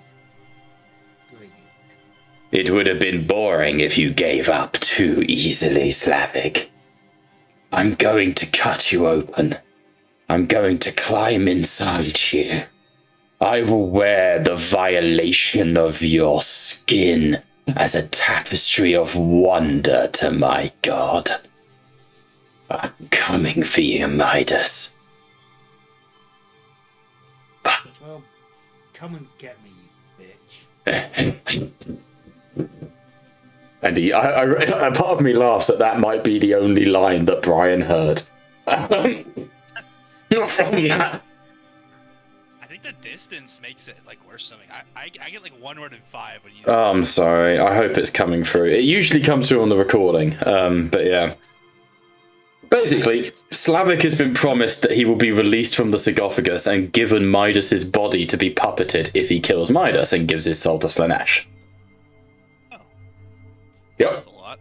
Slavic is coming for Midas. He's going to hunt him down. Yep. And I'm telling him he can go fuck himself. Sounds about right. Yep. Just a little bit of something. Have you tried turning off your input sensitivity on this? Yeah, we'll do. 1 second. Sometimes that helps. On Discord, voice settings or... Voice and video, and you go to input sensitivity and remove the automatically determine and drop all the way to the bottom. I've got global attenuation, custom input profile, voice isolation studio. No, I think it should be on the first one that you go to app settings. So you go to settings. Let's go down till you get app settings. Yeah, voice and video. If you scroll down a little bit, it should be input sensitivity. Do you see that? That's voice processing. For all I have is global attenuation. I don't have input sensitivity. Oh. Well, no idea. Yeah, that's weird. It may be something that... Oh, here we go. I had to put it on custom mode. Here we go. You want me to turn it down? I can... Oh, there you go. I've turned it down to 0 dB. How's this? Still normal as we seen before. You can. Yeah, it's only when you use the voice mod. What if I'm too Slavic now? Any better? Maybe. That's better. Maybe. Got better. Let's give it a go. Let's see how it goes. It's not a voice I can do much anyway, because my god, it's like gargling marbles while giving head to Mandingo. It's fucking brutal. But... My bros watched many contents to know who Mandingo is. all 13 episodes of Mandingo Unchained. Shout out to the goat. Fuck you. Shout out to the throat goat, am I right, Liam? Anyway, moving swiftly on before we get banned. Again. As my... I'm gonna turn around and just go and sit in the corner. Sounds good. And, As Midas recovers from an interaction with the 40k throat goat, we move over to Brother Serpents. This is a strange place. You've not been aboard the Dreadspear before. You've been aboard many vessels, certainly. But a mixture of Astartes and humanity in such close confinement leads to an odd sensation. This beguiles you, and as you walk through the ship, you start to hear explosions, gunfire, bolt rounds being shot. There's someone being attacked on the ship. Serpents would just grab his Malta and just rush towards the direction where the fire is coming from. You grab your Melta and turn, running through the ship's corridors. You don't notice that your armor is pristine. You don't notice that you feel younger. But only as Luft Huron turns the corner in beautiful silver and blue Terminator plate and goes, "Lamenta, you're needed on the front. The Minotaurs are here. Damn it." And marches past you that you blink, and you are no longer aboard the ship. Buildings are destroyed around you. You're in Badab, in the center of a ruined street, as Lamentas are being cut down by Astartes in bronze battle plate, wielding huge lances and boarding shields. A phalanx of space marines in bull helms carving through your brothers like butter.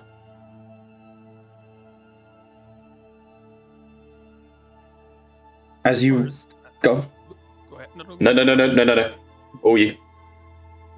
Sorry. So, at first, I feel like serpents would be immediately enraged by the vision, but slowly he would start trying to control himself and start repeating to himself, "Irsum, fermsum, misericordia angelorum. Irsum, fermsum, misericordia angelorum." Until he finally calms down. As you whisper this litany, remembering words that come back to you so readily, you hear them echoed back to you. And as you look around, the ghosts of your brothers look back to you. Yellow armor, checkered shoulder pads, red trim. The ghosts of Badab surround you like a convocation of dead. A funeral audience. You feel overwhelmed by rage and anger, hatred and violence. Your brothers look to you. You've chosen the wrong side, serpents. Again. We've chosen the wrong side again. We must stop them. Salvation are not heroes. They are us, blinded by arrogance, blinded by a need to be right. Serpents, you are the last of us. Remember Badab. Remember what arrogance cost us. We're all dead, brother. We're all dead. And you turn and you run and you look around you, but the buildings are crumbling. Red rage is descending upon your brothers, the flesh tearers, the biters, the bone breakers. The first is on them. Rage, brother serpents. Rage is the only comfort in your heart.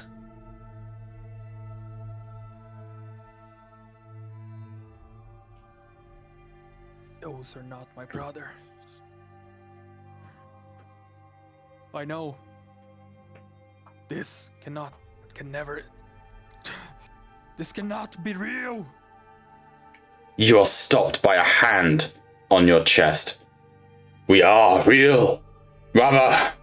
And you stumble away from your chapter master, but his face has been ripped away leaving nothing but bloody, slick flesh and skin underneath, his eyes bulging behind lidless orbs. This is real. We are the blood of Sanguinius, the first favoured of Carnif. We are the blood of the great red angel. Salvation is doom. Salvation must die before they release that which cannot die. Before they release gods older than the gods. Before they release them. And somewhere in the background, and this is a line I never thought I'd say in a fucking 40k campaign, you hear the roar of an ancient red dragon. And fire ignites the sky. You hear chanting. The Lamenter grabs onto you, brother serpents. They're coming. Salvation will free them, and the Wolf will never know peace again. You must stop them. You must stop them. They're coming, brother serpents. It's gonna be like slap the hand of whatever hallucination or demon this is, and point his melta towards his own chapter master. As you do so, you hear that chanting clearly now. Nas namundi boga oxidol teluin chatax rock. Names, voices, promises, demons surrounding you, getting closer and closer. Your chapter master pushes the melter gun away, and flicker you see a bloodletter of Khorne. But the bloodletter looks scared. It's not attacking you. It's looking around, panicked. It's trembling as it grips the hellblade that it so recently disguised as a power axe. Then,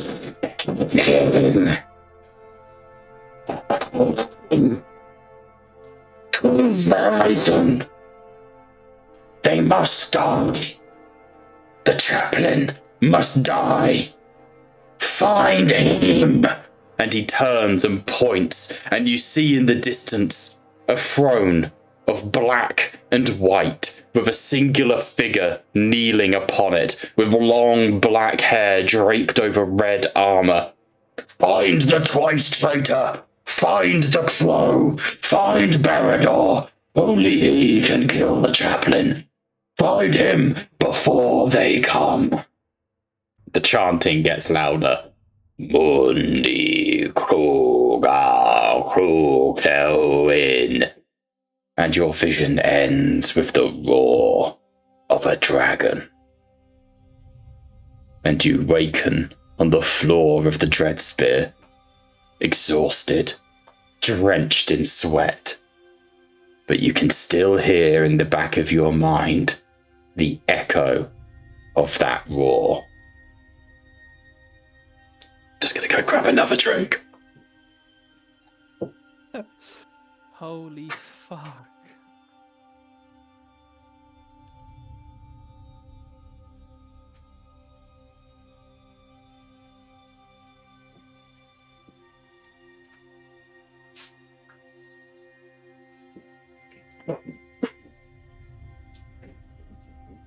Whoa, to the session.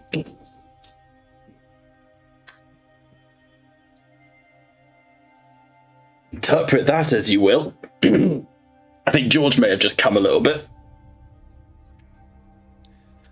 Yes, I was reading something and I had the words Berador. I was like, huh? Find him. The chaplain must be killed. Find the twice traitor, the crow, Berador. Was the final thing that was said there. And then you heard the chanting of these unknown demon entities that even the bloodletters seem to be scared of.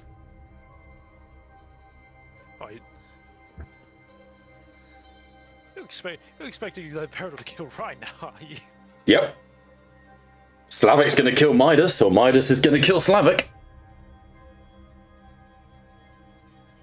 Find him, the twice traitor, the crow Berador. Yeah. That's what he said. He's known as the Twice Traitor. He was described as an Astartes with long black hair over red armor, but he was sat on a throne of white marble and black obsidian. Pardon me.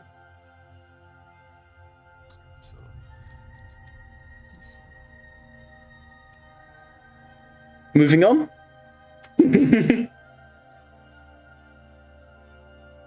The next two, the final two, Liam, both involve you. How are you feeling?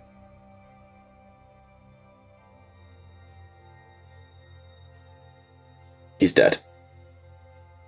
Has he fallen asleep on Mike? Genuinely, he may have done. He has not been feeling well. Like, No, legit. I am here. Hey! I will participate. It's almost like I can hear his voice. For context, there's actually no harm in showing you Berador's artwork. This is Berador in Hangout. Hang out. Oh, that's my face. Okay. Ooh. Okay, so he wants me to kill this dude? Wants you to find this dude. He wants the chaplain dead. They said kill the chaplain. The chaplain must die. No, Because something is coming that even the demons of Khorne are scared of. Aegis. Yeah, I think. I think at this point. Oops, sorry, go ahead. No, it's all good. It's all good. I was just gonna say that if it's possible for my character to go spend the rest of the day or whatever the trip in a chaplain with Yeah. a chaplain. Welcome to Saturdays RPG, where we will traumatize your characters into church. Yeah. Yeah, absolutely. Aegis. Yep. Meditation is an odd thing for you. To become lost in your own thoughts, you would think would be easy. But in truth, it's actually quite difficult. Yeah. You find solace in turning off your augmetics, detaching yourself entirely, surrounding yourself by naught but the noosphere of information that you have access to from being basically a mechanicum asset. But you find yourself in a different type of oblivion.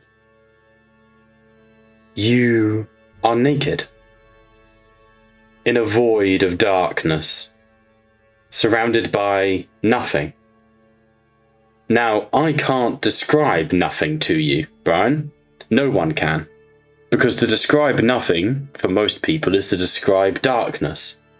But darkness is the absence of light, and thus matter. You are in a place of nothing. No matter, no light, no dark. This is the place that we experience when we die, or before we are born. There is no time. There is no sensation. This is, with a capital V, the void. And you know instinctively, Aegis, that this is what waits for you. At the end of the long, arduous road that you are walking, when the Flayer virus takes you, this is what will remain of the last of Clan Tenbara. The unkillable. No light. No dark. Nothing. You don't know how long you sit in this stupor. You're a child again. Pre-ascension.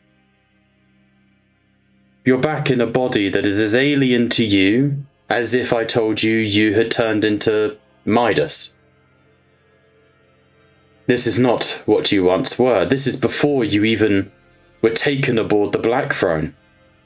before the Flayer virus took your brothers from you. But it is only as you reach this state of absolute vulnerability that you hear breathing. And you turn and you look, and the nothingness of the void has become darkness. Because now there is light, there is matter. And stretching around you like a snake coiling its scales is the Ravage, Brian. What do you want to do? Wait, what is the Ravage? The giant burning warp rift that you are currently sailing through. It's like you've just stepped out of the ship and into the warp.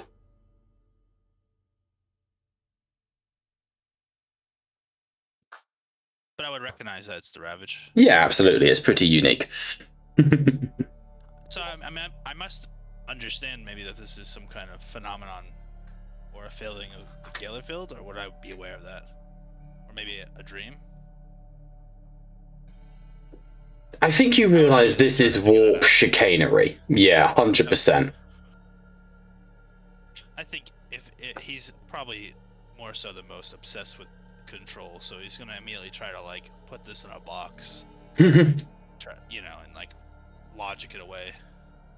You turn and focus, but the Ravage coils and whispers to you, and you hear words. And then you hear breathing and a heartbeat. And you realise two things in the same instant, Brother Aegis. You realise two facts that you guys missed. Two vital pieces of information that we've skated over. The Ravage is not a warp rift. The Ravage is alive. And you are not alone.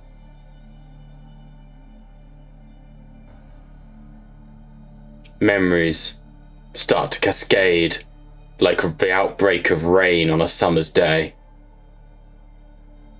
Remember a couple of weeks ago when I told you that if someone were to be hollowed out, if someone anointed by the warp were to be scooped,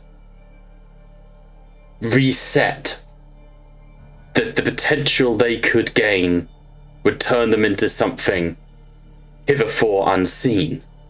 A warp entity in its truest form. Y'all remember that the other week? When we discussed the UVAF? Yeah. Yes. And Aegis, you close your eyes as the Ravage coalesces to a single point, a burning star of swirling warp fire that then, like honey, trickles into a shape.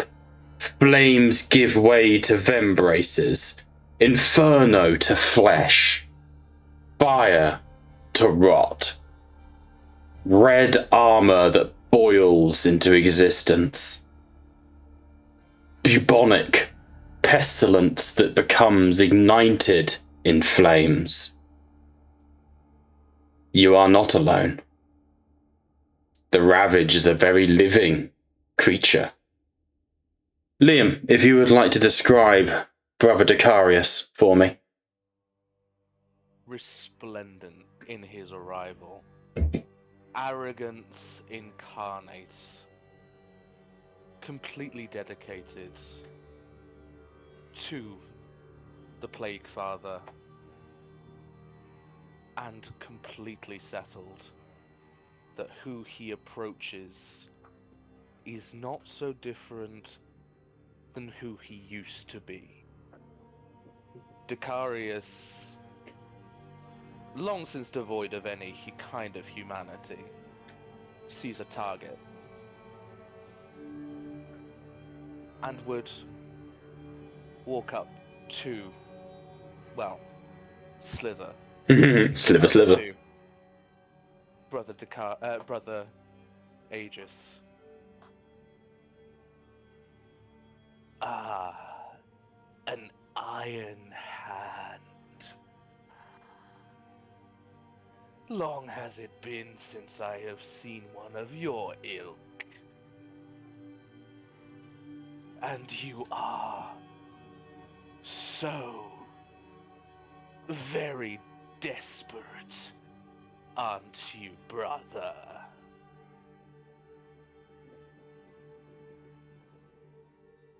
You are a demon, no brother of mine. Oh, come now. We all come from the same core. It is the failures of the Emperor's corpse on a throne at high that has allowed me to ascend.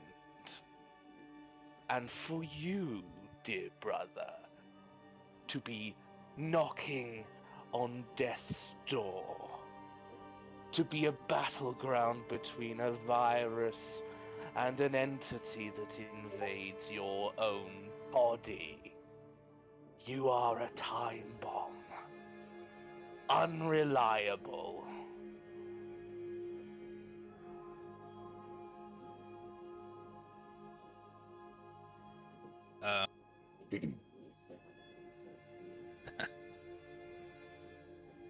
My apologies. You are a crack in a Gellar field, a weakness, a trick of the warp, and I will not be deceived.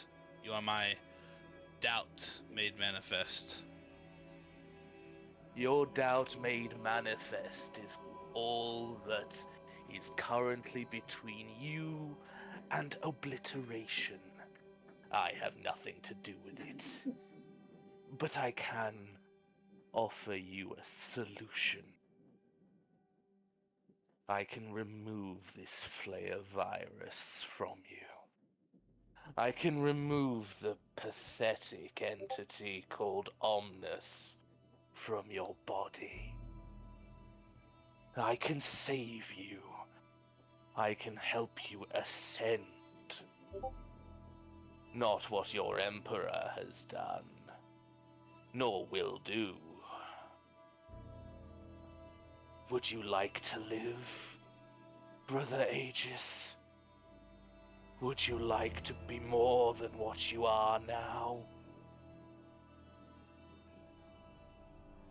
Placing two parasites with another of your master does not put me any farther ahead than I am now. I'll betray everything I stand for. Hardly a parasite, brother. Yes, a presence. And look at me. I am no longer the weak Astartes I once was. But you are no more human than I am. Don't coy that with me, Iron Hand. But you can be more. You can save yourself. You can even potentially save your friends from my hand. Your ship is within my space. Your friends are within my realm. I offer you the chance to save them, and it only costs yourself.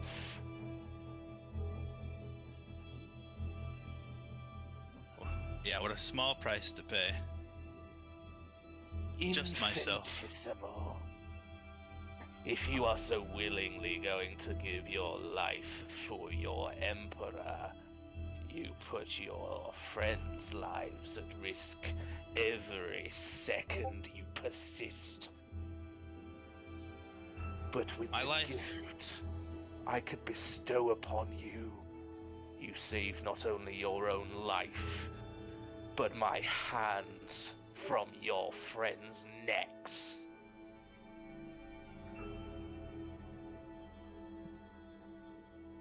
My life is a small price to pay, But you asked for my soul. That is a bridge too far. What's left of it, brother?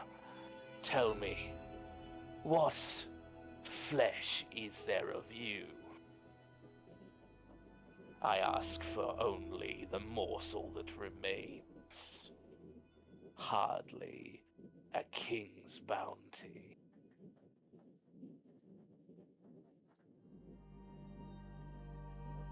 If the soul is flesh, then that flesh is not weak. But my soul is iron. And it is my own. Dicarius would almost ghost a hand over Aegis's plate armor.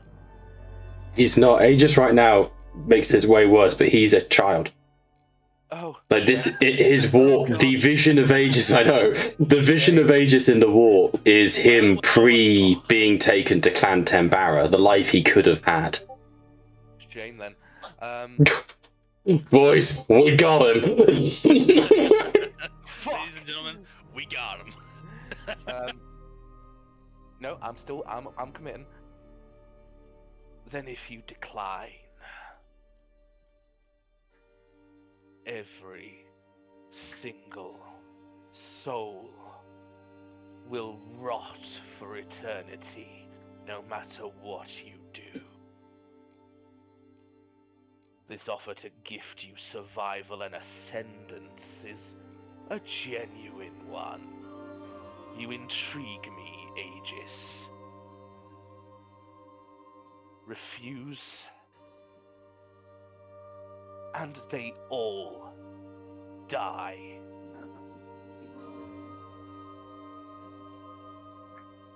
You're not the first entity vying for my soul. And I doubt you'll be the last. That is where you are wrong, brother. I may not be the first, but when this day is done, I will be the last. Hey, with that, Dicarius, your grip on this demi-plane slips. Aegis's will rebukes you, and all around the Gellar fields, the Ravage burns green and incandescent, rot, twists. But Dicarius, you are called away. Your form as the Ravage is a fickle one, the embodiment of chaos incarnate in what you have become. But it is not... We've paid. It is indeed. But man, it's going to be just you fucking wait. You're not going to get too much because obviously spoilers. But I will bring you in for good times. But we flicker, and you rejoin the other three champions of the gods. Awfully, one is Doombreed. The twin-headed vulture sits there mocking you, and the painted count is amused by your arrival. The usual barbs begin. But there is one word on your mind, Liam. One promise for final ascension. You cannot sustain this too much longer. As the Ravage, you are beyond comprehension, beyond power. But Dicarius is not yet immortal. You must achieve this one thing, this one word. And then the grandfather promises you immortality. I'm going to send you what that word is, Liam, and I want you to keep it to yourself. But just so you know, it's fun times.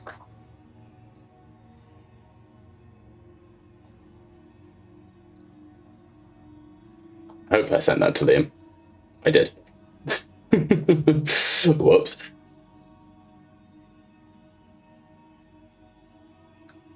You got that come through? Noted and understood. Makes sense, right? Yes.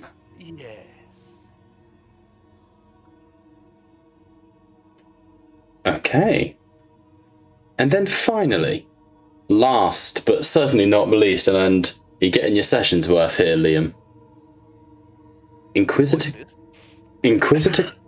Cadagan. Excluded for the most part from the oaths of moment, from the conversations we've had, Cadagan is walking with Calliope in quiet conversation. Calliope's eagerness and interest in the Ordo Malleus is apparent, and you're able to sort of converse on the differences in how one would handle heretical and demonic incursions against something like a Xenos raid. After time, you bid farewell, and you find that Calliope is being visited by a suitor who she has no interest nor time for. I think there's a little bit of a protective urge there from Cadagan, but she can certainly handle herself. The Imperial Knight pilot trying his luck. But as you walk away to clear your head with... Is there a romantic interest with Calliope? We kind of discussed it a little bit, but... You're fucking a lot of my characters at the moment, Liam. It's becoming a trend. It's very, very true. I think for this particular interest, it's more on the Middle Ages prospectus of interest. Like an alliance. It's more... Marriage is more political and advantageous than... It's the exact opposite of what you needed to say. That's the exact opposite of what Calliope's after. However, there is still, I think... No, absolutely, but I think there is also like a bolt of jealousy, maybe. But as you... You're human. But as you walk away, that bolt of jealousy festers for a little bit. And it's a weird feeling. You're significantly older than Calliope, and you certainly... She's fucking Valerie Reed's daughter. That's your nemesis. I thought you were going in a direction she was fucking Valerie Reed. I was like, hold on a second. No. That's the Sin Feast for you. No. Jesus. Ding, ding, ding, ding, ding, ding. You hear the hymns of the Sin Feast over the Vox. Sweet home Alabama. Where the warp is so blue. Sorry, Brian. But that jealousy festers. And you recognise it, trained in the art of Ordo Malleus. I forgot the fucking artworks. Oh my god, Bob. Hey, here, have a look at the warp. Have a look at the fucking Ravage for Aegis. Cock and balls. Well, were we not meant to be looking at the ships? No, I forgot I made artworks of all this. When penis constellation. When Ankeliclas was trying to tempt Aegis to make the lion god. The tempt Aegis? Oh, fuck's sake, I forgot the goddamn artworks. There you go. Well, this is what you see. This is actually a very accurate art. This is the lion as War Master, which is obviously what eventually happens in this timeline, just not in the same way. However, yeah, I know, right? However, these visions begin to come to you, to fucking Cadagan. I forgot your fucking name for a second then. It's only been a year. These visions begin to come to you. That temptation, that jealousy. You recognize it as the influence of Slaanesh.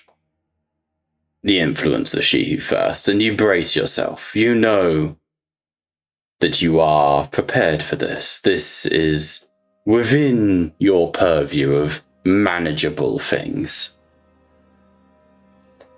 However, you are not met by a demon of Slaanesh. As you push through the... Bob, don't you dare. What? I'm having theories on who I could be met with, but don't you dare do this to me, but I'll play along. Message me? If it's better than what I've got written down, I'll make it happen.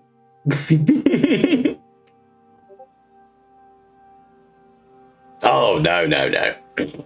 Not yet. Okay, good. Not quite. As you push forwards, you open a heavy pair of doors, burning Aquila on them. And immediately there is thunderous applause. People stand as you enter the Sanctorum Imperialis. The hearing space, the voice of the High Lords. Banners unfurl with the Aquila on them. Down with the burning blade! Redemptionist bastards! Words, war cries, Cadagan Ascendant. It pauses, the scene freezes, and you stand in the ruins of the Sanctum Imperialis, a destroyed, decaying chapel that thousands of years ago the Emperor had a conversation with the last priest on Terra. Damn good short book, that one. And sarcastic, slow clap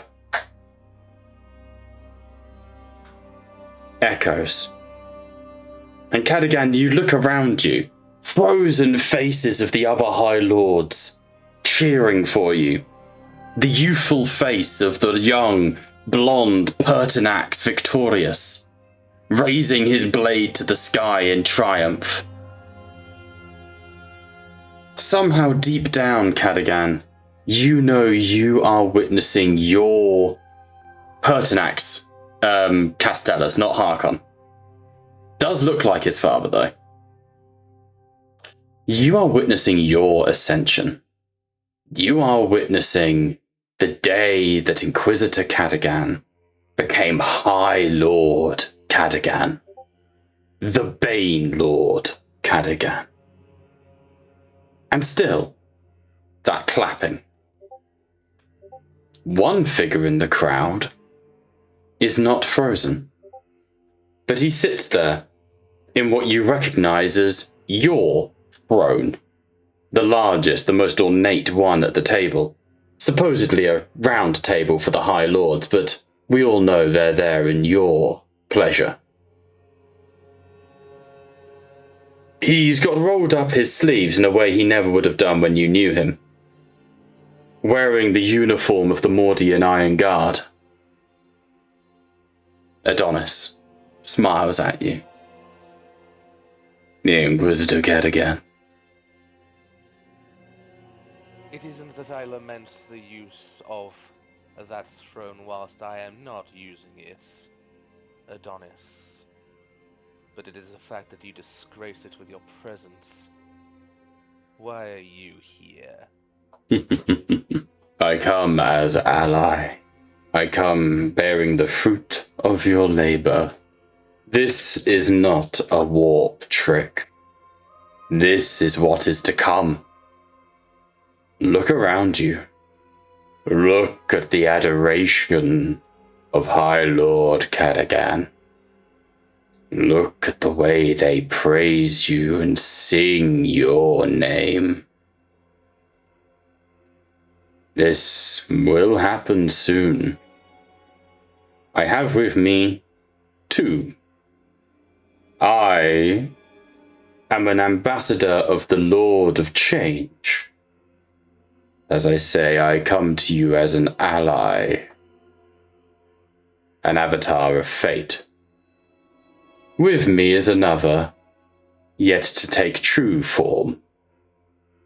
And he waves his hand, and stepping out of the crowd, robed in the black and red of the Ordo Malleus, in beautifully ornate carapace armor, her dreadlocks tied into a ponytail, with Scarbrand's folly across her back, in the black, sort of latex synth glove of the Assassinorum, is Calliope Wren. We'll read.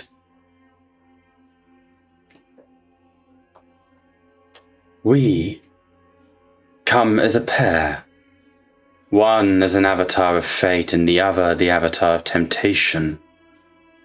You need two things to achieve this great victory, Inquisitor Cadogan. You know that my mother can't be trusted. You know that she would burn the Imperium in the fires of her ambition. You know that she will never give in.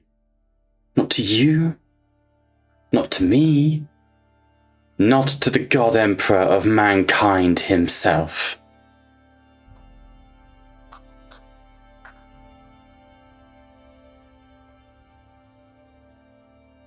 Your mother is, for all of her faults, a good woman, misguided perhaps, and I will never tell her so. The creature that you recognize as a demonette, masquerading as Calliope. But you do not take the risk. You need not worry about what is to come. Make it happen. Take the initiative. Seize it. Give this one to Slaanesh. Allow the changer of fates into your heart. And you will know victory. Ultimate victory. Or else you run the risk of her upstart rebellion gaining traction. And what will you do then, Imperial Bane? Who will you turn to then? Allow me to be perfectly clear, my dear. There is nothing that you, this Adonis, or your masters could offer me that I cannot simply achieve myself. The faith that I have will not be shaken by the very fragile offers that you have given. What you are displaying here, my ascension, will happen. And it's through the strength of arms, through salvation, and through the allies that I have, that it will be achieved, not by pandering to the likes of you. You will never live to see it. You are the first of the Imperial Banes and the last of their creed. And this supple version of Calliope, this slightly sickening version of her, that is clearly like a Slaaneshi twist on the character, right? She just moves closer and closer. You want me. You want this flesh. The prince wants her for his own. You can have both. Why not take it? You can have everything you desire. Power, money, wealth, fame, influence. The downfall of your enemies and the utter humiliation. You can have it all, Inquisitor Cadogan. Give the girl to the prince. Give yourself to the changer, and you can have it all. And this is where you, my dear, masquerading as a very poor facsimile of Calliope Reed, and her mother, and your rather dull god, have got it wrong. The bravado of wanting fame, the position, the power. Yes, I want it. But do you want to know what I want? Above all else, that I know that you would never be able to offer me. Do you Name your really price. want to know? We have established that you are willing to bargain. We are simply discussing price. Name it. Cadigan would whisper at her. I want to do the right thing for the Imperium, and that doesn't involve you. Get lost. As you reject them,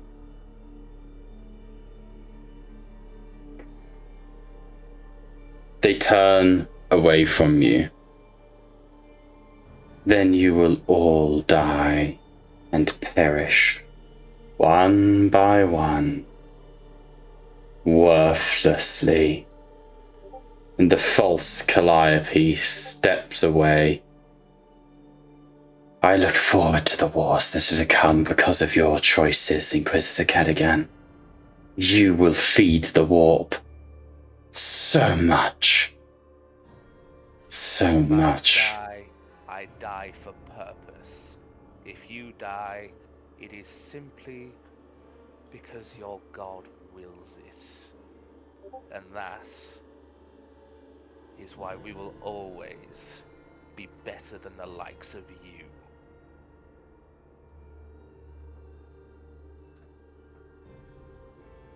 The demons fade out of reality. No one has even made a fucking deal. You bastards. Yeah, you could get Monteo, but... No, I had these guys specifically picked out. There are other characters like Thrall and stuff who I did consider, but this was specific to circumstance. Yes, I did. Don't worry. Or a farm with fucking Berador today. I was going to say, don't worry. Monteo would get his when the painted count comes through. Like, oh, yeah.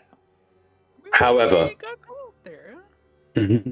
however, with pain, pleasure, and change rejected by Cadigan, fate has set its course. With Aegis turning away Dicarius, he has sealed his own fate. With Rhine, he has turned away the power to make the lion invulnerable, to truly secure the future of his legion and his chapter, and potentially even the future of the Fifth Company. Midas has secured one thing: death, or the death of Slavic Maya. One will fall, the other will rise. And Brother Berador sits there waiting, wherever he is, as Brother Serpens, so fresh to this slaughter, is surrounded by the machinations of the warp and the tides of change. But that shall all become apparent as the campaign continues, which it will not do tonight because it is midnight. So, next week we will exit the warp, the Ravage, into the Ursus System. I've already sent you all how the system's going to work. Obviously, we'll expand on it as go, but you have met some of what you are up against. But till then, we are Tattletales RPG, where the table may indeed be virtual, but you are most certainly welcome at it. Bye for now. Is your duty? What is the Emperor's will? If we fight and die. What is death? Your death. What is it that gives us purpose? What is it that gives the war purpose? Vanquish the foes of Himmler. The heretic, the alien, the mutants, the heretic, the alien, the mutants. What is it to be an enemy of the Emperor? To be dead. What is it to be the instrument of the Emperor's damnation? The Space Marines, the angels of death. What is it to be a Space Marine? It is to be pure, to be strong, to show no pain, no mercy, no remorse, no remorse. What is it to be pure? To know no fear. It is in God's faith. Heresy grows from idleness. To admit defeat is to blaspheme against the Emperor. For those who seek perfection, there can be no rest on this side of the grave. Even a man who has nothing can still offer his life. The man who has nothing can still have faith. Success is measured in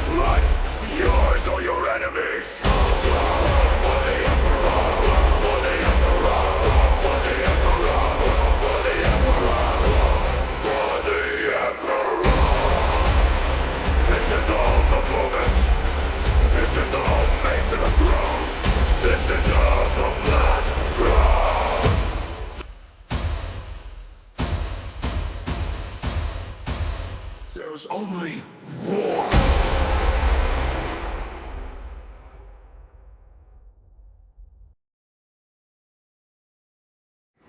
Is your duty? What is the Emperor's will? Simply fight and die. What is death? Your death. What is it that gives us purpose? What is it that gives the war purpose? Vanquish the foes of Himmler.